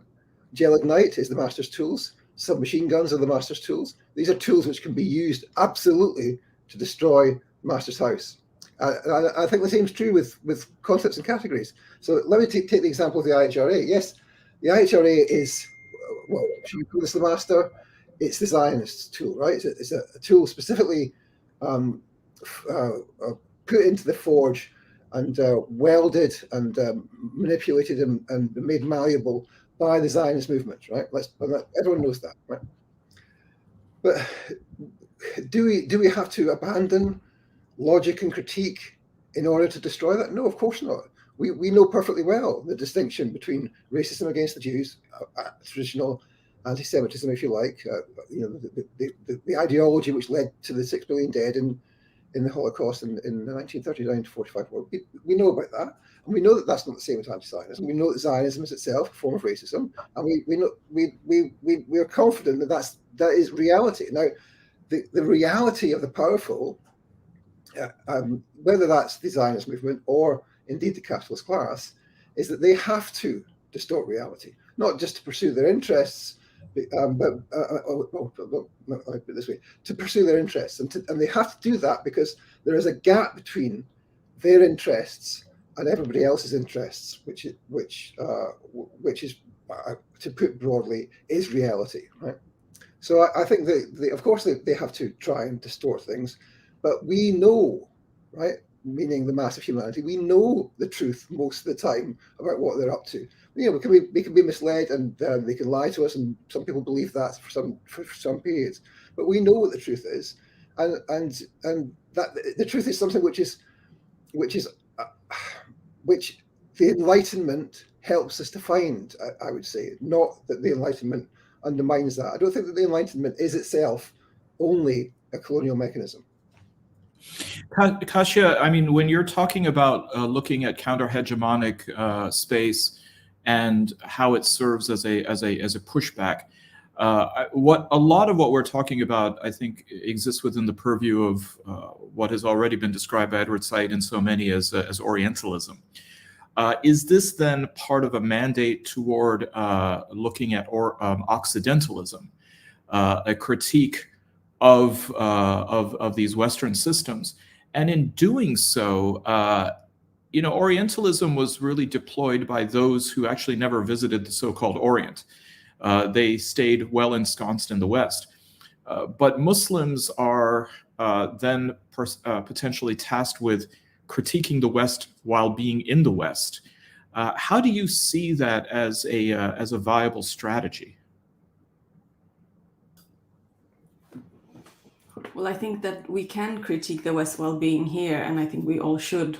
I think this is the job of not only people who are on the receiving end of the violence of the West, who are in the West, because as we know, the idea of the West and what is Britishness is not only doesn't include people who are here, and we have seen this throughout history, and the recent nationality bill, although this has been in the making for some time, just kind of makes it very clear that there are people within this country that are not considered of this country and can be rejected from this country in violent ways, as they have been historically.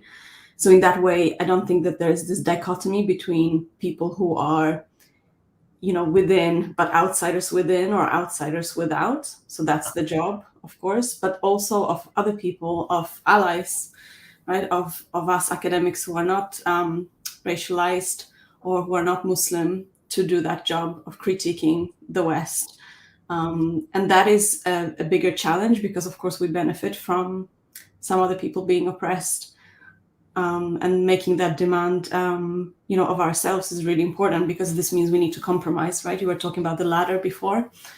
Of course, it's not. It's a myth that by challenging whiteness and challenging these kind of hierarchies, we will all benefit and be happy. In fact, we need to give things up, and we will be very reluctant to do so. But unless we do that together with people who are oppressed, that no change will happen. So I see that very much has to happen from outside and from within. Sadiq, I saw you were nodding your head to what Kasia was saying, especially this whole notion of what ends up becoming a bargain, that things have to be given up in order to then advance. What do you see as being some of those elements of the bargain that may have to be given up for the Muslim community in order to look at strategic goals to achieve?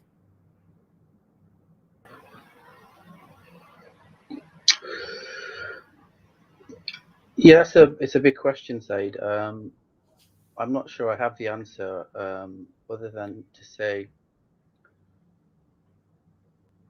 I think the idea of giving up is certainly true when we're talking about the academy and the unspoken white privilege within the academy, and the fact that certainly when it comes to the study of people of color, when it comes to the study of Muslims, particularly in fields of social sciences, anthropology, humanities generally, really, if you look at who's actually asking the questions, who's leading the projects, who's getting the research grants, really, most of the time it is people, white colleagues in senior positions, who use brown colleagues to go and do the work more often, and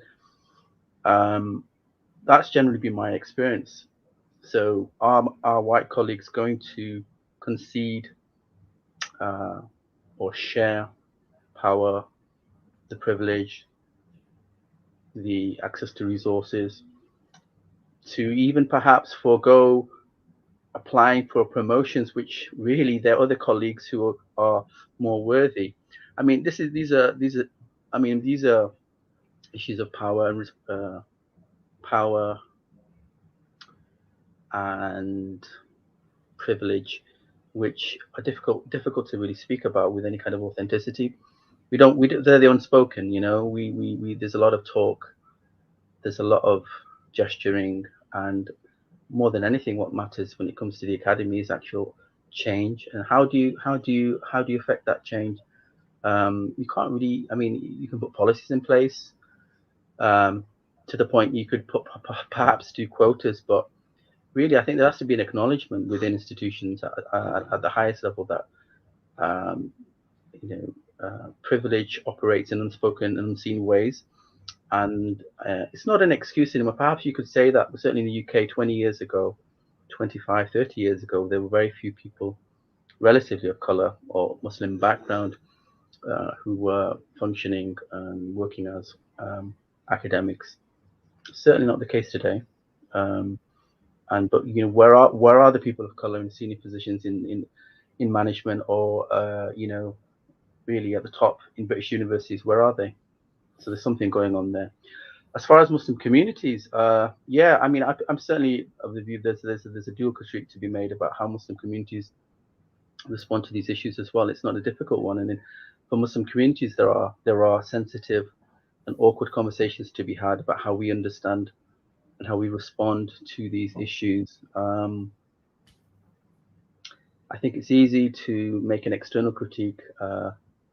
We can talk about white power, we can talk about white privilege and white supremacism all day. We can talk about Islamophobia, we can talk about racism, and all of these are real things. But at the same time, I think Muslims have to acknowledge issues around sectarianism, around racism within Muslim communities, and these things have impacts. And yeah, I mean, and the fact that we so often struggle to form functional, effective cooperate mechanisms to challenge these things. So it tends to be very much siloed when you're talking about, so the conversation around we're academics here, or most of us anyway. It can be just a conversation between academics, general people, and I don't know who's watching this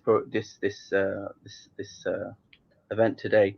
I do wonder how many of the people who are watching are academics, how many people who are activists, and how many people are just interested lay people or from other professions. And it really does seem to me that we do need to have these conversations across our different communities and areas of expertise and professions. That's the general problem. We talk to ourselves in bubbles. So to affect real change, it has to be both internal and external. Yeah, I think that kind of cross-pollination is so critical, and thank you for that, Sadiq. Sanju, you mentioned, and it was something that then David also added onto, and this is your invocation of mathematics, and David also mentioned physics. And these fall within the realm of STEM topics, science, technology, engineering, mathematics. And there's such a push in this area, particularly in communities that see themselves as economically marginalized, this being a way to improve upward mobility, perhaps. There also seems to be, in many Muslim communities situated in the West, a certain ambivalence and maybe even antipathy toward social sciences and humanities at the same level, partly because of the conceit that these are the areas that help perpetuate the marginalization, even the demonization or the inferiorization of Muslims and other communities. But STEM topics are not benign. They are not without their own biases and prejudices and deployments when it comes to how, for example, scientific and biological determinism, the racialization of peoples as part of a colonial and imperial project. All of that is part of this broader project and experiment. So I was wondering if you could all comment on where do you see then educating communities, as you've all pointed out, as being so critical, when there's such little knowledge about knowledge and how it's produced in the West? Well, I'm really optimistic about the way alternative and transformational knowledge is being produced and distributed on a world scale. So if you just type in decolonial something in Google, you found 10 million hits about people, organization addressing these issues. What I find interesting in the commands of Sadiq, to follow some of them up, that pressure of those movements which express itself in Black Lives Matters and the activist movement against Islamophobia, that pressure is transformed in the universities, not by taking up the decolonial narrative, but the narrative of diversity. So you see that the pressure of changing, it's not there yet, but I see that going on, that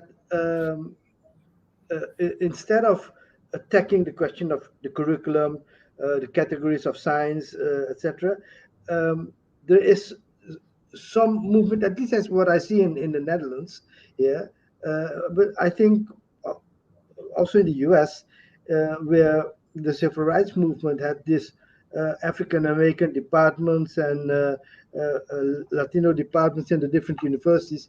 So I'm optimistic that this trend will continue and bring forward the pressure from communities translated to the students and ultimately also translated in staff composition, that we are going on the right track.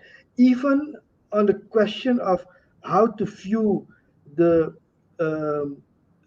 fusion of state apparatus, like in the case of Zionism, Israel, and the pressure they put on the institutions in the UK, on a world scale, Israel is losing. In terms of the legitimacy of Israel, is being questioned, and even their military power, is not what it used to be. So I think that the efforts and the things that happened to David Miller and other are an expression of a dying power, a declining power in ultimate extremist mood, and take everything there. So if you look at it as a process as a whole, it imbued me with optimism. Okay. Would anyone like to comment?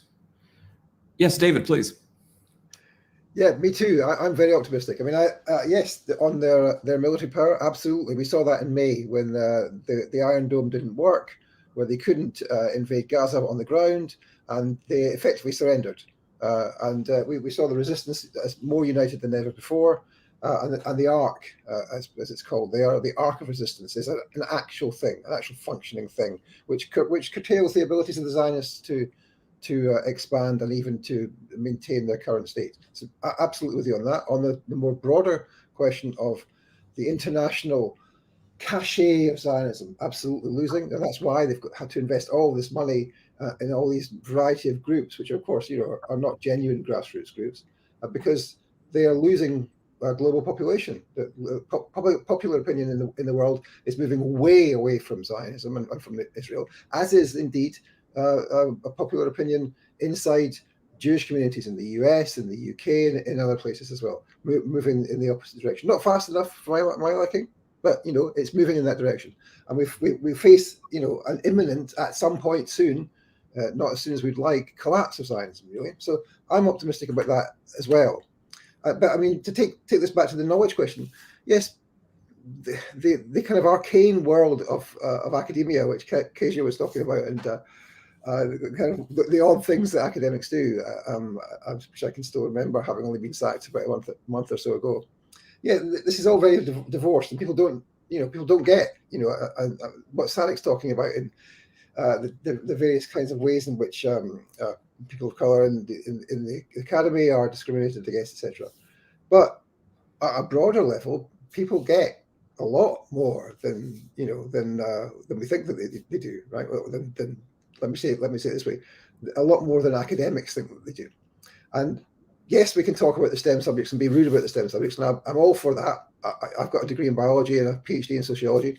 Absolutely fine with me having a go at the STEM subjects for their reactionariness, their links with corporate money, with neoliberalism. Fine with all that. But let's not forget the role of social sciences and humanities, which are not transparently progressive. I mean, I'm a sociologist, right? And so the social sciences, they have been corrupted in the same way as the STEM subjects have, one by corporate money and two by imperialism. I mean, you look at in a way, the whole question of conflict of interest in science, meaning social science as well as natural science, where it's now regarded in medicine and in health studies, etc., that you have to declare your conflicts of interest. And it's now, it's not always done, and there's disputes about it, and people deceive, etc. But in the social sciences, especially in the question of funding by the state, by the intelligence agencies, by the military, there's virtually no transparency, and vast chunks of social science and indeed the humanities are bought up by the military, by the intelligence agencies, and people don't even know that, right? So that when SACC's talking about the white people in charge, yes, of course that's true, but let's remember, this is not just some kind of abstract process that happens because of white power or white privilege. It also happens because of deliberate actions by states and their intelligence agencies and military agencies. And that, for me, I want to focus on that. And let's tell people, we can name these people, we can name the agencies, we can show where they live, and we can say, look, these are the things which need to be dismantled. If we're talking about eradicating and dismantling racism, we start with these agencies which are at the forefront of contributing to and reproducing racism. Well, on that topic, I'm sorry, go ahead, Kasia, your hand is up, please. No, I just wanted to add that I am also the third person to be optimistic, despite what is happening to David and others, and despite that teaching critical race theory is, not really allowed in schools, which is problematic. But I can see in my students, actually, that there are things that they don't find acceptable. So there are these spaces, once you open this up to them, actually, they are much more they are much more radical than I was when I was their age, for sure. But one thing to note is that we have to connect globally education. We can't sort of leave it up to our own departments, sociology departments, or in schools to do the education. We have to talk about what happens in the UK together with what happens in Palestine and what happens in India and what happens in Poland, all at the same time. And that's when our education for justice can be actually liberatory. So on that topic, Kasia, we have a question actually from Arzu, that maybe we can destroy the master's house with the master's tools. And maybe to a certain extent, this has been done in certain physical conflicts. However, when it comes to rebuilding, shouldn't we look to using something else in order to avoid becoming that which we destroyed? I mean, this whole notion of an alternative measure, and if that's even possible, and if it is possible, what would it look like?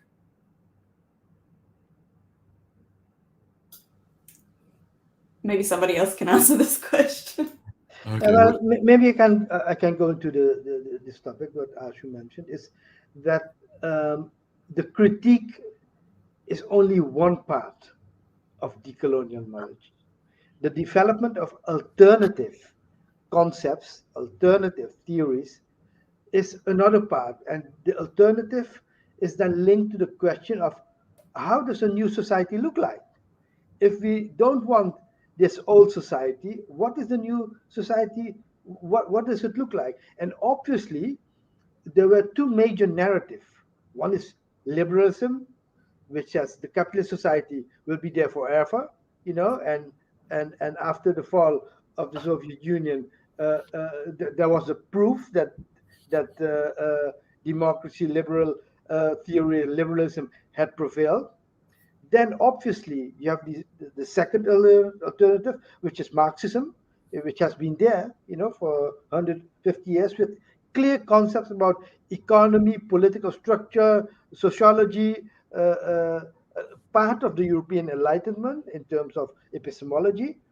And then from the different civilizations, including the Islamic civilizations, there were also knowledge produced of how this other society, this other civilization should look like, economically, spiritually, socially, politically. There are notions there, right? So I think it's time that we discuss these things on a civilizational base. And then finally, I would argue that the academia where this is taking place, knowledge production, production of lies, critique, developing alternative knowledge, linking it to policy, that kind of activity should be linked to a new educational structure outside the academia. So meaning that people are not only being educated at schools, in universities, they're being educated every day in YouTube, in internet, in whatever you have. So why don't we build an alternative educational infrastructure which provide all these things for is not due to under the pressure of the state, is independent of it. And I think that is one of the major tasks I see for the Decolonial International Network, of which IHRC a part, with academics across the world. For example, we took the initiative lately to build a decolonial history app, a mobile app geared at young people that starts with the date today and looks back what happens 20, 30, 100 years, 1,000 years ago in 255 characters, and then link it up, towards videos, images, whatever you have. Maybe other kind of things that people take normally as education, but build it as an alternative structure. There's a world there where courses are given and where people pay for courses. So there is outside the academia, there's a lot of work to be done. And if it could link up with decolonial academics, it could be a great thing. Anyone else would like to chime in on this idea about establishing alternate academic institutions, or even without the word academic in it, other knowledge institutions and entities? Sadiq, I know you've worked in the space for several years now. Yeah, I mean, I certainly agree with Sandhu. I think it is happening, and I guess although I sound a bit pessimistic, I am very hopeful as well with the emergence of second and third and fourth generations of young people from all sorts of backgrounds who really are trying to make a change, and who are the new blood that we need to engine forward, power this change around the world. We're seeing that, so that gives me great hope personally.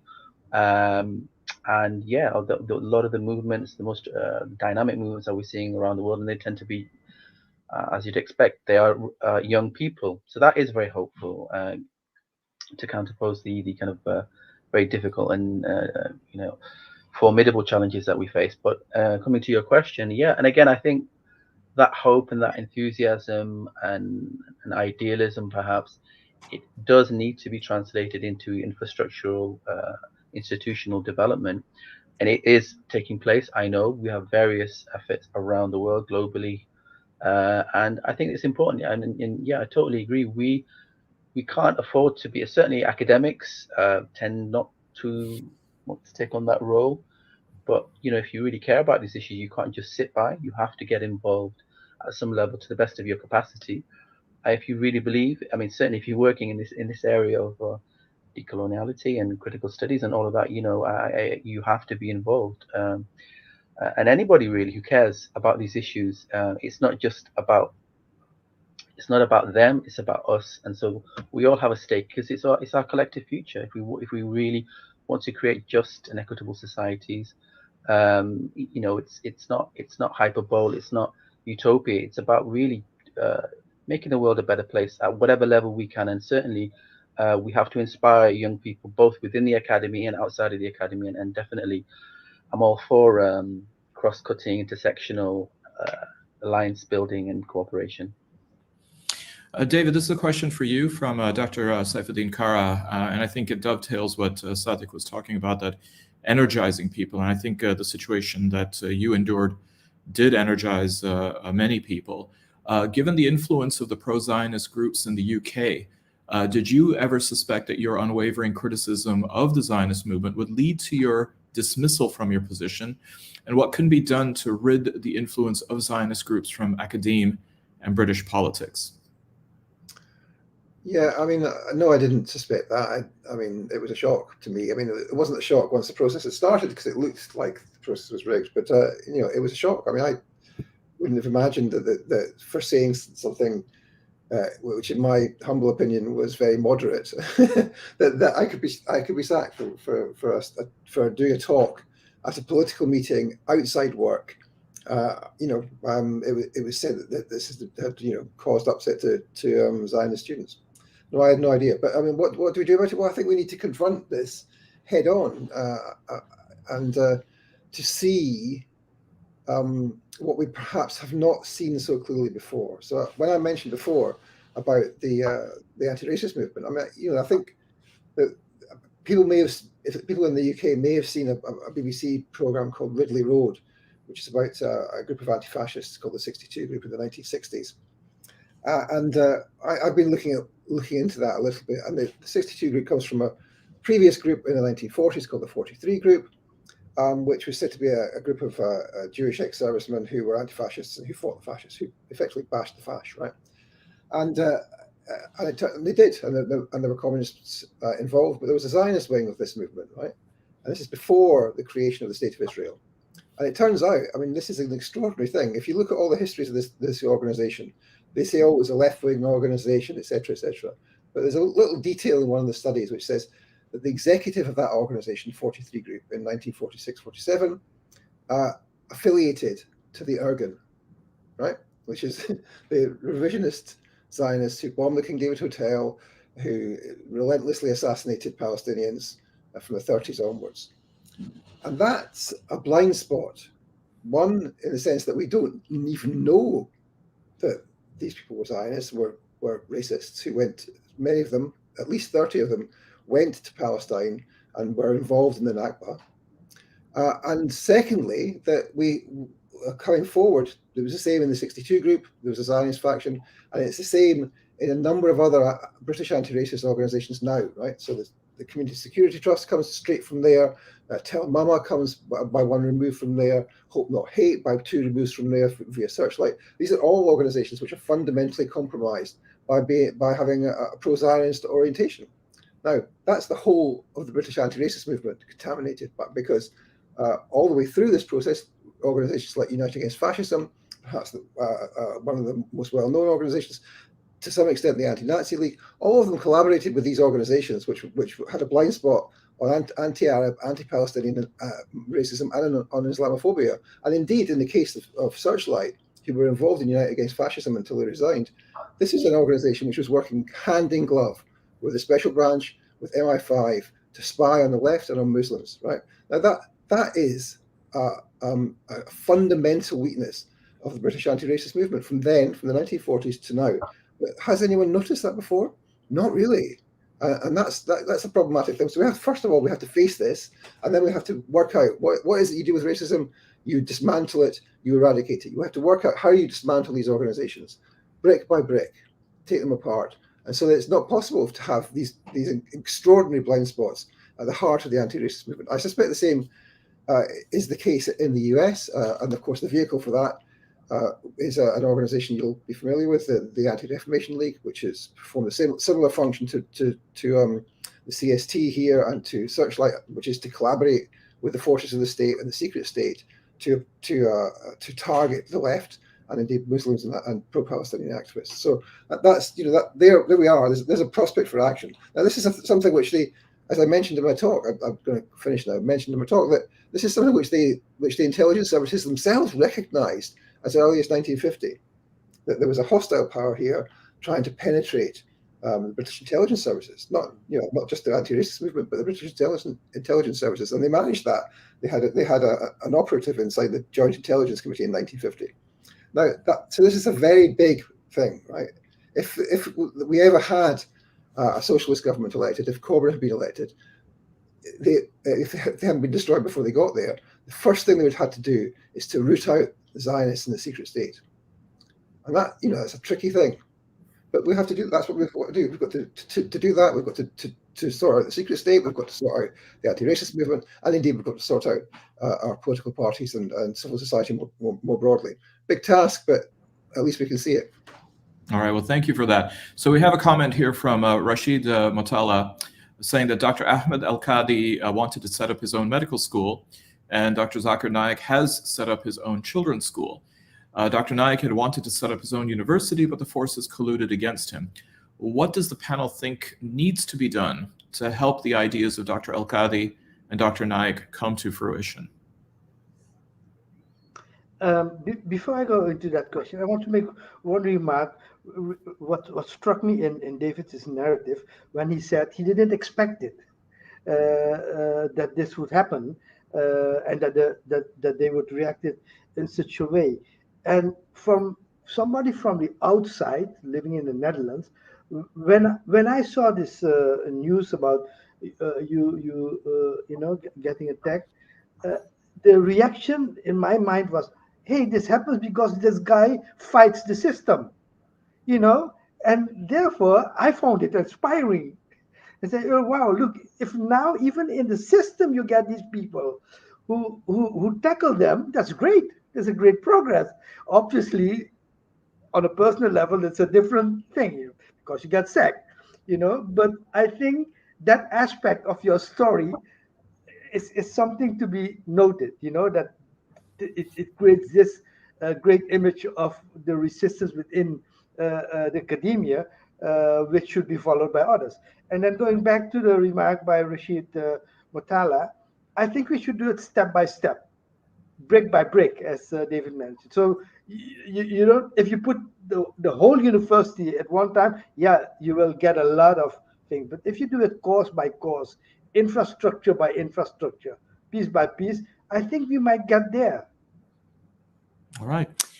Would anyone like to provide any last concluding remarks for the panel? If not, no problem. I want to thank all of you profusely for just really providing a wonderful discussion, as well as wonderful remarks and presentations. Sandhu Hira, Dr. David Miller, Dr. Kasia Narkowicz, Dr. Sadiq Hamid, thank you so much for being part of this, this very rich session.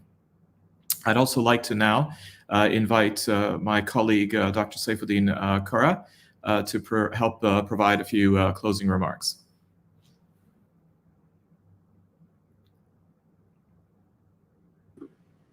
Thank you very much, Said Khan.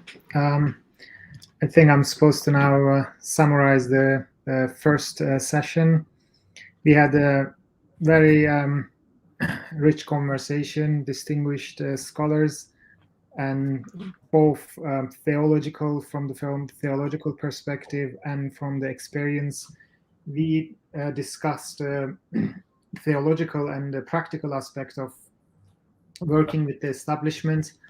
And first of all, Dr. Abdul Wahid looked at the issue from the two aspects, and then separated the working with the establishment. One is engaging, and one is interacting. He separated. He made this distinction. I think it's a very important distinction, and he from his point of view, interaction he didn't allow, because he said that he from his perspective, interaction was not possible, is not possible with the establishment, because it was the interaction. It was not possible because the system in itself is not working well, and it's based on built upon a wrong paradigm, a wrong framework, which is the state is always modern state is always after their interest, and this interest might not be it's always not the right course, and it might not be ethical. So, and there are lots of examples of it, working with the state, and it doesn't work. So this is not possible. But having said that, he allowed that, like, for example, Muslims can't just avoid the state, working with the state. Like, there are social aspects of the being in a Western community, Western country. Muslims, a minority, they have to deal with certain institutions, certain like educational institutions and health, social care.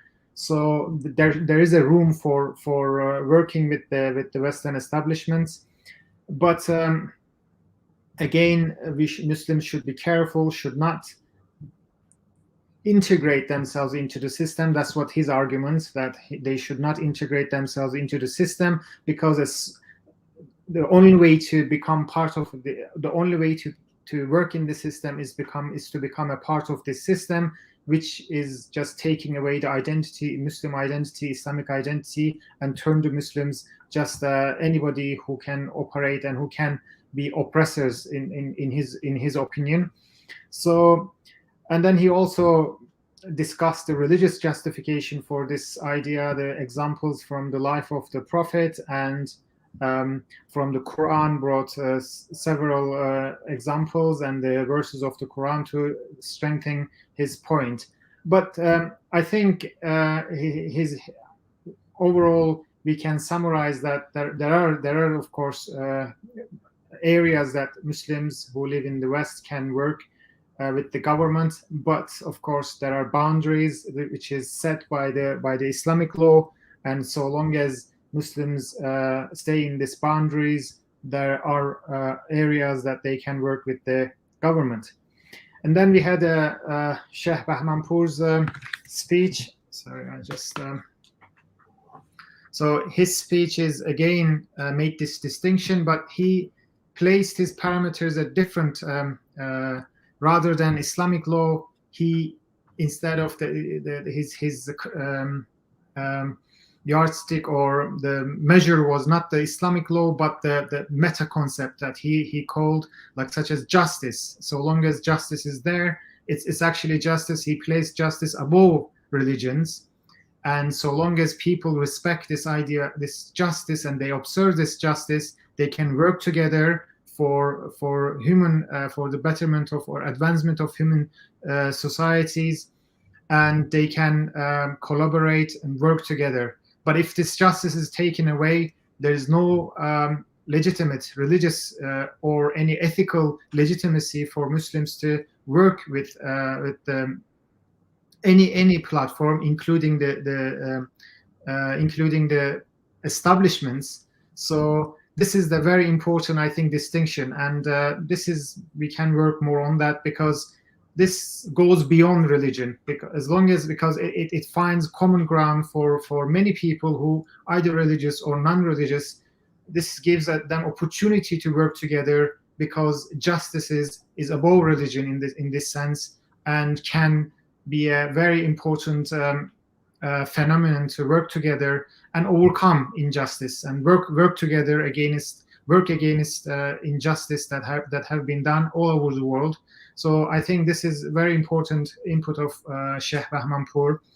And also he again accepted, like Dr. Abdul Wahid, that Muslims can work with the institutions, government institutions, though those who benefit people, like not necessarily to Muslims, but anybody can benefit from these institutions, like education, health, social services, because Muslims are not just living in isolation. They are not supposed to live in isolation. They should be part of their community, and they should work with their community, because religion is about human working, collective human effort to attain piety, or better life in this world. It might not, in the Muslim context, is piety, but religion is supposed to be working in favor of people, and even people might not believe in hereafter, but they can